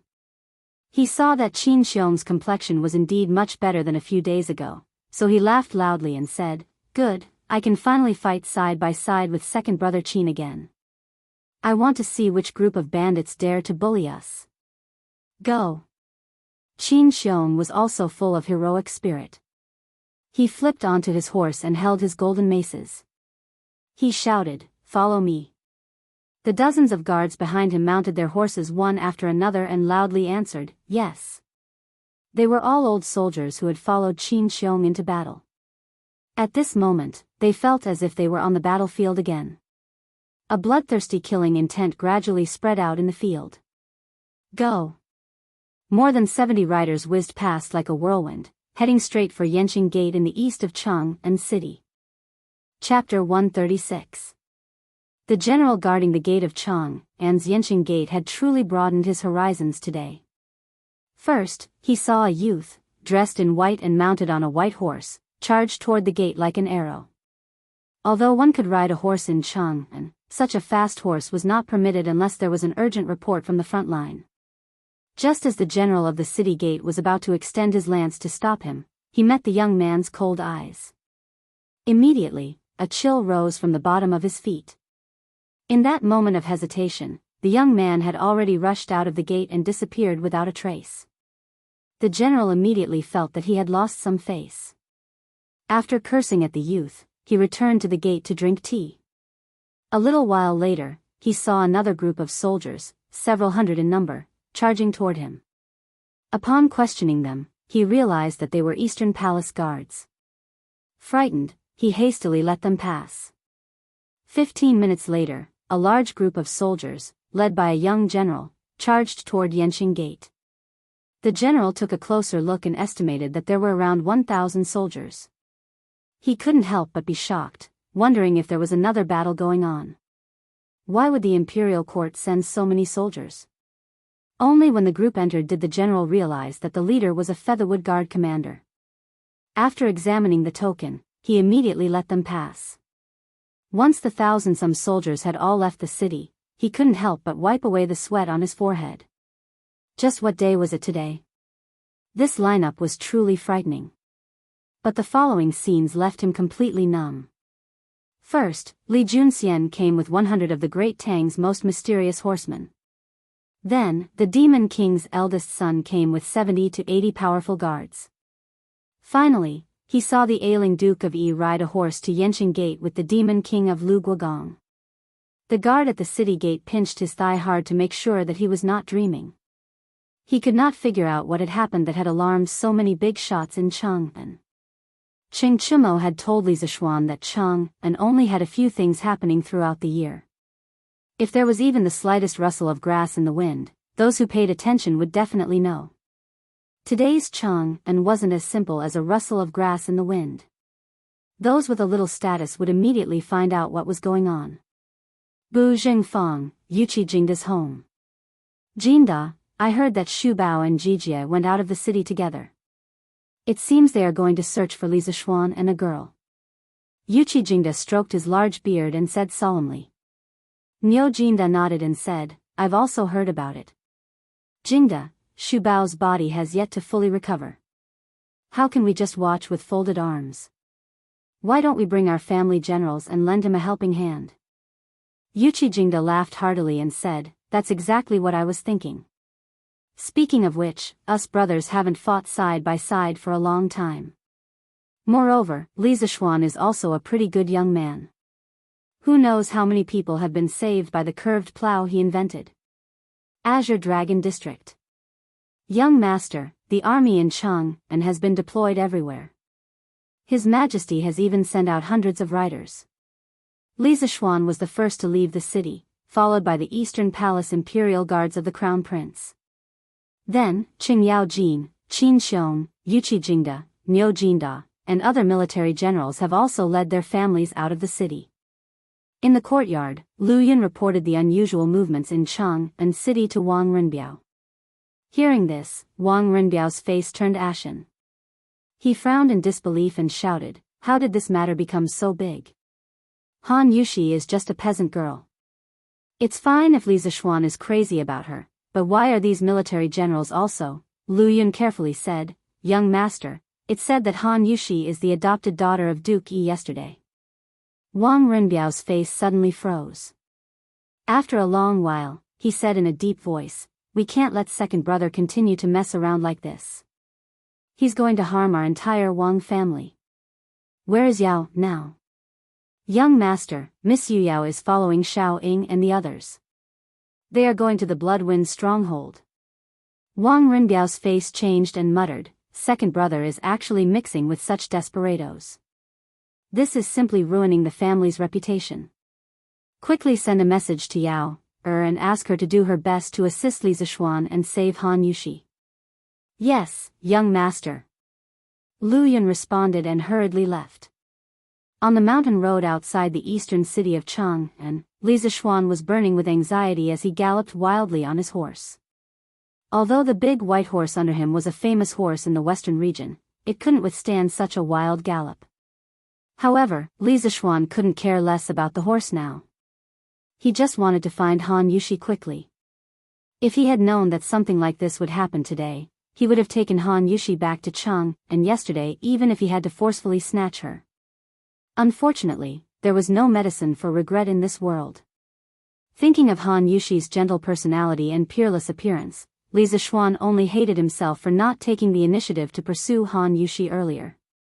Then, she would have stayed in the Li residence and this kind of thing wouldn't have happened. In less than a quarter of an hour, Li Zishuan had already arrived at the Rhinoceros Slope, which was 10 miles away from Chang'an City. He saw 4 or 5 pools of blood on the ground and many traces of a fight. It was enough to show that the battle was fierce.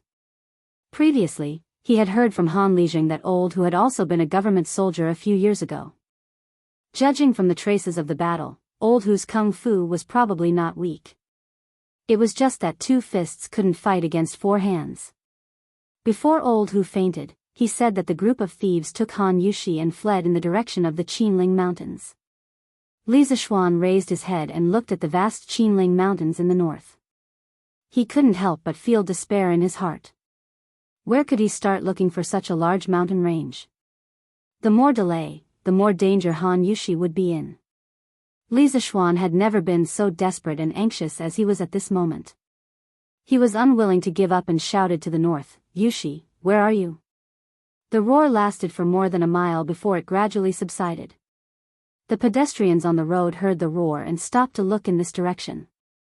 Li Zishuan vented the depression in his chest, adjusted his mood, and mounted the horse. No matter how big the Qinling Mountains were, even if he had to search for a lifetime, he would find Han Yushi. At this moment, a ball of object flew towards Li Zishuan's face. Although the speed was fast, Li Zishuan didn't feel any killing intent. He tilted his head and used his strength to grab the ball of object in his palm. "Who is it?" Li Zishuan looked around and saw that there was nothing around except trees and weeds. He paused and looked at the object in his hand suspiciously. He saw that it was a silk cloth wrapped around a stone. Li Zishuan threw away the stone and opened the silk cloth. He saw the words on it, "If you want to save Han Yushi, go to the Bloody Wind stockade of Mount Mang quickly." Li Zishuan was suddenly shocked and hesitated. He didn't know if the person who delivered the letter was purposely making a diversion to distract him or was sincerely helping him. After hesitating for a moment, Li Zishuan gritted his teeth. He had to risk it. Having a specific location was much better than him running around like a headless fly. He threw away the silk cloth and walked to an open area. He found a passerby and asked for the location of Mount Mang. He rode his horse and galloped over. Chapter 137. Giddy Up. On the mountain path to the southeast of the Qinling Mountains, Li Zishuan whipped his horse and galloped wildly. The white horse beneath him seemed to have sensed his master's anxiety. Its four legs were crisscrossing at an extremely high frequency, kicking up a trail of dust. Li Zishuan's mind kept thinking about Han Yushi's smile and the words on the silk cloth. Blood Wind Stockade, Blood Wind Stockade. He could not help but murmur. At this time, he felt that Blood Wind Stockade sounded very familiar. Suddenly, he quivered. Wasn't the previous owner of this body accidentally knocked off the cliff to save a woman from the bandits of Blood Wind Stockade? According to his memory, these bandits were extremely vicious. They even dared to kill people. If Han Yushi fell into their hands, wouldn't she be in great danger? Thinking of this, Li Zishuan became more anxious. The horse was urged faster and faster by him. Suddenly, the white horse under him neighed tragically and fell forward. Li Zishuan quickly flew down from the horse. After stabilizing himself, he saw that the white horse was panting heavily and its front legs were retracted. It seemed to be injured. Li Zishuan quickly went forward to check carefully. He found that the horse's front hooves were nailed with thorny vines. Li Zishuan touched the white horse's ears and said softly, "You've worked hard today. From now on, you can follow me and enjoy your life. You stay here first. When I'm done, I'll take you home." The white horse seemed to understand his words. It shook its head on the ground and gently touched Li Zishuan's palm with its nose. Li Zishuan gave a knowing smile and patted its head. Using the cloud-piercing steps, he rushed towards Mtimang in the north. Time was of the essence and he did not have the time to find another horse. He could only rely on his Qing Gong to hasten his journey. At the foot of the North Mang Mountain, a group of bandits in ragged clothes were escorting a flower-like girl up the mountain. "Boss, this little girl is crying and walking so slowly. Why don't you let this little one carry her?" A wretched young man flatteringly said to the leader. After he finished speaking, he couldn't help but glance at Han Yushi's stunning face. "If you dare to touch me, I will immediately bite my tongue and commit suicide." Han Yushi's eyes reddened when she heard this. She had been sad for the dead old Hu the whole way. After all, old Hu had been beaten to such a state.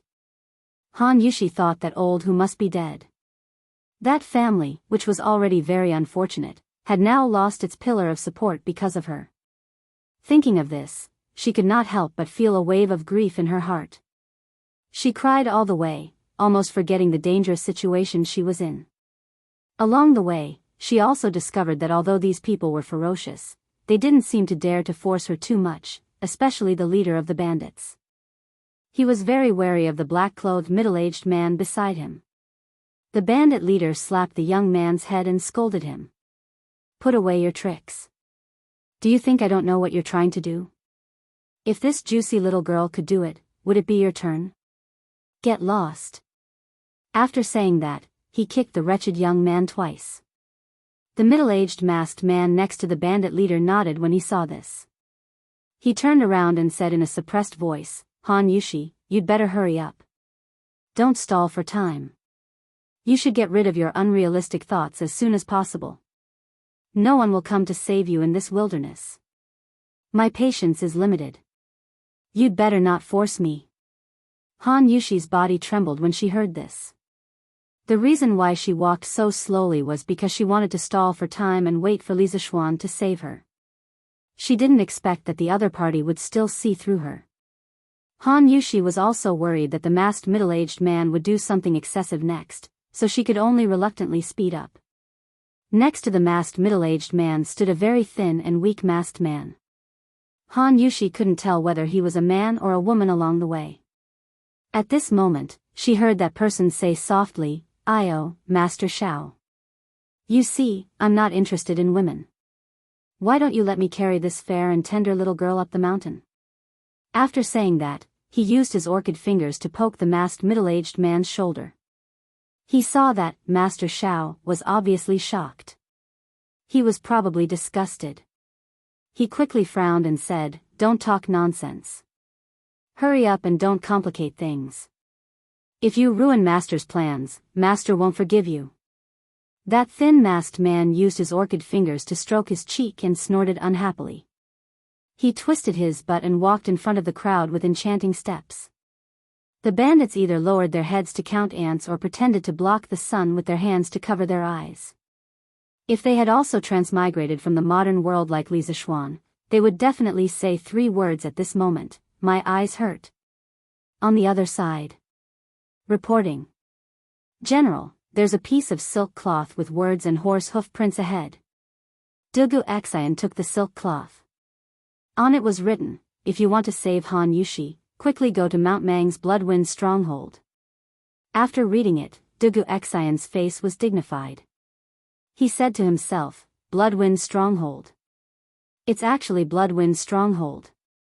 In the past few years, the imperial court has sent troops to clean up the mountain bandits, but the bandits of Xifeng Stockade have not been eradicated. "This time, I will uproot you and see if you can still harm the people." "Hey, Wooden Face, did you find little Xian's whereabouts?" Not far away, there was a sudden shout. The person who spoke was Qing Chumo. Although the Qing family soldiers were old soldiers who retired from the front line, after all, they had slacked off for so many years. They naturally could not compare with the elite Yulin Guards.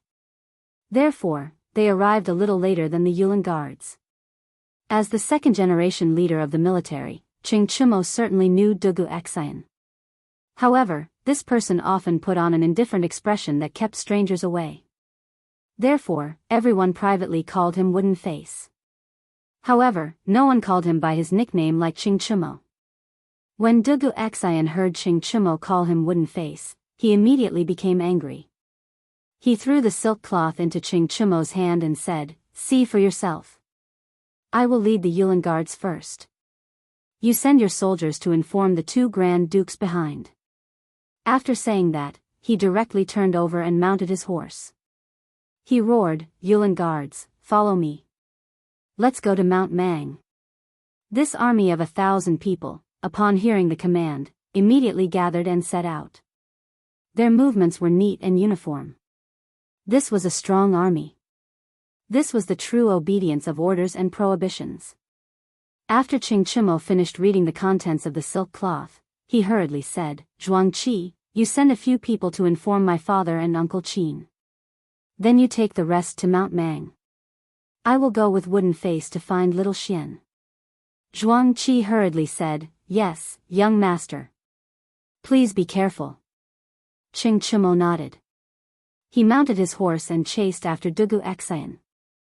He shouted, "Hey, Wooden Face, wait. I, Old Qing, will go with you." Chapter 138. Bloodwind Stockade. The gate of the stockade was closed, and there were 2 people standing guard on the simple turrets on both sides of the gate. There were people moving in the stockade. In a dark hut on the east side. "Miss Han, I won't talk nonsense with you. Quickly hand over the formula of tenderness and immortal intoxication. Otherwise, don't blame me for being ruthless." Master Xiao played with the knife in his hand, stared at Han Yushi, and threatened her. Han Yushi's hands were tied to a pillar. She was shocked when she heard that. She did not expect these people to be here for tenderness and immortal intoxication. Tenderness and immortal intoxication had an unusual position in Han Yushi's heart because this was the first thing she did for Li Zixuan. She would not tell the formula even if she died. Hearing the middle-aged man's threatening words, Han Yushi's mind was full of thoughts. She decided to delay for a while, so she pretended to be calm and asked, "Who are you? Do you know that tenderness and immortal intoxication are new wines jointly brewed by the men of Lantian County and Lu Guogong's family? Are you not afraid of Lu Guogong's revenge?" Master Xiao was obviously stunned when he heard that. He did not know that the Qing family was also involved in the new wine. He and the second young master both thought that Li Zixuan was just borrowing a winery from the Qing family. It seemed that things were a little out of control, but he still had a glimmer of hope in his heart. Perhaps Han Yushi was deliberately scaring him. Panic flashed in Master Zhao's eyes. He said sternly, "Little girl, you're talking nonsense. The Qing family just lent a winery to Li Zishuan. What does this new wine have to do with them?" Han Yushi's heart moved. It seemed that these people were not fearless. She said seriously, "I don't need to lie to you. My young master told me before that he gave the Qing family 10% of the shares. So, even if you get the new wine formula from me, I'm afraid you won't dare to brew the new wine and sell it, right?"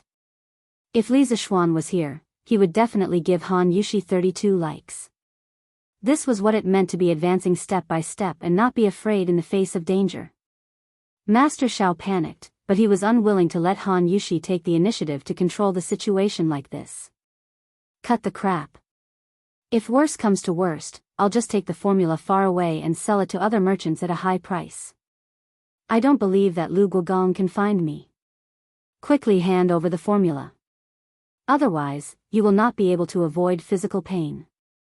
He thought to himself, since he had already spent so much effort to capture Han Yushi, wouldn't it be a loss to let her go so easily? He would get the new wine formula first. As for the follow-up matters, he would go back and slowly discuss it with the second young master. Han Yushi's heart sank, and she had a bad feeling. She said stubbornly, "I don't know the formula, and I won't give it to you." Master Xiao smiled coldly and said, "Fine. It seems like you're refusing a toast only to be forced to drink a forfeit. Don't think that I won't dare to do anything to you. Many people in the stronghold are drooling over your beautiful face." Han Yushi's face turned pale. The thing she was most worried about was still going to happen. She pretended to be fierce and shouted, "You dare? My young master won't let you go." Of course, Master Xiao didn't dare to be too ruthless. This Han Yushi had a strong personality. If she really killed someone, she would really have a life and death feud with Li Zishuan. In the end, it wouldn't be easy for him to clean up the mess. He was just deliberately scaring Han Yushi. Master Xiao pretended to be indifferent and said, "Hee, why wouldn't I dare? I advise you to obediently hand over the formula. After we verify its authenticity, we will let you go down the mountain." Han Yushi's heart was suddenly filled with despair. Master Zhao's words had blocked her last path. It wasn't that she hadn't thought about it. If it really didn't work, she could just say a fake formula to fool them. "What, you still don't want to say it? Then I'm going to call someone over," Master Xiao said with a fierce face. Han Yushi closed her eyes and clenched her teeth, ready to bite her tongue and commit suicide. At this moment, a scream suddenly came from outside. Ouch! Someone broke into the stronghold. Master Xiao frowned and looked at the bandit leader beside him. He asked, "What's going on?" The bandit leader shouted outside, "Men." A small follower immediately came in from outside and hurriedly said, "Boss, there's a young man outside the stronghold. He's breaking into the stronghold. He even killed a few of our brothers." The bandit leader stared with his bell-like eyes. He stepped forward and grabbed the follower's collar. He angrily said, "You guys can't even beat a little kid?" The follower quickly said with a bitter face, "Boss, that young man's martial arts are too powerful." Master Xiao frowned and said, "Song Tiandao, get someone to guard this door. Don't mess around. Let's go out and take a look." It turned out that the bandit leader was called Song Tiandao. Song Tiandao nodded. After arranging the men, he went to the stronghold gate with Master Xiao and the others. The person who was breaking into the stronghold was Li Zishuan. He ran all the way and finally came to the vicinity of Mount Mang. After spending a lot of effort, he finally found the stronghold. He saw that the stronghold was located in the middle of a lofty mountain range. It was surrounded by cliffs. Only this 30 feet wide stronghold gate could be passed through. It was easy to defend and hard to attack. Li Zishuan took a breath and no longer wasted time. He planned to force his way in. At least he had to see Han Yushi first. He gathered his chi in his palm and threw out 2 pebbles. With his current power, just his hand strength alone had the strength of 1,000 pounds. The two pebbles instantly shot out like bullets and sank into the space between the eyebrows of the two bandits who were dozing off on the turret. Yes, Li Zishuan did not plan to leave anyone alive. From the moment he heard that Han Yushi was captured, he had been suppressing a killing intent in his heart. Anyone who dared to touch his woman must die. He used the cloud-piercing steps and directly crossed the stronghold gate. After the two bandits guarding the gate were killed, they directly fell to the ground. At that time, the bandits in the stronghold were already alarmed. At this time, they saw a young man jumping in from outside the stronghold gate. They immediately shouted and gathered their companions to surround Li Zishuan. Where did this kid come from? How dare he kill our brothers of Bloody Wind's stronghold? Does he want to die? Yes, how dare he come to our Bloody Wind stronghold to make trouble? Does he want to die? Brothers, chop him up and avenge Doggy and Doggy. Kill. Time was tight. Li Zishuan did not have the patience to listen to their nonsense. There were only 20 or 30 people in front of him. He was confident that he could deal with them. He directly used the third move of the 9 Taishian swords, snow treading. Li Zishuan's footsteps changed cleverly. He waved his sword and attacked in all directions. The bandits only saw a blur in front of them. A moment later, they saw more than 10 bandits covering their throats and falling to the ground, dead. This was the suppression of strength. Facing a group of bandits, most of whom had not even succeeded in chi drawing, Li Zishuan, a master at the peak of chi forming, was like an adult strong man bullying a newborn baby. Today was the first time Li Zishuan had killed someone.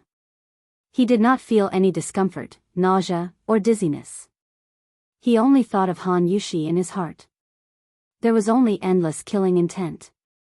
He did not even look at the fallen bandits. The rest of the surviving bandits were scared out of their wits. Suddenly, a chill rose from the soles of their feet. They desperately retreated, and no one dared to come forward. Therefore, such a funny scene appeared. In the stronghold of the bandits, a young man with a long sword forced a group of bandits to retreat. When Song Tiandao came out, he happened to see this funny scene. Chapter 139. Beimang Mountain, Blood Wind Stronghold. Song Tiandao, Master Shao, and the feminine man walked out side by side, followed by a black mass of bandits. Li Zishuan roughly glanced and estimated that there were at least 700 or 800 people. His heart sank as he did not expect the scale of this stronghold to be so large. His martial arts were indeed strong, but as the saying goes, 2 fists are no match for 4 hands. Even if he was a master, he could still kill a master. He could deal with dozens of small fries, but with nearly 1,000 bandits, even if he was a master, he would still be beaten badly. Moreover, he had used Qinggong to rush 7 or 8 miles. The true qi in his body was seriously consumed, which made things worse. I was wondering who it was. It turned out to be you, little bastard. I did not expect you to not fall to your death and dare to take the initiative to come to my door. But you came just in time. I, Song Tiandao, will avenge my second brother and third brother today. It was Song Tiandao who came to the front of the crowd. When he saw Li Zishuan, he suddenly felt a little familiar. Looking carefully, wasn't this the little kid who ruined their Blood Wind stronghold's business 2 months ago in the Zhongnan Mountains? New hatred and old hatred surged in his heart. Song Tiandao stepped out of the crowd and pointed at Li Zishuan and scolded. Master Shao and the feminine man had not seen Li Zishuan before, but they often heard of him. At this time, they looked at Song Tiandao suspiciously.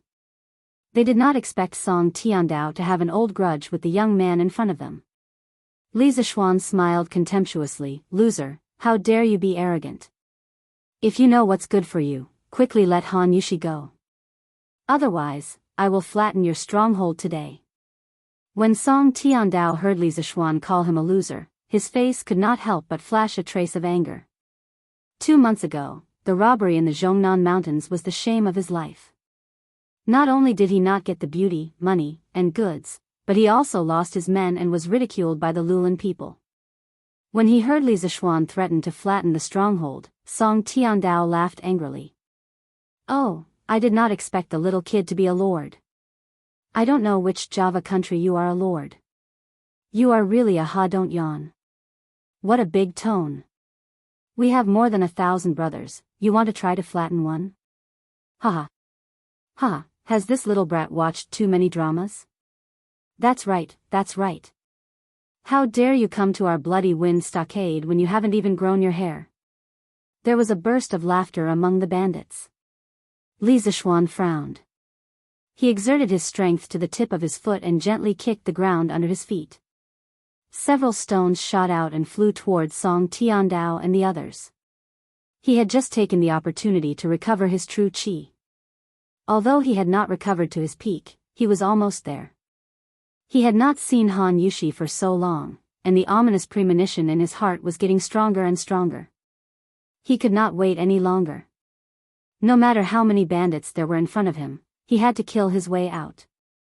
Song Tiandao, Master Shao, and the feminine man easily avoided Li Zishuan's sneak attack. However, the bandits behind them did not have time to dodge. 4 or 5 bandits were instantly killed and fell to the ground. When the rest of the bandits saw this, they glared at Li Zishuan, but did not dare to say a word. Of course, Li Zishuan did not expect to kill the bandit leader with just this. His goal was only to enrage him. When people were angry, they would often lose their rationality. Perhaps the bandit leader would come out and fight him one-on-one in a fit of rage. In his previous life, when he read The Legend of the Sui and Tang Heroes, he often saw that when 2 armies faced each other, they usually liked to fight the generals first. Although he was not sure if there would be such a thing in the real Tang dynasty, he still wanted to try. In a one-on-one fight, he was certainly not afraid of the defeated general. At that time, he might be able to capture him and save Han Yushi. Song Tiandao saw that Li Zishuan dared to kill his men under his nose. As expected, he was furious. He shouted angrily. How dare you? Men, take my broadsword. Little child, you'd better tell me your name first. Otherwise, you'll be a nameless ghost after you die.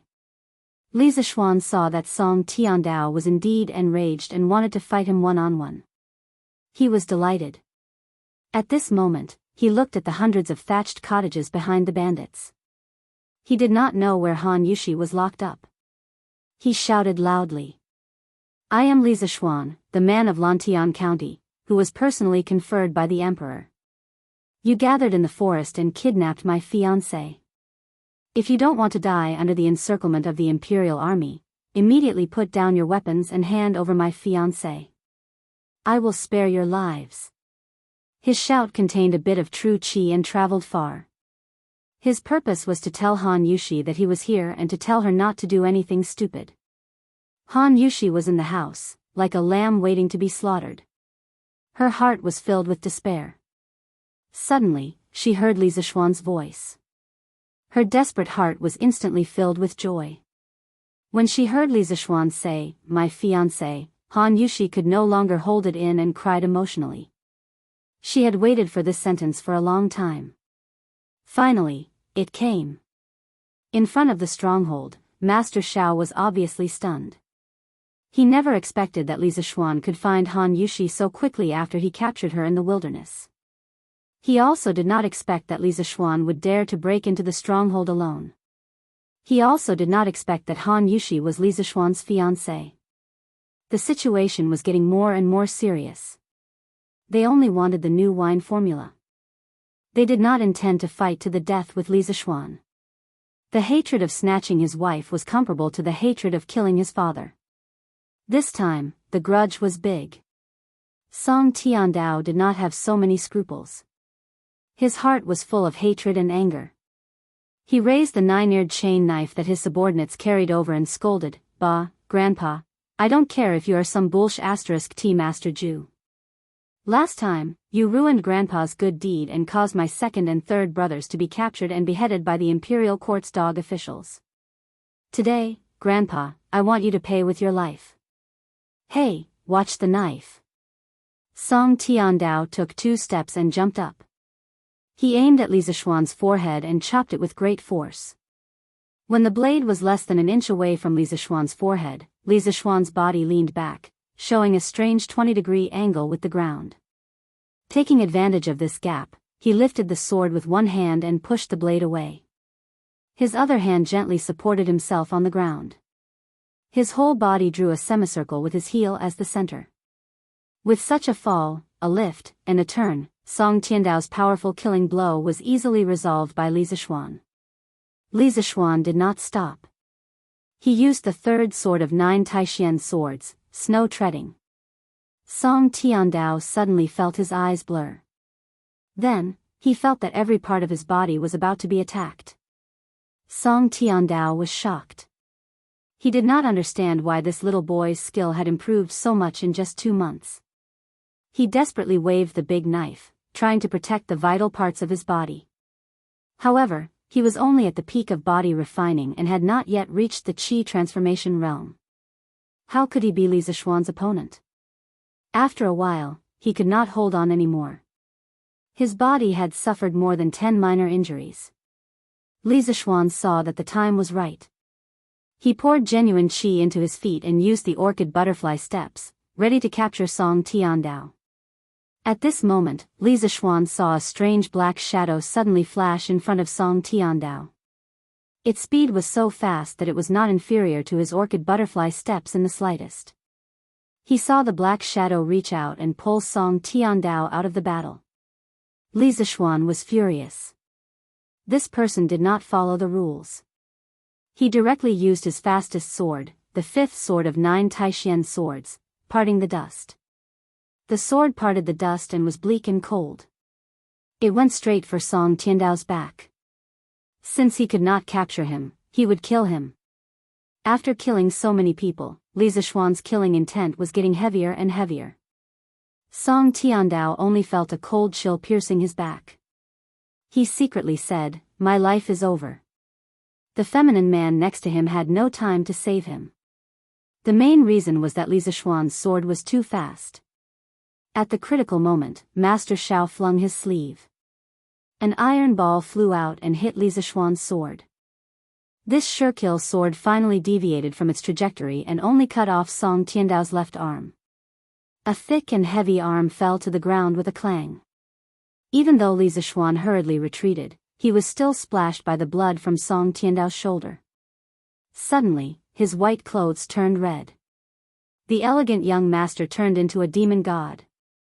Chapter 140. Silence. The bandits were cheering for their leader's bravery, but in the blink of an eye, Song Tiandao's arm was cut off and he almost died. They were all scared out of their wits and stood rooted to the ground. Master Zhao's heart was also in turmoil.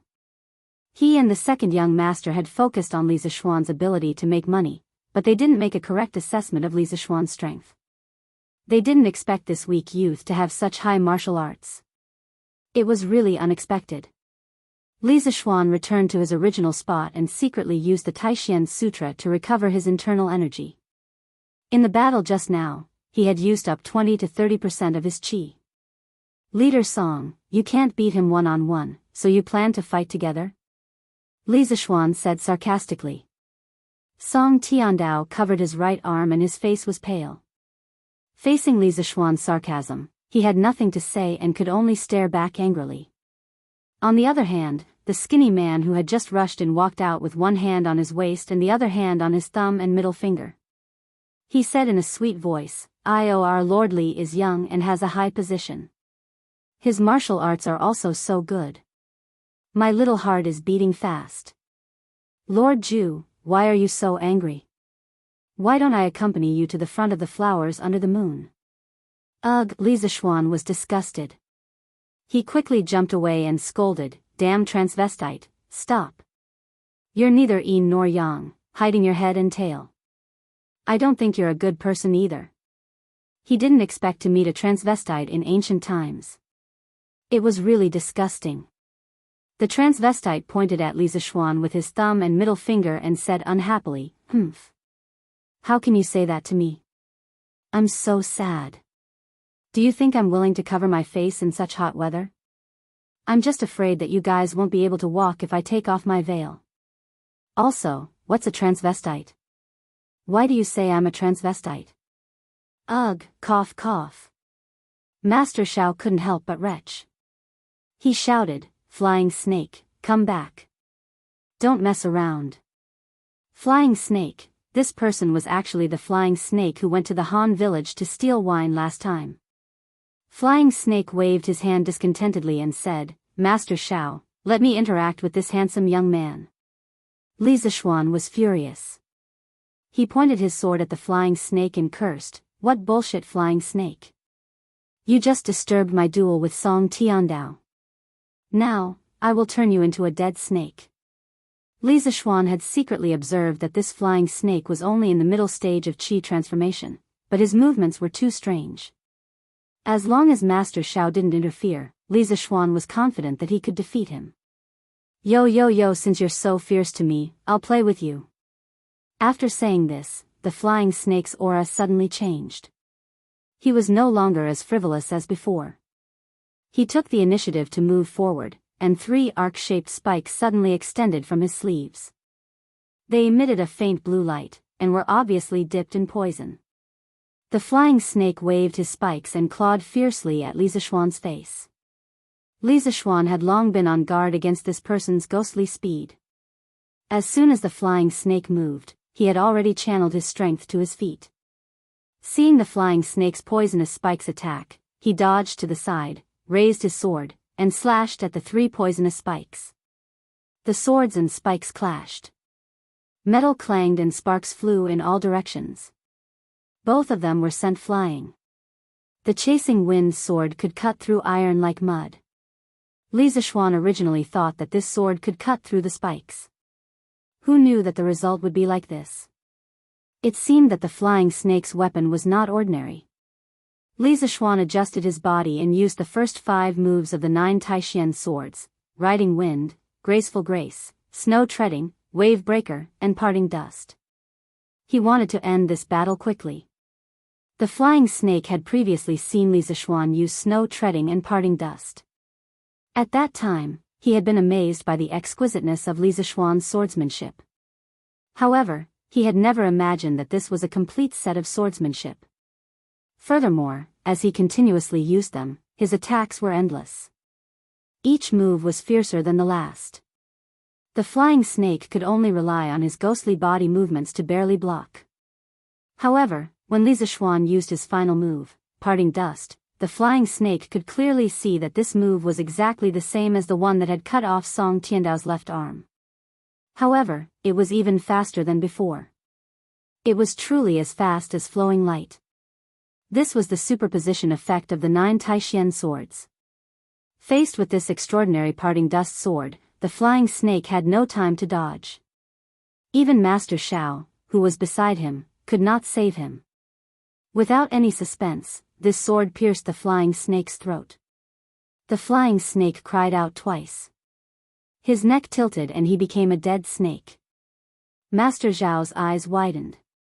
Just as he was about to attack Li Zishuan, a masked man suddenly appeared and whispered a few words into his ear. A trace of panic flashed through Master Zhao's eyes. He ignored Song Tiandao and the other bandits and led the rest of the black-clothed men to retreat. Li Zishuan felt somewhat baffled. Song Tiandao felt even more incredulous. He cried out, "Hey, Master Xiao, where are you going?" However, the other party simply ignored him. Song Tiandao stomped his feet in anger. He looked at Li Zishuan and said hatefully, "Little bastard, you're really good at fighting. Then I, your grandfather, will see if you can beat over 1,000 of us. Brothers, let's go. Chop this bastard up and avenge the 2nd and 3rd masters. Whoever can cut this brat once will be rewarded with 10 strings of cash." With such a great reward, brave men were bound to emerge. Moreover, it was 1,000 people against 1 person. The bandits' fighting spirit immediately soared. They waved the weapons in their hands and rushed toward Li Zishuan. Li Zishuan's face darkened. He didn't expect Song Tiandao to be so shameless. The thing he was most worried about had happened. There was no other way. He could only fight head-on. Li Zishuan gritted his teeth and took the initiative to attack. He used his body to his advantage in the crowd. While constantly dodging attacks, he used the wind-chasing sword in his hand to harvest lives. Song Tiandao retreated far away. He looked at Li Zixuan in the crowd and sneered. He didn't believe that this brat would never run out of strength. Song Tiandao was right. After all, Li Zixuan was only at the peak of the qi refining stage. He hadn't reached the supreme power level yet. After half an hour, although he had killed 70 or 80 bandits, his genuine qi had been almost exhausted. He also had more than 10 knife wounds on his body. Li Zixuan felt a little powerless. No matter how good his kung fu was, he was still afraid of a kitchen knife. If he could get out of here alive today, he must get some high-tech weapons to defend himself. Damn it, how dare you bully my brother? Wooden face, hurry up and let your men kill them. Just when Li Zixuan was feeling desperate, he suddenly heard Qing Chimo's voice behind him. He used the last of his genuine qi and used the orchid butterfly steps to escape the battle in an instant. He retreated to Qing Chimo's side and said angrily, "Damn it, if you had come a little later, I would have died." Qing Chimo hurriedly supported him and said heartlessly, "Didn't I come? Little Xian, hurry up and rest. These bastards dare to bully people with numbers.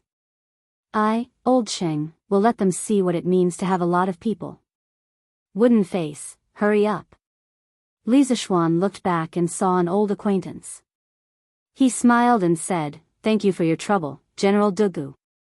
Dugu Xian bowed and said, "This is this general's duty." Today was different from the past. Li Zixuan was now a noble, so the necessary respect was indispensable. Dugu Xian waved his hand. 1,000 featherwood guards in bright armor entered in a line with murderous intent. It's the imperial court's officers and soldiers. It's the featherwood guards. It's over. Run. When the numerous mountain bandits saw the dense mass of soldiers swarming in from the stronghold gate, they were immediately thrown into disarray and were about to scatter and flee. They were nothing more than a motley crew. How could they dare to cross hands with the elite regular army of the Featherwood Guard? All officers and soldiers, listen to my order. Don't let anyone go. If there is resistance, kill without mercy. Yes. The bandits pushed and shoved each other in panic. The well-trained Featherwood Guards wrapped all the bandits like dumplings in a moment. There were also bandits who were unwilling to be captured and wanted to kill their way out of the encirclement. However, they were cut down by the Featherwood Guards in a few rounds. As the Imperial Army, if they couldn't even defeat the bandits, then wouldn't they, the Featherwood Guards, be laughed at by the other armies? Song Tiandao also wanted to run, but he was surrounded by people. He was seriously injured and couldn't run. A small bandit next to him said with dissatisfaction, "Boss, who did you catch in the end? How did you provoke the Featherwood Guards?" Song Tiandao said angrily, "How the hell did I know that girl's background was so big?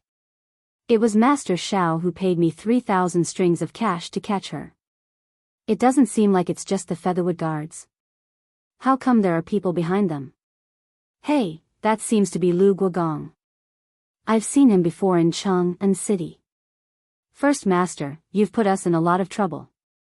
Why did you provoke that madman Lu Guogong?" Song Tiandao said with displeasure, "Motherf *Ker, you were more active than anyone else when it came to splitting the money. Now you have the face to say this? Hey, that's Yi Guogong.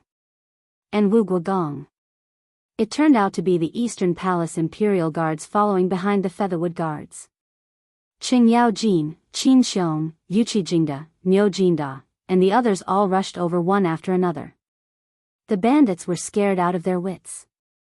They never thought that they would alarm so many important people. Now their legs were weak. How could they dare to run? They could only pray that they would suffer less after being caught. Qing Chimo laughed arrogantly at the bandits. "Haha, you want to compete with Laozi in terms of numbers? Motherf *Ker, come out and fight again." Li Zixuan ignored that fool. After he thanked Qing Yaojin and the others, he quickly called a bandit to take him to find Han Yushi. People often don't know how precious they are until they lose something. He really wanted to see Han Yushi right now. He didn't want to wait a moment longer. Chapter 141. The underling led Li Zixuan through many twists and turns before arriving at a small, shabby hut. Then, he respectfully said, "Lord Zhu, it's here." Li Zixuan nodded and said, "Go squat in front of the stockade by yourself. Don't think about running away. As long as you haven't committed murder or arson, I'll get someone to give you a lighter punishment." The henchman immediately bowed excitedly and said, "Thank you, Lord Zhu." "Don't worry, Lord Zhu. I definitely won't dare to run away." Li Zixuan waved his hand and sent him away. Then, he pushed the door open and entered. He saw Han Yushi's hands tied to the pillar. She was looking at him with tears in her eyes. Li Zixuan hurriedly went forward and helped Han Yushi untie the rope. He grabbed her shoulder and asked with concern, "Yushi, are you okay? They didn't do anything to you, right?" Han Yushi shook her head. She looked at Li Zixuan's tattered and blood-stained clothes. She thought of the person in front of her running dozens of miles alone and ignoring the danger. He went deep into the nest of thousands of bandits to save her. She could not help but say sadly, "Young master, why are you so seriously injured?" "It's all my fault. I caused Uncle Hu's death and young master's injury. Yushi is an inauspicious person." Sob sob. Li Zixuan's heart melted when he heard Han Yushi's crying. He ignored the pain in his arm and pulled Han Yushi into his arms. He said gently, "Nonsense. How can you be an inauspicious person? Yushi, you're a fairy given to me by the heavens. At the same time, you're a demon sent to me by the heavens." Han Yushi was obviously stunned when she heard these contradictory words. She stopped crying and looked up at Li Zixuan. "Young master, how can I be a demon?" Li Zixuan stared at Han Yushi's beautiful face that was still stained with tears. He brewed his emotions and said in a slightly magnetic voice, "Yushi, no matter how many lives the flower blooms and how many times the flower falls. No matter where the wind rises and where the wind stops. You will never be able to escape, because you know in your heart that you are my inner demon."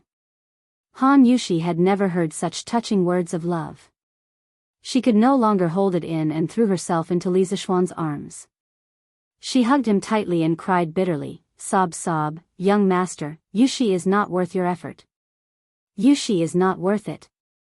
Yushi even killed Uncle Hu before," sob sob. Han Yushi hugged him too tightly. Although Li Zixuan grimaced in pain and gasped, he couldn't bear to break such a warm and romantic atmosphere. He could only grit his teeth and endure. He stroked Han Yushi's soft long hair and said softly, "Silly girl, who said that Uncle Hu is dead? He's not dead yet. He's being treated at the Imperial Physician's Department." Han Yushi raised her delicate tear-stained face and said in disbelief, "Young master, are you saying that Uncle Hu is still alive? Young master, is this true?" Li Zixuan nodded. Although old Li Zixuan's injuries were serious, his vital parts were not injured. Li Zixuan believed that with Sun Simiao's medical skills, he would definitely be able to save old Hu. Uncle Hu is indeed still alive. "Yushi, don't blame yourself for everything. It's my fault. I didn't protect you well." Han Yushi quickly shook her head and said, "It's not young master's fault. It's not young master's fault." Li Zixuan stroked her cheek and said affectionately, "Yushi, marry Yushi. Yushi, marry me. Let me protect you for the rest of your life. You are my inner demon. I can't leave you. I want to turn my inner demon into a fairy who will accompany me for the rest of my life. I want to love you until we grow old. Ah, young master." Han Yushi was so embarrassed by such straightforward words of love that her face turned red. With a cry, she plunged into Li Zixuan's arms like an ostrich. "Ah!" Li Zixuan scratched his head awkwardly. He had racked his brains to recall these words of love from some movies and television works in his previous life. Did Han Yushi agree or not? "Yushi, are you not willing?" Li Zixuan probed carefully. When Han Yushi heard Li Zixuan ask such an idiotic question, she couldn't help but secretly roll her eyes. She thought to herself, young master's words of love before were quite touching, but why is his EQ still so low? However, she was also afraid that Li Zixuan would really misunderstand, so she quickly said, young master, Yushi is willing.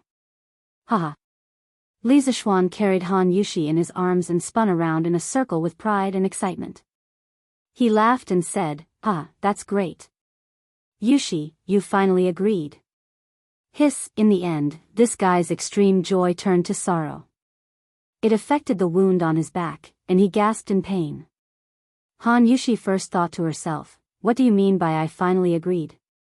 It's you who finally said that you love me, silly young master. Behind him, he heard Li Zixuan's cry of pain. He quickly pulled Li Zixuan's hand and asked anxiously, young master, where do you hurt? Let me take a look. Li Zixuan waved his hand and said nonchalantly, it's just a small injury. It's fine, it's fine.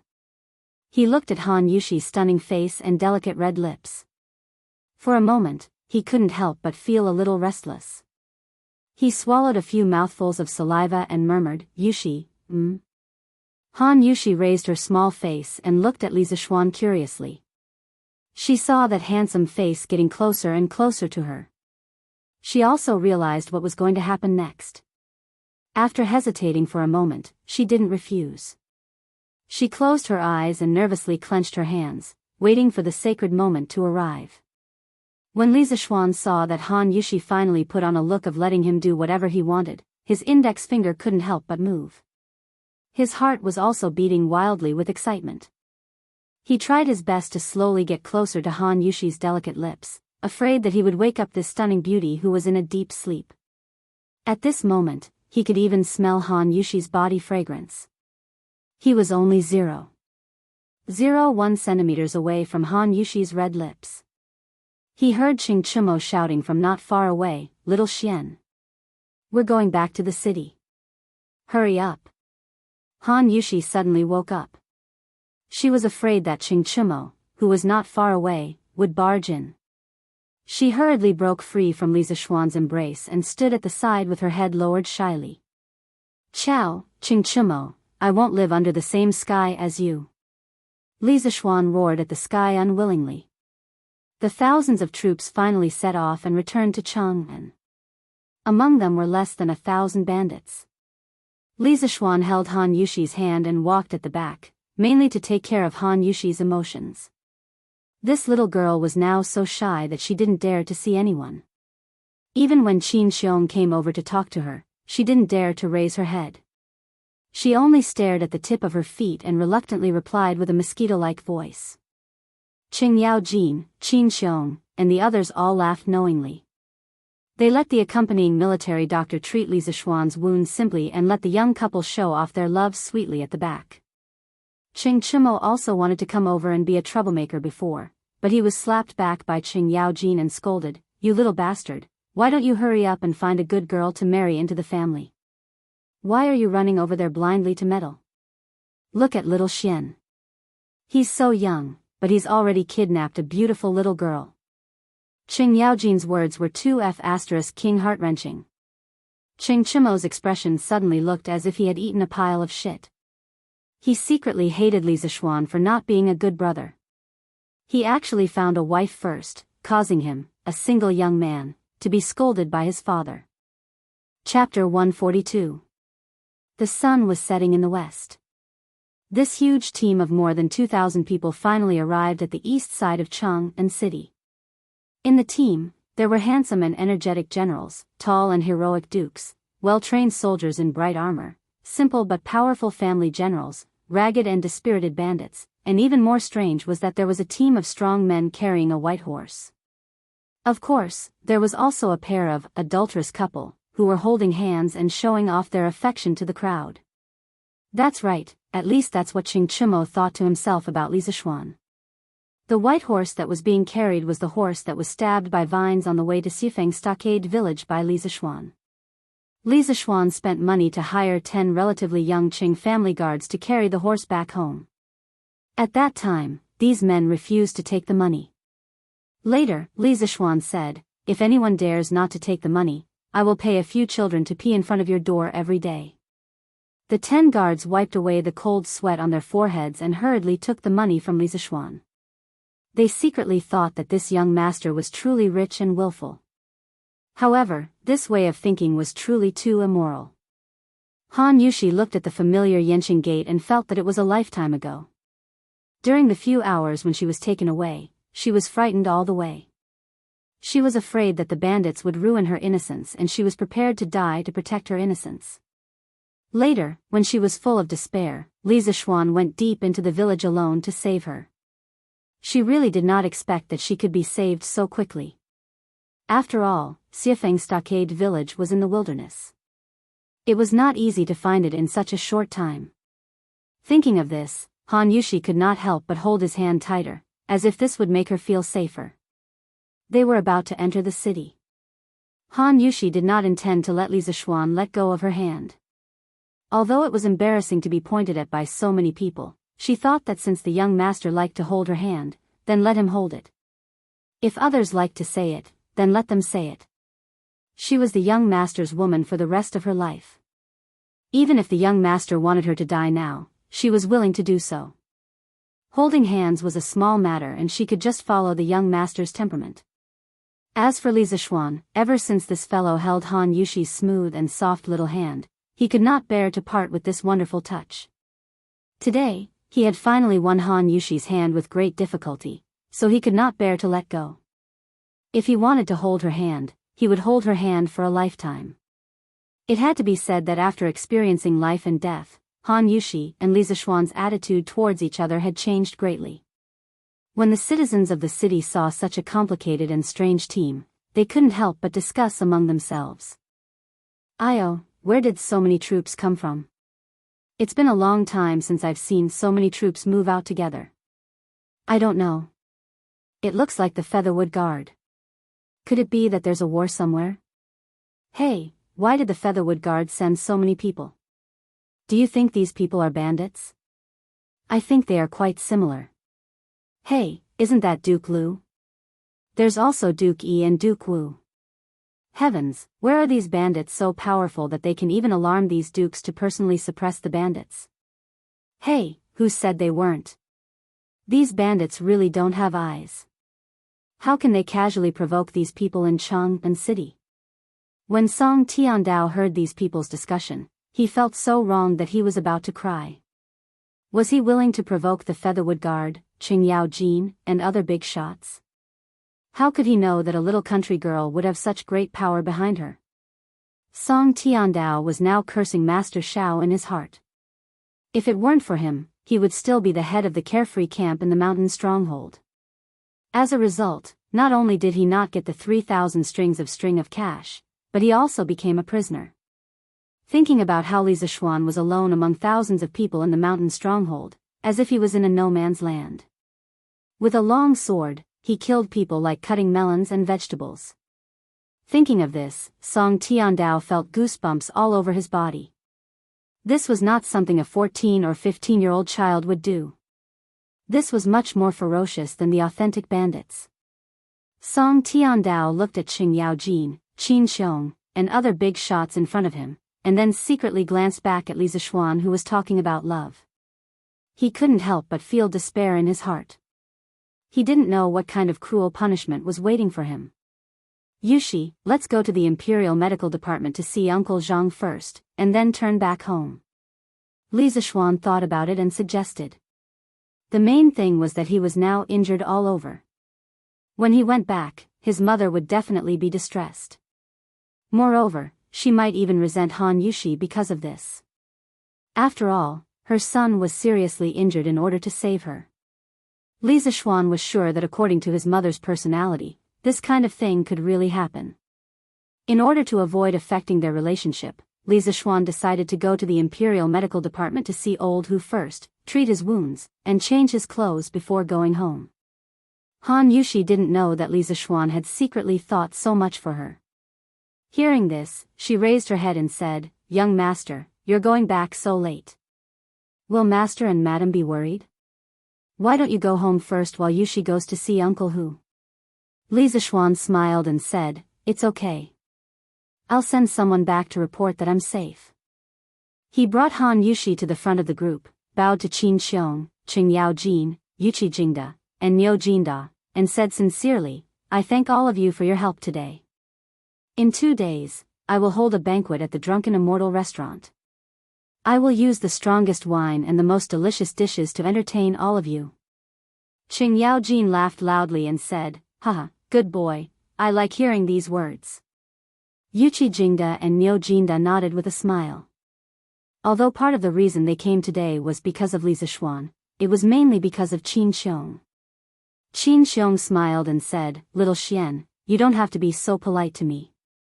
Yushi is my adopted daughter. You went to save her alone. I should thank you. Li Zishuan repeatedly said that he didn't dare. He thanked Dugu Xian again and asked him to investigate the person behind this group of bandits. Then, he bid farewell to Qin Xiong and said, Uncle Qin, I'll bring Yushi to the Imperial Medical Department to see Uncle Hu first. Qin Xiong nodded and said solemnly, speaking of which, this Hu Hanyun was injured because of Yushi. It's already late today, so I won't go over. Little Xian, you have to thank him on my behalf. I'll visit him personally another day. Li Zishuan replied, Don't worry, Uncle Qin. I will. Qin Xiong looked at Han Yushi and said, Yushi, you have to visit your adoptive mother tomorrow. She has been talking about you. When she heard that something happened to you, she was worried sick at home. Han Yushi bowed and said, Yes, adoptive father. Yushi will definitely visit adoptive mother tomorrow. Qin Xiong smiled and waved his hand. He said kindly, Good child, quickly go to the Imperial Medical Department. Chapter 143. Uncle Hu, are you alright? Li Zishuan and Han Yushi came to the Imperial Physician's office and asked about old Hu's room. They pushed the door open and entered. They saw that Hu was indeed serving old Hu, who was wrapped up like a dumpling, medicine. He quickly walked over and asked. When old Hu saw Li Zishuan come in, he quickly pushed the medicine bowl away and smiled at Li Zishuan. Young master, you're here. I'm here today to thank you for helping Jinjing and Jinjing find a miracle doctor. Sai, it's great that you saved the Han family's girls so quickly. Otherwise, I, old Hu, would never have the face to return to the Han family village. Hearing this, Han Yushi said with red eyes, Uncle Hu, please don't say that. It's all Yushi's fault that you're so seriously injured. If anything happens to you, Yushi won't have the face to see Aunt Lu. Old Hu said indifferently, Sai, this injury is nothing. When I was fighting in the early years, I was injured more seriously than this several times, but I'm still fine. Han girl, young master, don't worry. I, old Hu, have a tough life. What do you mean by fine? You broke 12 bones and lost more than half a liter of blood.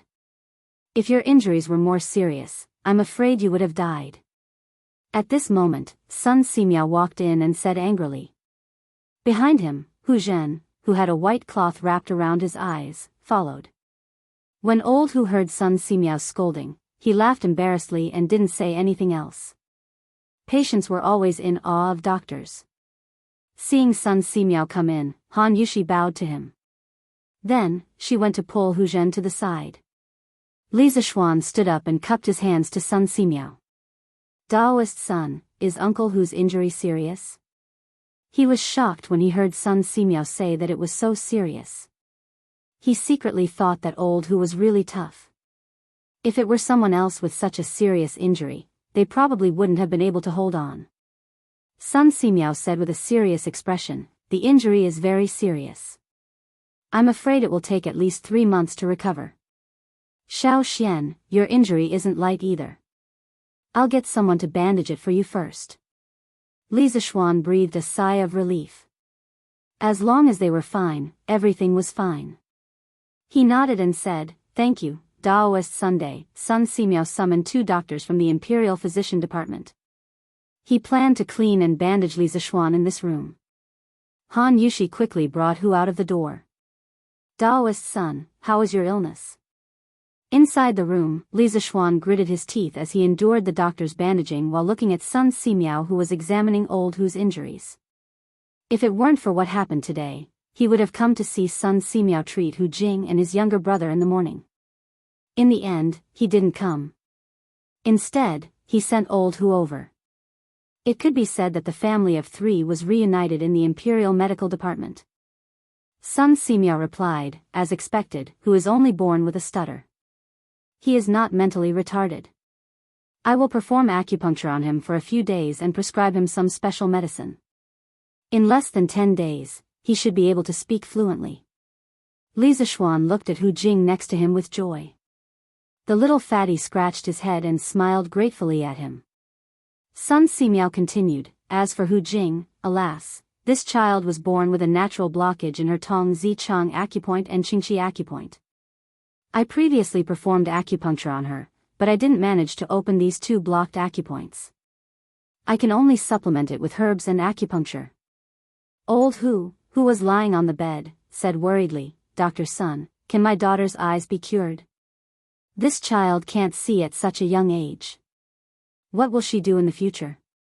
Sun Simiao thought for a moment and nodded. It can definitely be cured.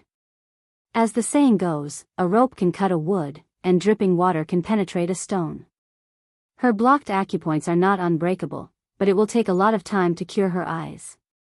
Old Hu's eyes widened in surprise. He pleaded excitedly, Dr. Sun, please save my daughter. I beg divine Dr. Sun to save my daughter. This child has suffered too much since she was young. Every time I see this child's eyes, I, Old Hu, feel heartache. As long as you can help my daughter see the light again, I, Hu Hanyun, am willing to do everything I can and serve you for the rest of my life. Li Zishuan also said, Priest's son, since this child's eyes can be cured, please help. You can use whatever herbs you need. All the expenses will be on me. Old Hu said in surprise, Young master, how can I do that? Sun Simiao patted Old Hu on the shoulder with a smile and said, Why not? Xiao Xian is so rich. Who else can pay for him? Don't worry. How can I not save a dying child?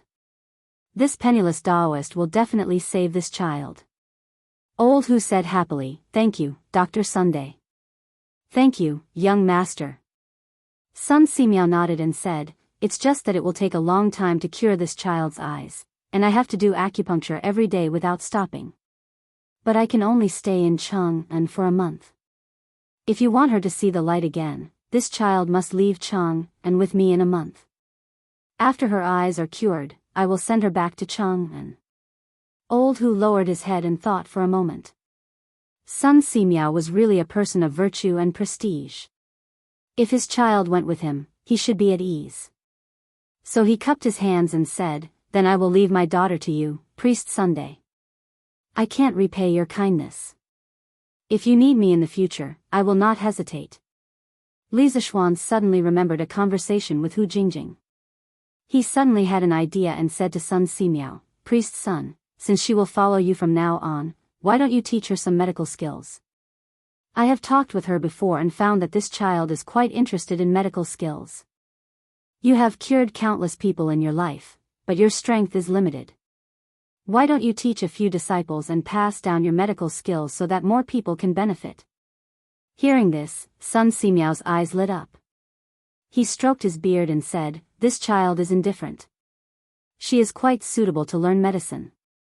I will teach her some basic medical knowledge in the next 2 days. If this child is really talented, I will accept her as my disciple. Old Hu said happily, Thank you, divine doctor. Sun Simiao was the best doctor in the Tang Empire. If his daughter learned medicine from him, she would have another survival skill in the future. This was a great kindness. After half an hour, Li Zishuan's wounds were all bandaged. Sun Simiao asked someone to send a clean set of clothes. Li Zishuan changed hastily and went out to find Han Yushi, planning to go home. Han Yushi saw that Li Zishuan's clothes were messy and hurried over to help him tidy up his clothes. This ambiguous posture made Li Zishuan's index finger twitch. If it wasn't for the wrong place, he really wanted to do this girl. Sun Simiao coughed dryly behind her. Han Yushi hurriedly helped Li Zishuan tidy up his clothes. Li Zishuan looked and found that from the outside, it was impossible to tell that he had been injured today. Only then did he nod his head in satisfaction. Old Hu's injuries were too serious and it was inconvenient for him to move. Hu actually had to stay by Sun Simiao's side recently. As expected, Hu had to stay in the Imperial Medical Department to take care of her father. Therefore, when they returned, only Li Zishuan and Han Yushi were with them. Chapter 144. Yongla Lane, Li Residence. Ever since Li Zishuan returned to his room in the morning with his sword and left on his horse, the entire Li residence was in chaos. When the servant girl returned to the east courtyard and reported what had happened to Madame Li almost fainted from shock. She hurriedly sent someone to invite Li Jingma back from the West City. When Li Jingmo returned, he heard that Han Tianhu's daughter had been taken away and that his son had disobeyed the imperial decree and gone to the village alone to save her. He was so angry that his face darkened. He couldn't help but curse, this unfilial son. Ouch! Who are you calling an unfilial son? Our son is in danger now. As his father, you don't think of a way to save him. Instead, you're making sarcastic remarks. Are you Xian Er's father or not? Mrs. Li was already anxious. Now that she heard her husband scold her precious son as an unfilial son, how could she hold herself back? She used the 9-in white bone claw to viciously vent her anger on Li Jingma's waist. When Li Jingma heard the second half of his wife's words, his already dark face became as dark as the bottom of a pot. However, due to his wife's many years of power, he didn't dare to say anything. He could only wave his hand and say, "Madam, calm down. Your husband will think of a way right now." Humph. Madame Li released her hand hatefully. Li Jingmo rubbed his waist as his mind raced to think of a way. His unfilial son's words were of course words spoken in anger. His concern for his son was no less than his wife's. "Madam, don't be anxious. Your husband will personally go to Duke Lu's residence to ask for help. Duke Lu treats Xian like a nephew. He is also a veteran who has led troops for many years. He will definitely be able to save Xian Li Jingma thought about it and felt that this was the only way at present. Madame Li said anxiously, "Then go quickly, master." Li Jingma nodded and spurred his horse out the door. An hour later, Li Jingmo returned. "Master, how is it? Is Duke Lu willing to save Xian Madame Li asked as soon as Li Jingma entered. Li Jingma handed the reins to the servant and said to his wife, "Madam, I just went to the house of Duke and didn't run into Duke Lu." The servants in their house said that Duke Lu and Duke Yi brought their family to save Han Yushi and Xian Madame Li said in pleasant surprise, "That's great. Master, with Duke Lu and Duke Yi taking action, our Xian won't be in any danger, right?" When Li Jingma saw his wife looking at him expectantly, he hurriedly nodded affirmatively and comforted her. Of course, High Duke Lu and High Duke Yi were both great generals who could fight against 100 men on their own back in the day. The two High Dukes didn't even take a few bandits seriously. On the way back, I heard that His Majesty had sent 1,000 Yulin guards to assist Xian in exterminating the bandits. "Madam, don't worry. Xian will definitely be fine." Madame Li was slightly relieved. When she heard the second half of Li Jingma's words, she said in disbelief, "Master, Xian defied the imperial edict and didn't answer the summons. Not only did His Majesty not punish him, he even sent troops to help Xian What's the reason for this?" Li Jingma was also somewhat bewildered. He shook his head and said, "I don't know. Let's just wait for Xian to return safely." The couple waited for half a day. During this time, Lon and Iron Egg also heard about this matter. Although the two little ones were anxious, this was an adult matter and they couldn't help much. Thus, the two children stayed in the front hall and waited with Li Jingma and his wife. The servants in the house also noticed that the atmosphere in the house wasn't right today. Every one of them was extremely careful, afraid that they would make a mistake.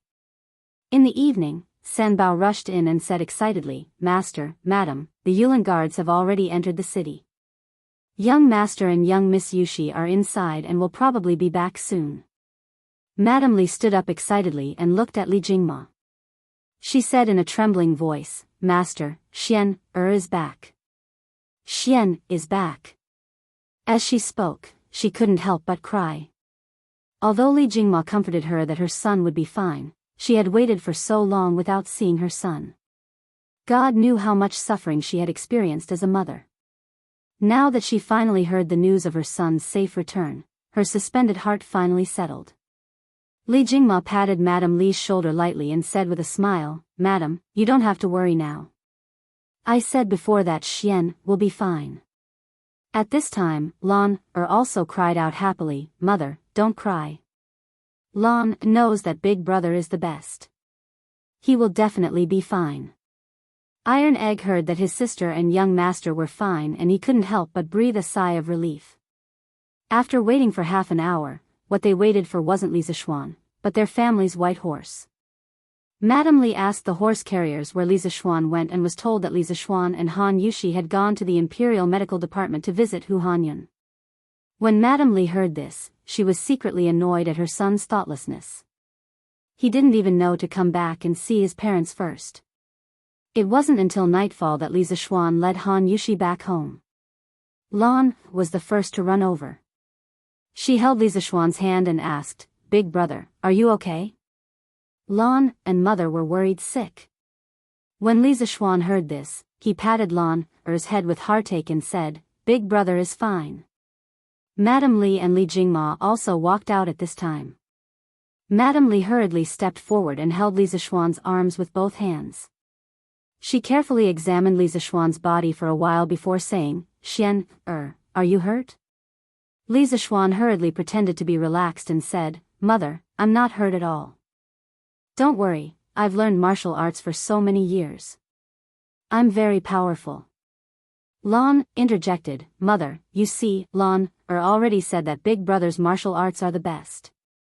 He'll definitely be fine. At this time, Iron Egg ran over to greet Li Zishuan first. Then, he went to Han Yushi's side and asked softly, Big sister, are you okay? Han Yushi shook her head and whispered, Big sister is fine. At this time, Madame Li looked at Han Yushi with a complicated expression. Every mother was selfish when it came to their children. She did like Han Yushi before, but today, her son was in danger because of her. Madame Li's heart more or less had a knot in it. Miss Han, it's good that you're okay. Madame Li thought for a long time, but still said this in a neutral tone.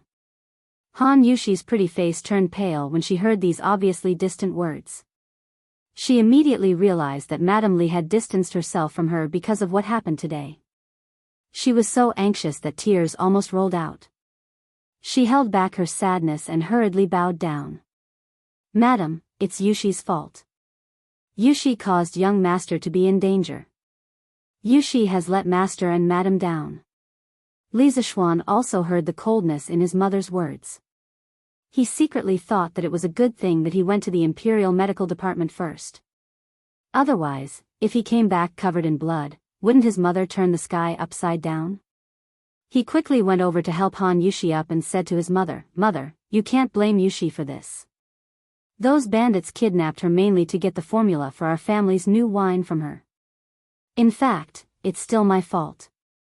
If I didn't ask Yushi to help me brew wine, she wouldn't have gone through this disaster now. On the way back, Han Yushi told Li Zishuan everything that had happened during the time when she was captured.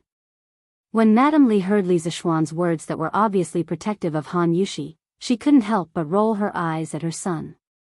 She thought to herself that her son had forgotten his mother when he had a wife.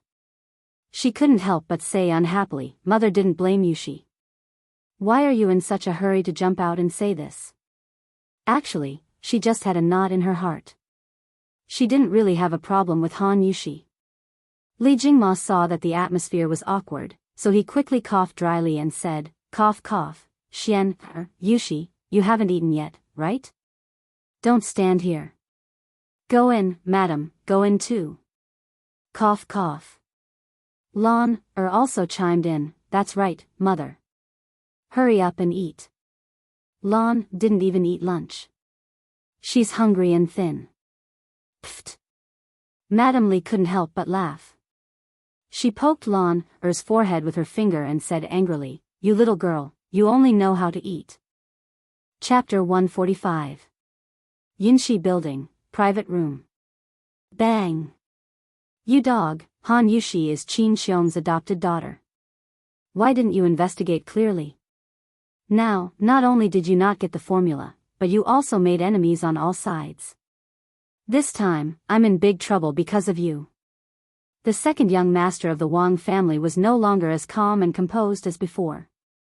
At this moment, his eyes were spitting fire and he was like a mad demon. Although the great expert Xiao Ying's head was broken, he still did not dare to make any movements. He could only let the blood roll down from his forehead and down his cheeks. In fact, he felt wronged in his heart. Han Yushi had just become Qin Xiong's adopted father. How would he know? Young master, Xiao Ying wanted to explain, but the young master waved his hand and said with a dispirited face, "It's over, it's all over. This time, we have offended almost half of the forces of the imperial court and the military. It seems that this young master will directly lose the qualification for this family trial." Azure Dragon Lane. Young master, this is what happened. The Yulin Guards, the Eastern Palace Guards, Duke Lu, Duke Yi, Duke Wu, and General Niu all came together. In the end, of the 1,128 bandits of the Bloody Wind Stockade, except for the 82 who were killed by Li Zishuan, the rest were captured by the Yulin Guards. Li Zishuan was slightly injured, and Han Yushi was safe and sound. In an exquisite room, Leng Yuyao was reporting to Wang Renbiao in detail what happened during the day in the Bloody Wind Stockade. Wang Renbiao gasped after listening. First, he was shocked by the relationship between Li Zishuan and the military leaders in the imperial court. Second, he was shocked by Li Zishuan's shocking fighting strength. Alas, in order to defeat me, my second brother actually came up with such a stupid idea. I'm afraid he can't stay in Chang'an anymore. I'll write a letter and tell my father everything. As for my second brother's punishment, I'll let the family make the decision. But this time, it's all thanks to you. If you hadn't told Li Zishuan Han Yushi's location, I'm afraid that Han Yushi would have already met with misfortune. If that happened, it wouldn't be easy to deal with this matter. Our Wang family would also have offended too many powers because of this. Although the Wang clan was one of the 5 clans and 7 watch clans and had a deep foundation, if they were to directly go against these high-ranking military bigwigs, the Wang clan would not be able to withstand it. At this time, the 5 families did not have an absolute advantage in the imperial court. The first reason was that the Guanlong military group was still very powerful at that time. The second reason was that the emperor wanted to suppress it. The third reason was that the imperial examination system was vigorously implemented, which led to the appearance of many concubine court officials. Their only advantage at this time was the public opinion of the world and their unparalleled right to speak as a landowning household. Leng Yuyao shook her head and continued, the Jianghu expert second young master recruited, Flying Snake, was also killed by Li Zishuan with a single sword strike. Li Zishuan's combat strength is infinitely close to the Grandmaster level. If young master wants to be his enemy in the future, you must be careful. Xiao Ying heard the news before the imperial court's army arrived and fled in advance. Wang Renbiao said in surprise, Li Zishuan is actually that formidable. This young master really did not expect it. But Yao why do you always think that I will become enemies with Li Zishuan? I am currently working with him, so you shouldn't always look at things based on your personal grudges. Leng Yuyao was still expressionless. She said coldly, young master, Yuyao is not saying this because she hates Li Zishuan. Yuyao is just relying on her intuition that young master and Li Zishuan will become enemies in the end. Wang Renbiao asked curiously, oh? Why is that? Leng Yuyao replied, because young master and Li Zishuan are both equally outstanding people. Wang Renbiao, after a while, Leng Yuyao broke the silence. Young master, Li Junxian personally led a group of 100 cavalry out of the city today. Yuyao guesses that it is very likely to be to investigate second young master's kidnapping of Han Yushi. Wang Renbiao's expression became unprecedentedly grave. He stood up and said, it seems like second brother, the mastermind behind the scenes, will be exposed soon. This won't do. If I want to save second brother's life, I'm afraid that I'll have to have my father personally make a trip to Chang'an. Yao grind the ink. I'll write a letter right now. Leng Yuyao frowned unwillingly. Second young master was against young master before. Why are you still helping him now? Wang Rinbiao scratched Leng Yuyao's nose in amusement and sighed. Although he doesn't treat me as an older brother, I have always treated him as a younger brother. Leng Yuyao's face turned slightly red. She still said unhappily, young master is so magnanimous, but second young master will definitely not remember your kindness. Wang Rinbiao smiled and shook his head, not replying. Taiji Palace. It was still brightly lit. Paying respects to your majesty. Li Junxian bowed. Li Er nodded and asked, Junxian, have you found out who ordered these bandits? Replying to your majesty, according to this general's investigation, the person who contacted the bandit leader Song Tiandao is called Xiaoying, the shopkeeper of Yunxi Pavilion. He intended to kidnap Han Yushi to obtain the recipe for immortal intoxication and gentle softness. The owner of immortal intoxication is Wang Rini, the bastard son of Sui Province's governor Wang Yu. His birth mother is Cui Qinfang of the Cui family of Qinghe. When Wang Yu married Princess Tong, Li Yuan was only a duke and had not yet started a rebellion. At that time, Princess Tong was still not a princess. Thus, it was not against the law for Wang Yu to take a concubine. After hearing Li Juanxian's report, Li Er frowned deeply. He said unhappily, under the feet of the Son of Heaven, this Wang Rini actually dared to collude with bandits and kidnap Xu Bao's adopted daughter. He is truly audacious. Moreover, immortal intoxication and gentle softness have already become the imperial wine of the palace. Wang Rini dared to dream of getting his hands on them. I would like to issue an edict to ask Wang Yu how he disciplined him. If Wang Rini was here, he would definitely cry out that he had been wronged. Firstly, he did not know that Han Yushi was Qin Xiong's adopted daughter. Secondly, he did not know that immortal intoxication and gentle softness were the imperial wine of the palace. If he had known either of these points, he would definitely not have done so. This was completely a disaster caused by the lack of information. Tonight, Chang'an City was not peaceful. Those who were observant would be able to find out what had happened during the day.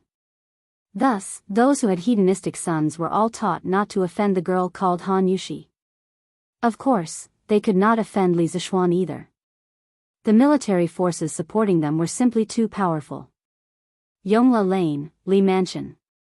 This place was filled with laughter. Li Zishuan did not even have time to eat lunch.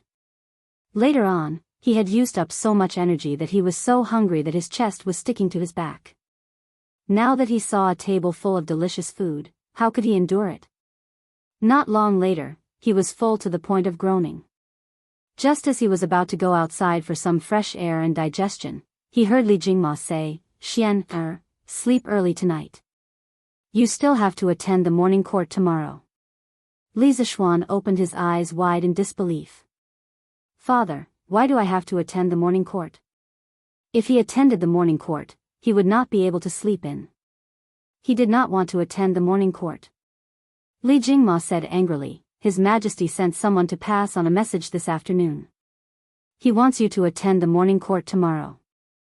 You have to go this time. You disobeyed the edict today. Later on, you will have to write a memorial to ask for forgiveness. Go and ask for forgiveness tomorrow. Ah. Li Zishuan was dumbfounded. Chapter 146. Li Residence, Study. Xian, why are you looking for me? Why are you being so secretive? After dinner, Li Zishuan quickly invited his mother to the study while everyone else went back to their rooms to rest. Li Zishuan smiled as he poured a cup of tea and handed it to Mrs. Li. Mother, have some tea. Mrs. Li looked at her son suspiciously but still took the teacup. She took a sip and asked, Xian, why are you looking for me? Tell me. Li Zishuan laughed dryly. Hee, mother, look at what you're saying. Can't I chat with you if I have nothing to do? Mrs. Li rolled her eyes and said in disbelief, TSK, do you think I don't know you? You've been back for so long and when have you ever chatted with me? If you have something to say it quickly. Li Zishuan was embarrassed. No one knew him better than his mother. He said awkwardly, Mother, what do you think of Yushi? Mrs. Li replied in confusion, she's okay. What's wrong? Li Zishuan scratched his head and said embarrassedly, Mother, I want to. Mrs. Li saw her son's shy and stuttering look. She thought for a moment and immediately understood. She couldn't help but find it funny. She had just told her husband about this a few days ago. She had already been looking for a matchmaker to arrange this matter. She didn't expect her son to be so impatient. Mrs. Li deliberately teased, Xian wants to get married? Although Li Zishuan was a little embarrassed, if he didn't step forward to arrange this matter, was he going to wait for Han Yushi to bring it up? Li Zishuan couldn't do such an irresponsible thing. Mother, I want to marry Yushi. What do you think? Mrs. Li was relieved. This blockhead of a son was finally enlightened. You. Mother has already arranged this matter for you. In a few days, a matchmaker will go to Han Tianhu's house to propose marriage. Mrs. Li smiled. Li Zishuan opened his mouth in surprise. Mother, how did you know? Mrs. Li said unhappily, Mother carried you for 10 months and gave birth to you. How could Mother not know what you're thinking? You just have to stay at home and wait for your bride to come in. Li Zishuan was also very happy that his mother was so considerate. He smiled and said, Thank you, Mother.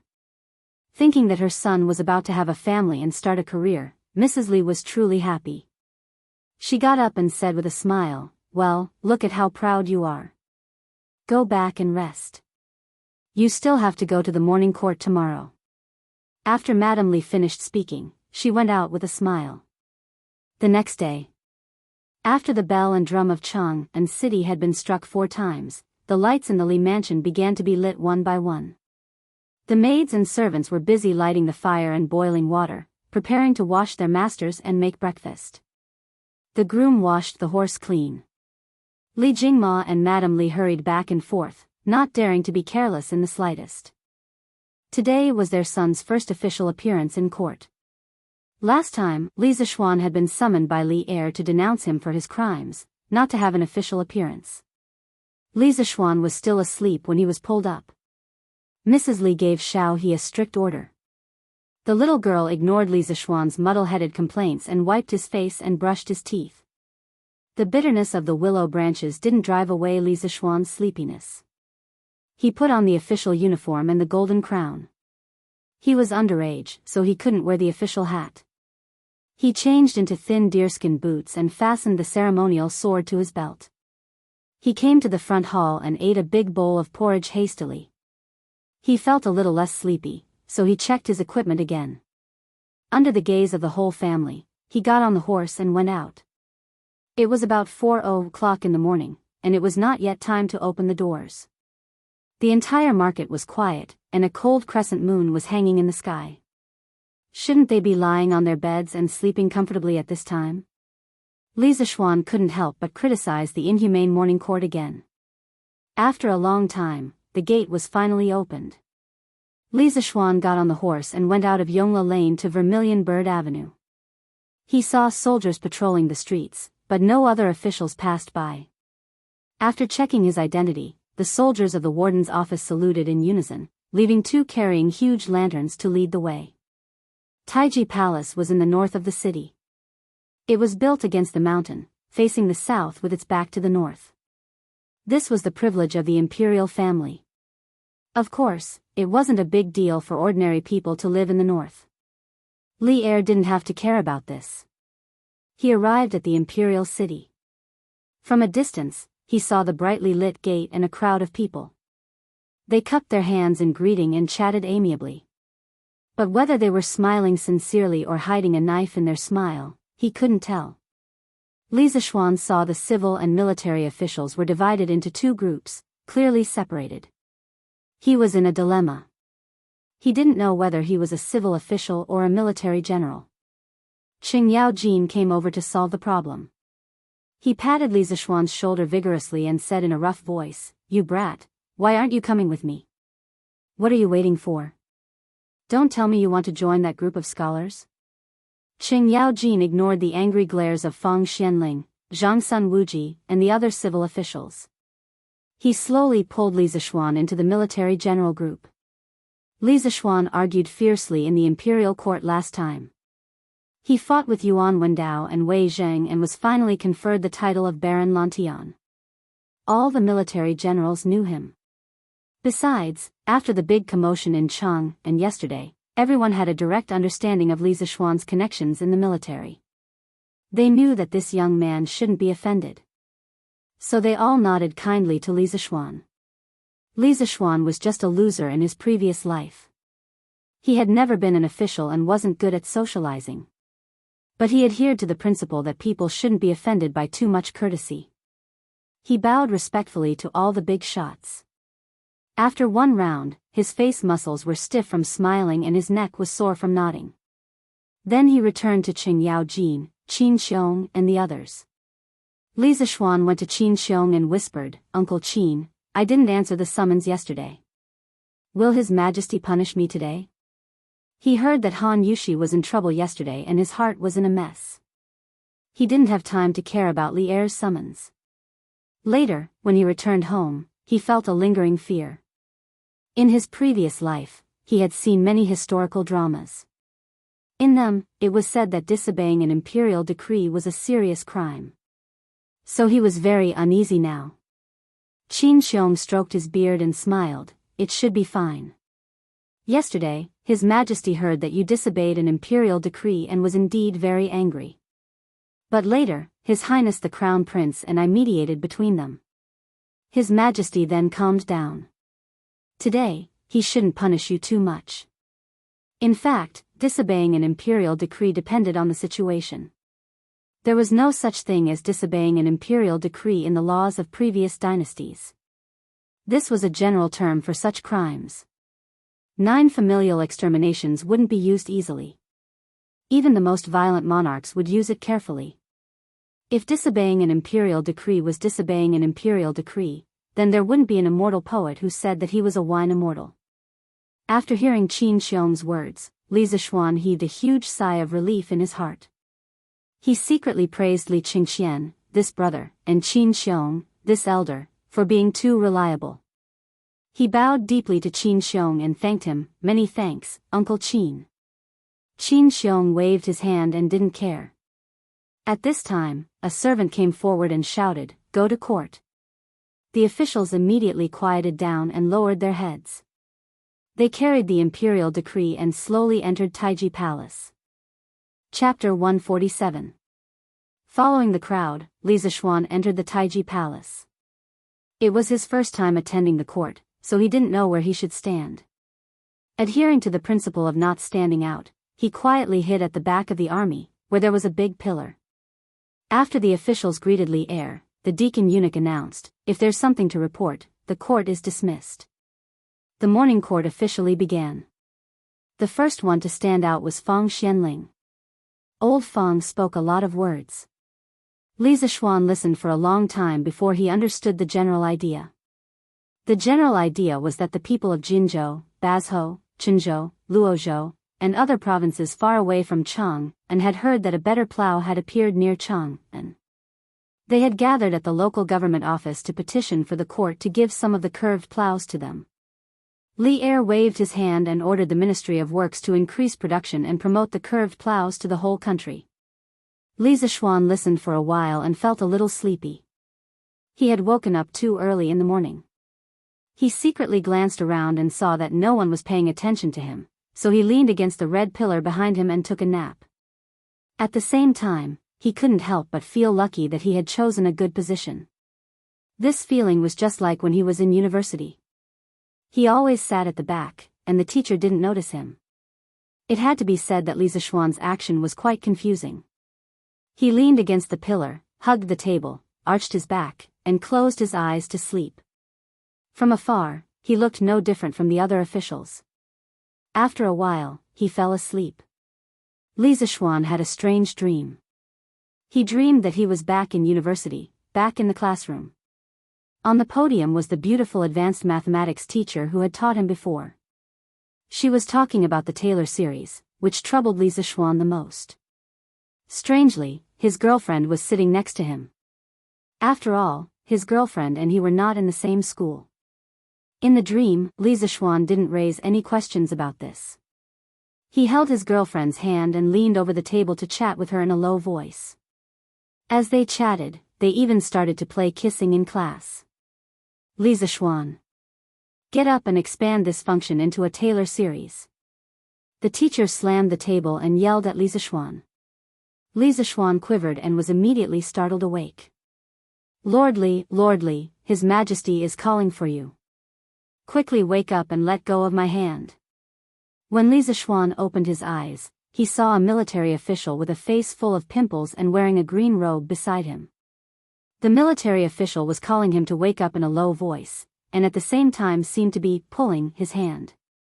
Li Zixuan was shocked. He lowered his head and saw that the hand of his girlfriend in his dream was actually this person's dog paw. No wonder it felt wrong.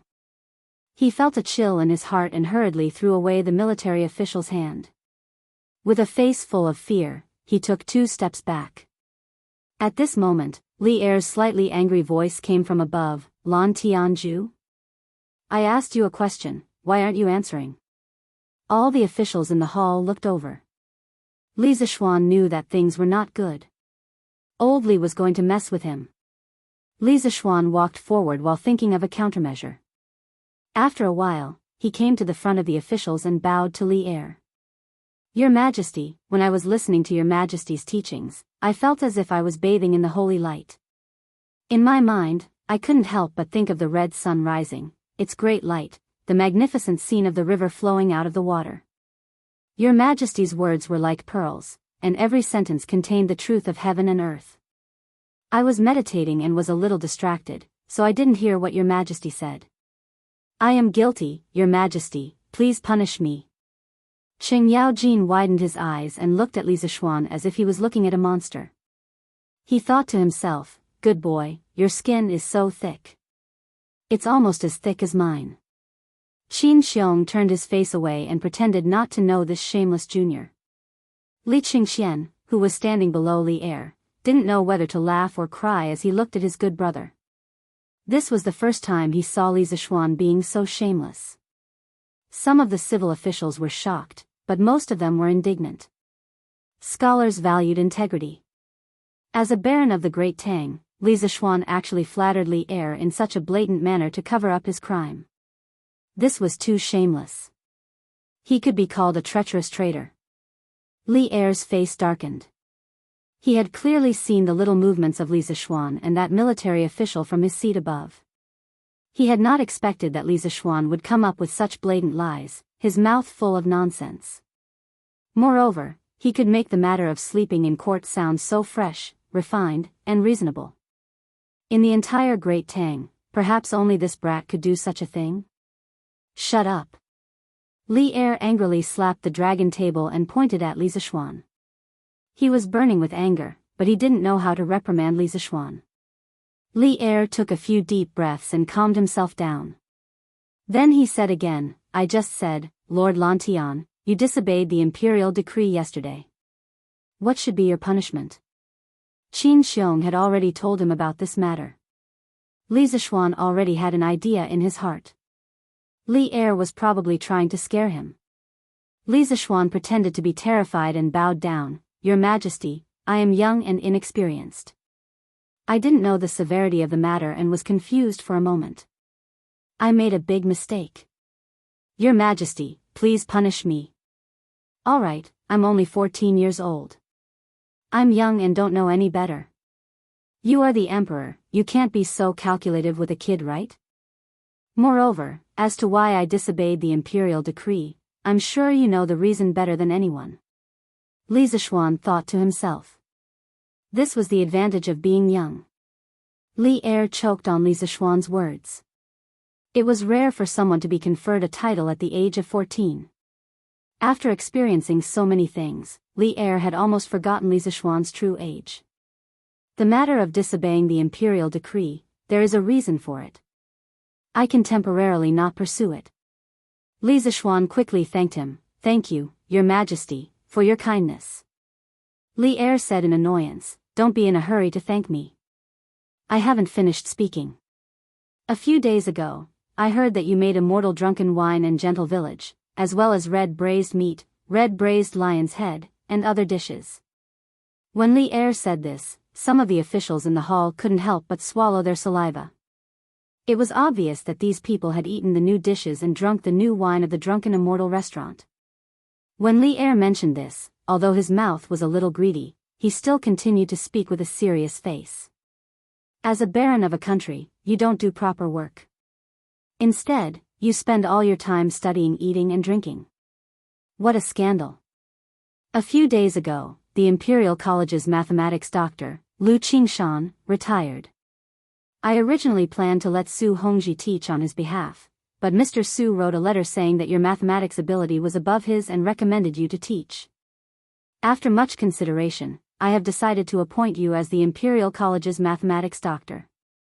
You will take up the post tomorrow. Li Zishuan was immediately dumbfounded.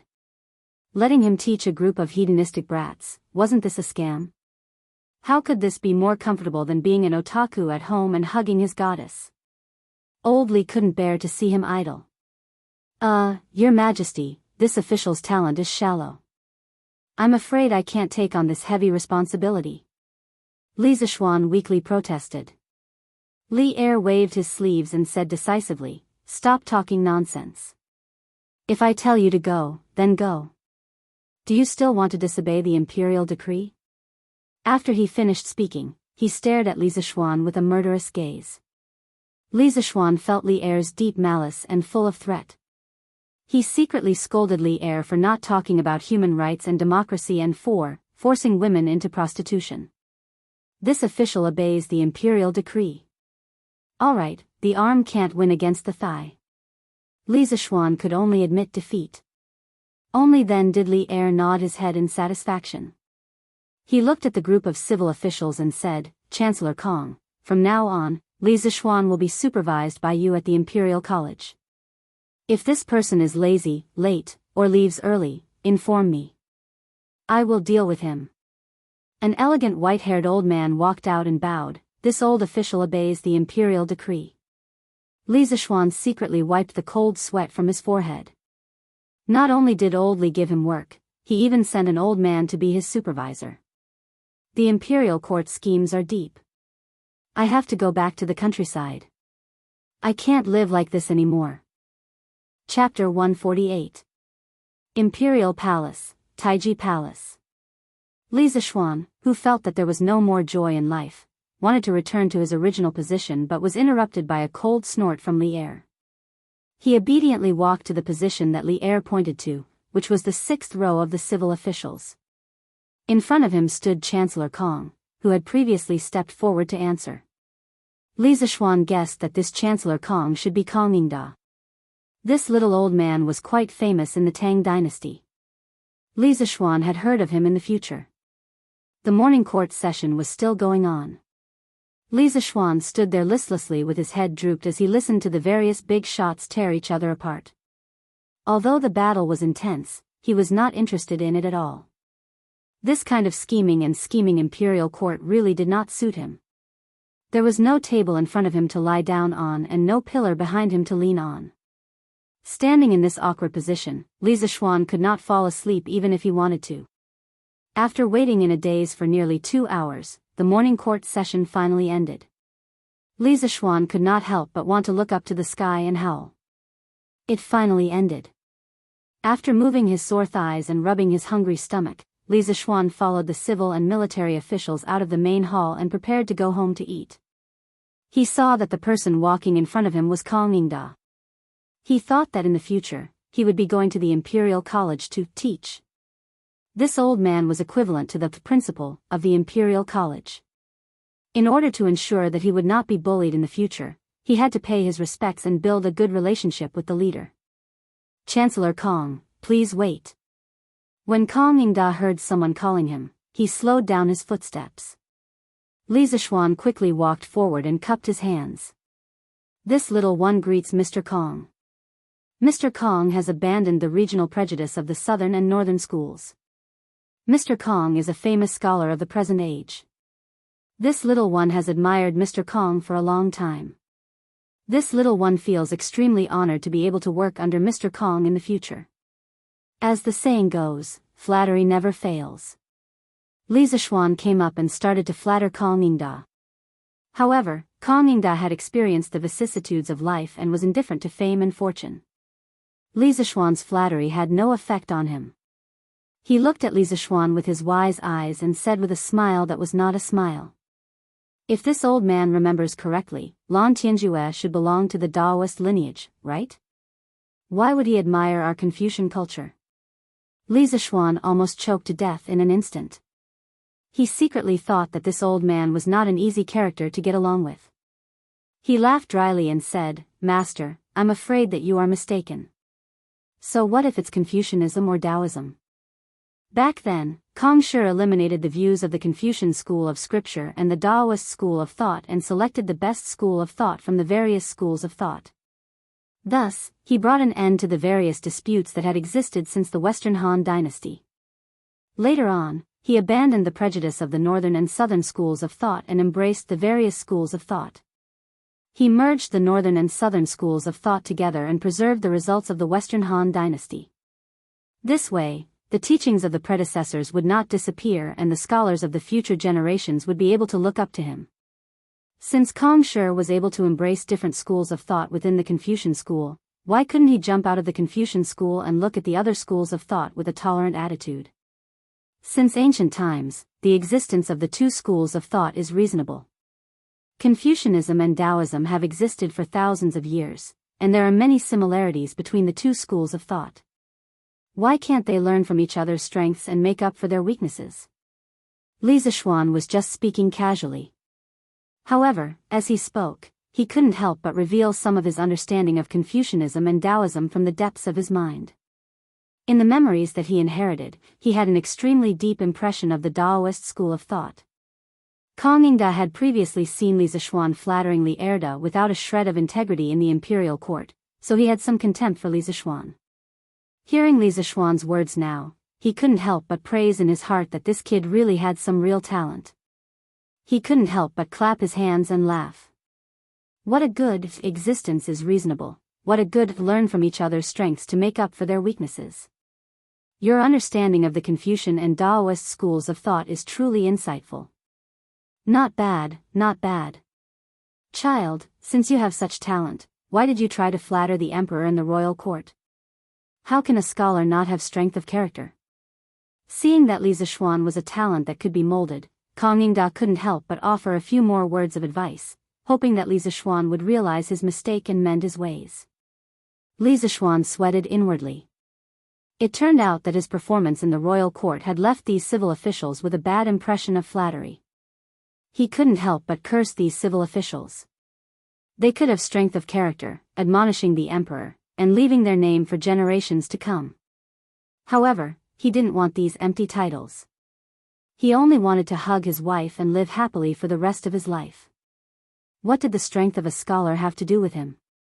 Master Kong, this child has just entered the royal court and isn't clear about the matters of the royal court.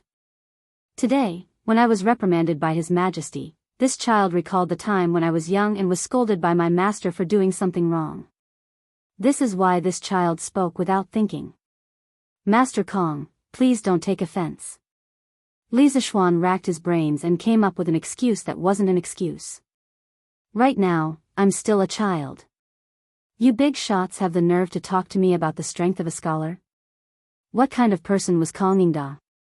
He immediately understood the meaning behind Li Zixuan's words. Only now did he remember Li Zixuan's age and couldn't help but feel a little embarrassed. He stroked his beard to alleviate the awkwardness. Cough, this old man naturally won't blame you. I just hope that when you take up a post in the Imperial College in the future, you will do your best to educate people. This old man believes that a person who can create a curved plow and bring prosperity to the people naturally has an excellent character. He finally managed to settle this new superior. It wasn't easy at all. Li Zixuan secretly let out a sigh of relief. He clasped his hands and said, this child will remember Master Kong's teachings. Kong Ingda smiled and waved his hand, saying, "All right then. This old man will wait for Lan Tianju to take up his post at the Imperial College tomorrow." The two of them chatted for a while before parting ways. Li Zishuan wanted to chase after Qin Xiong and the others. Han Yushi was going to visit Madame Qin in the morning, so he could bring Han Yushi home while he was at it. Ever since he and Han Yushi revealed their feelings for each other, Li Zishuan always wanted to be by Han Yushi's side.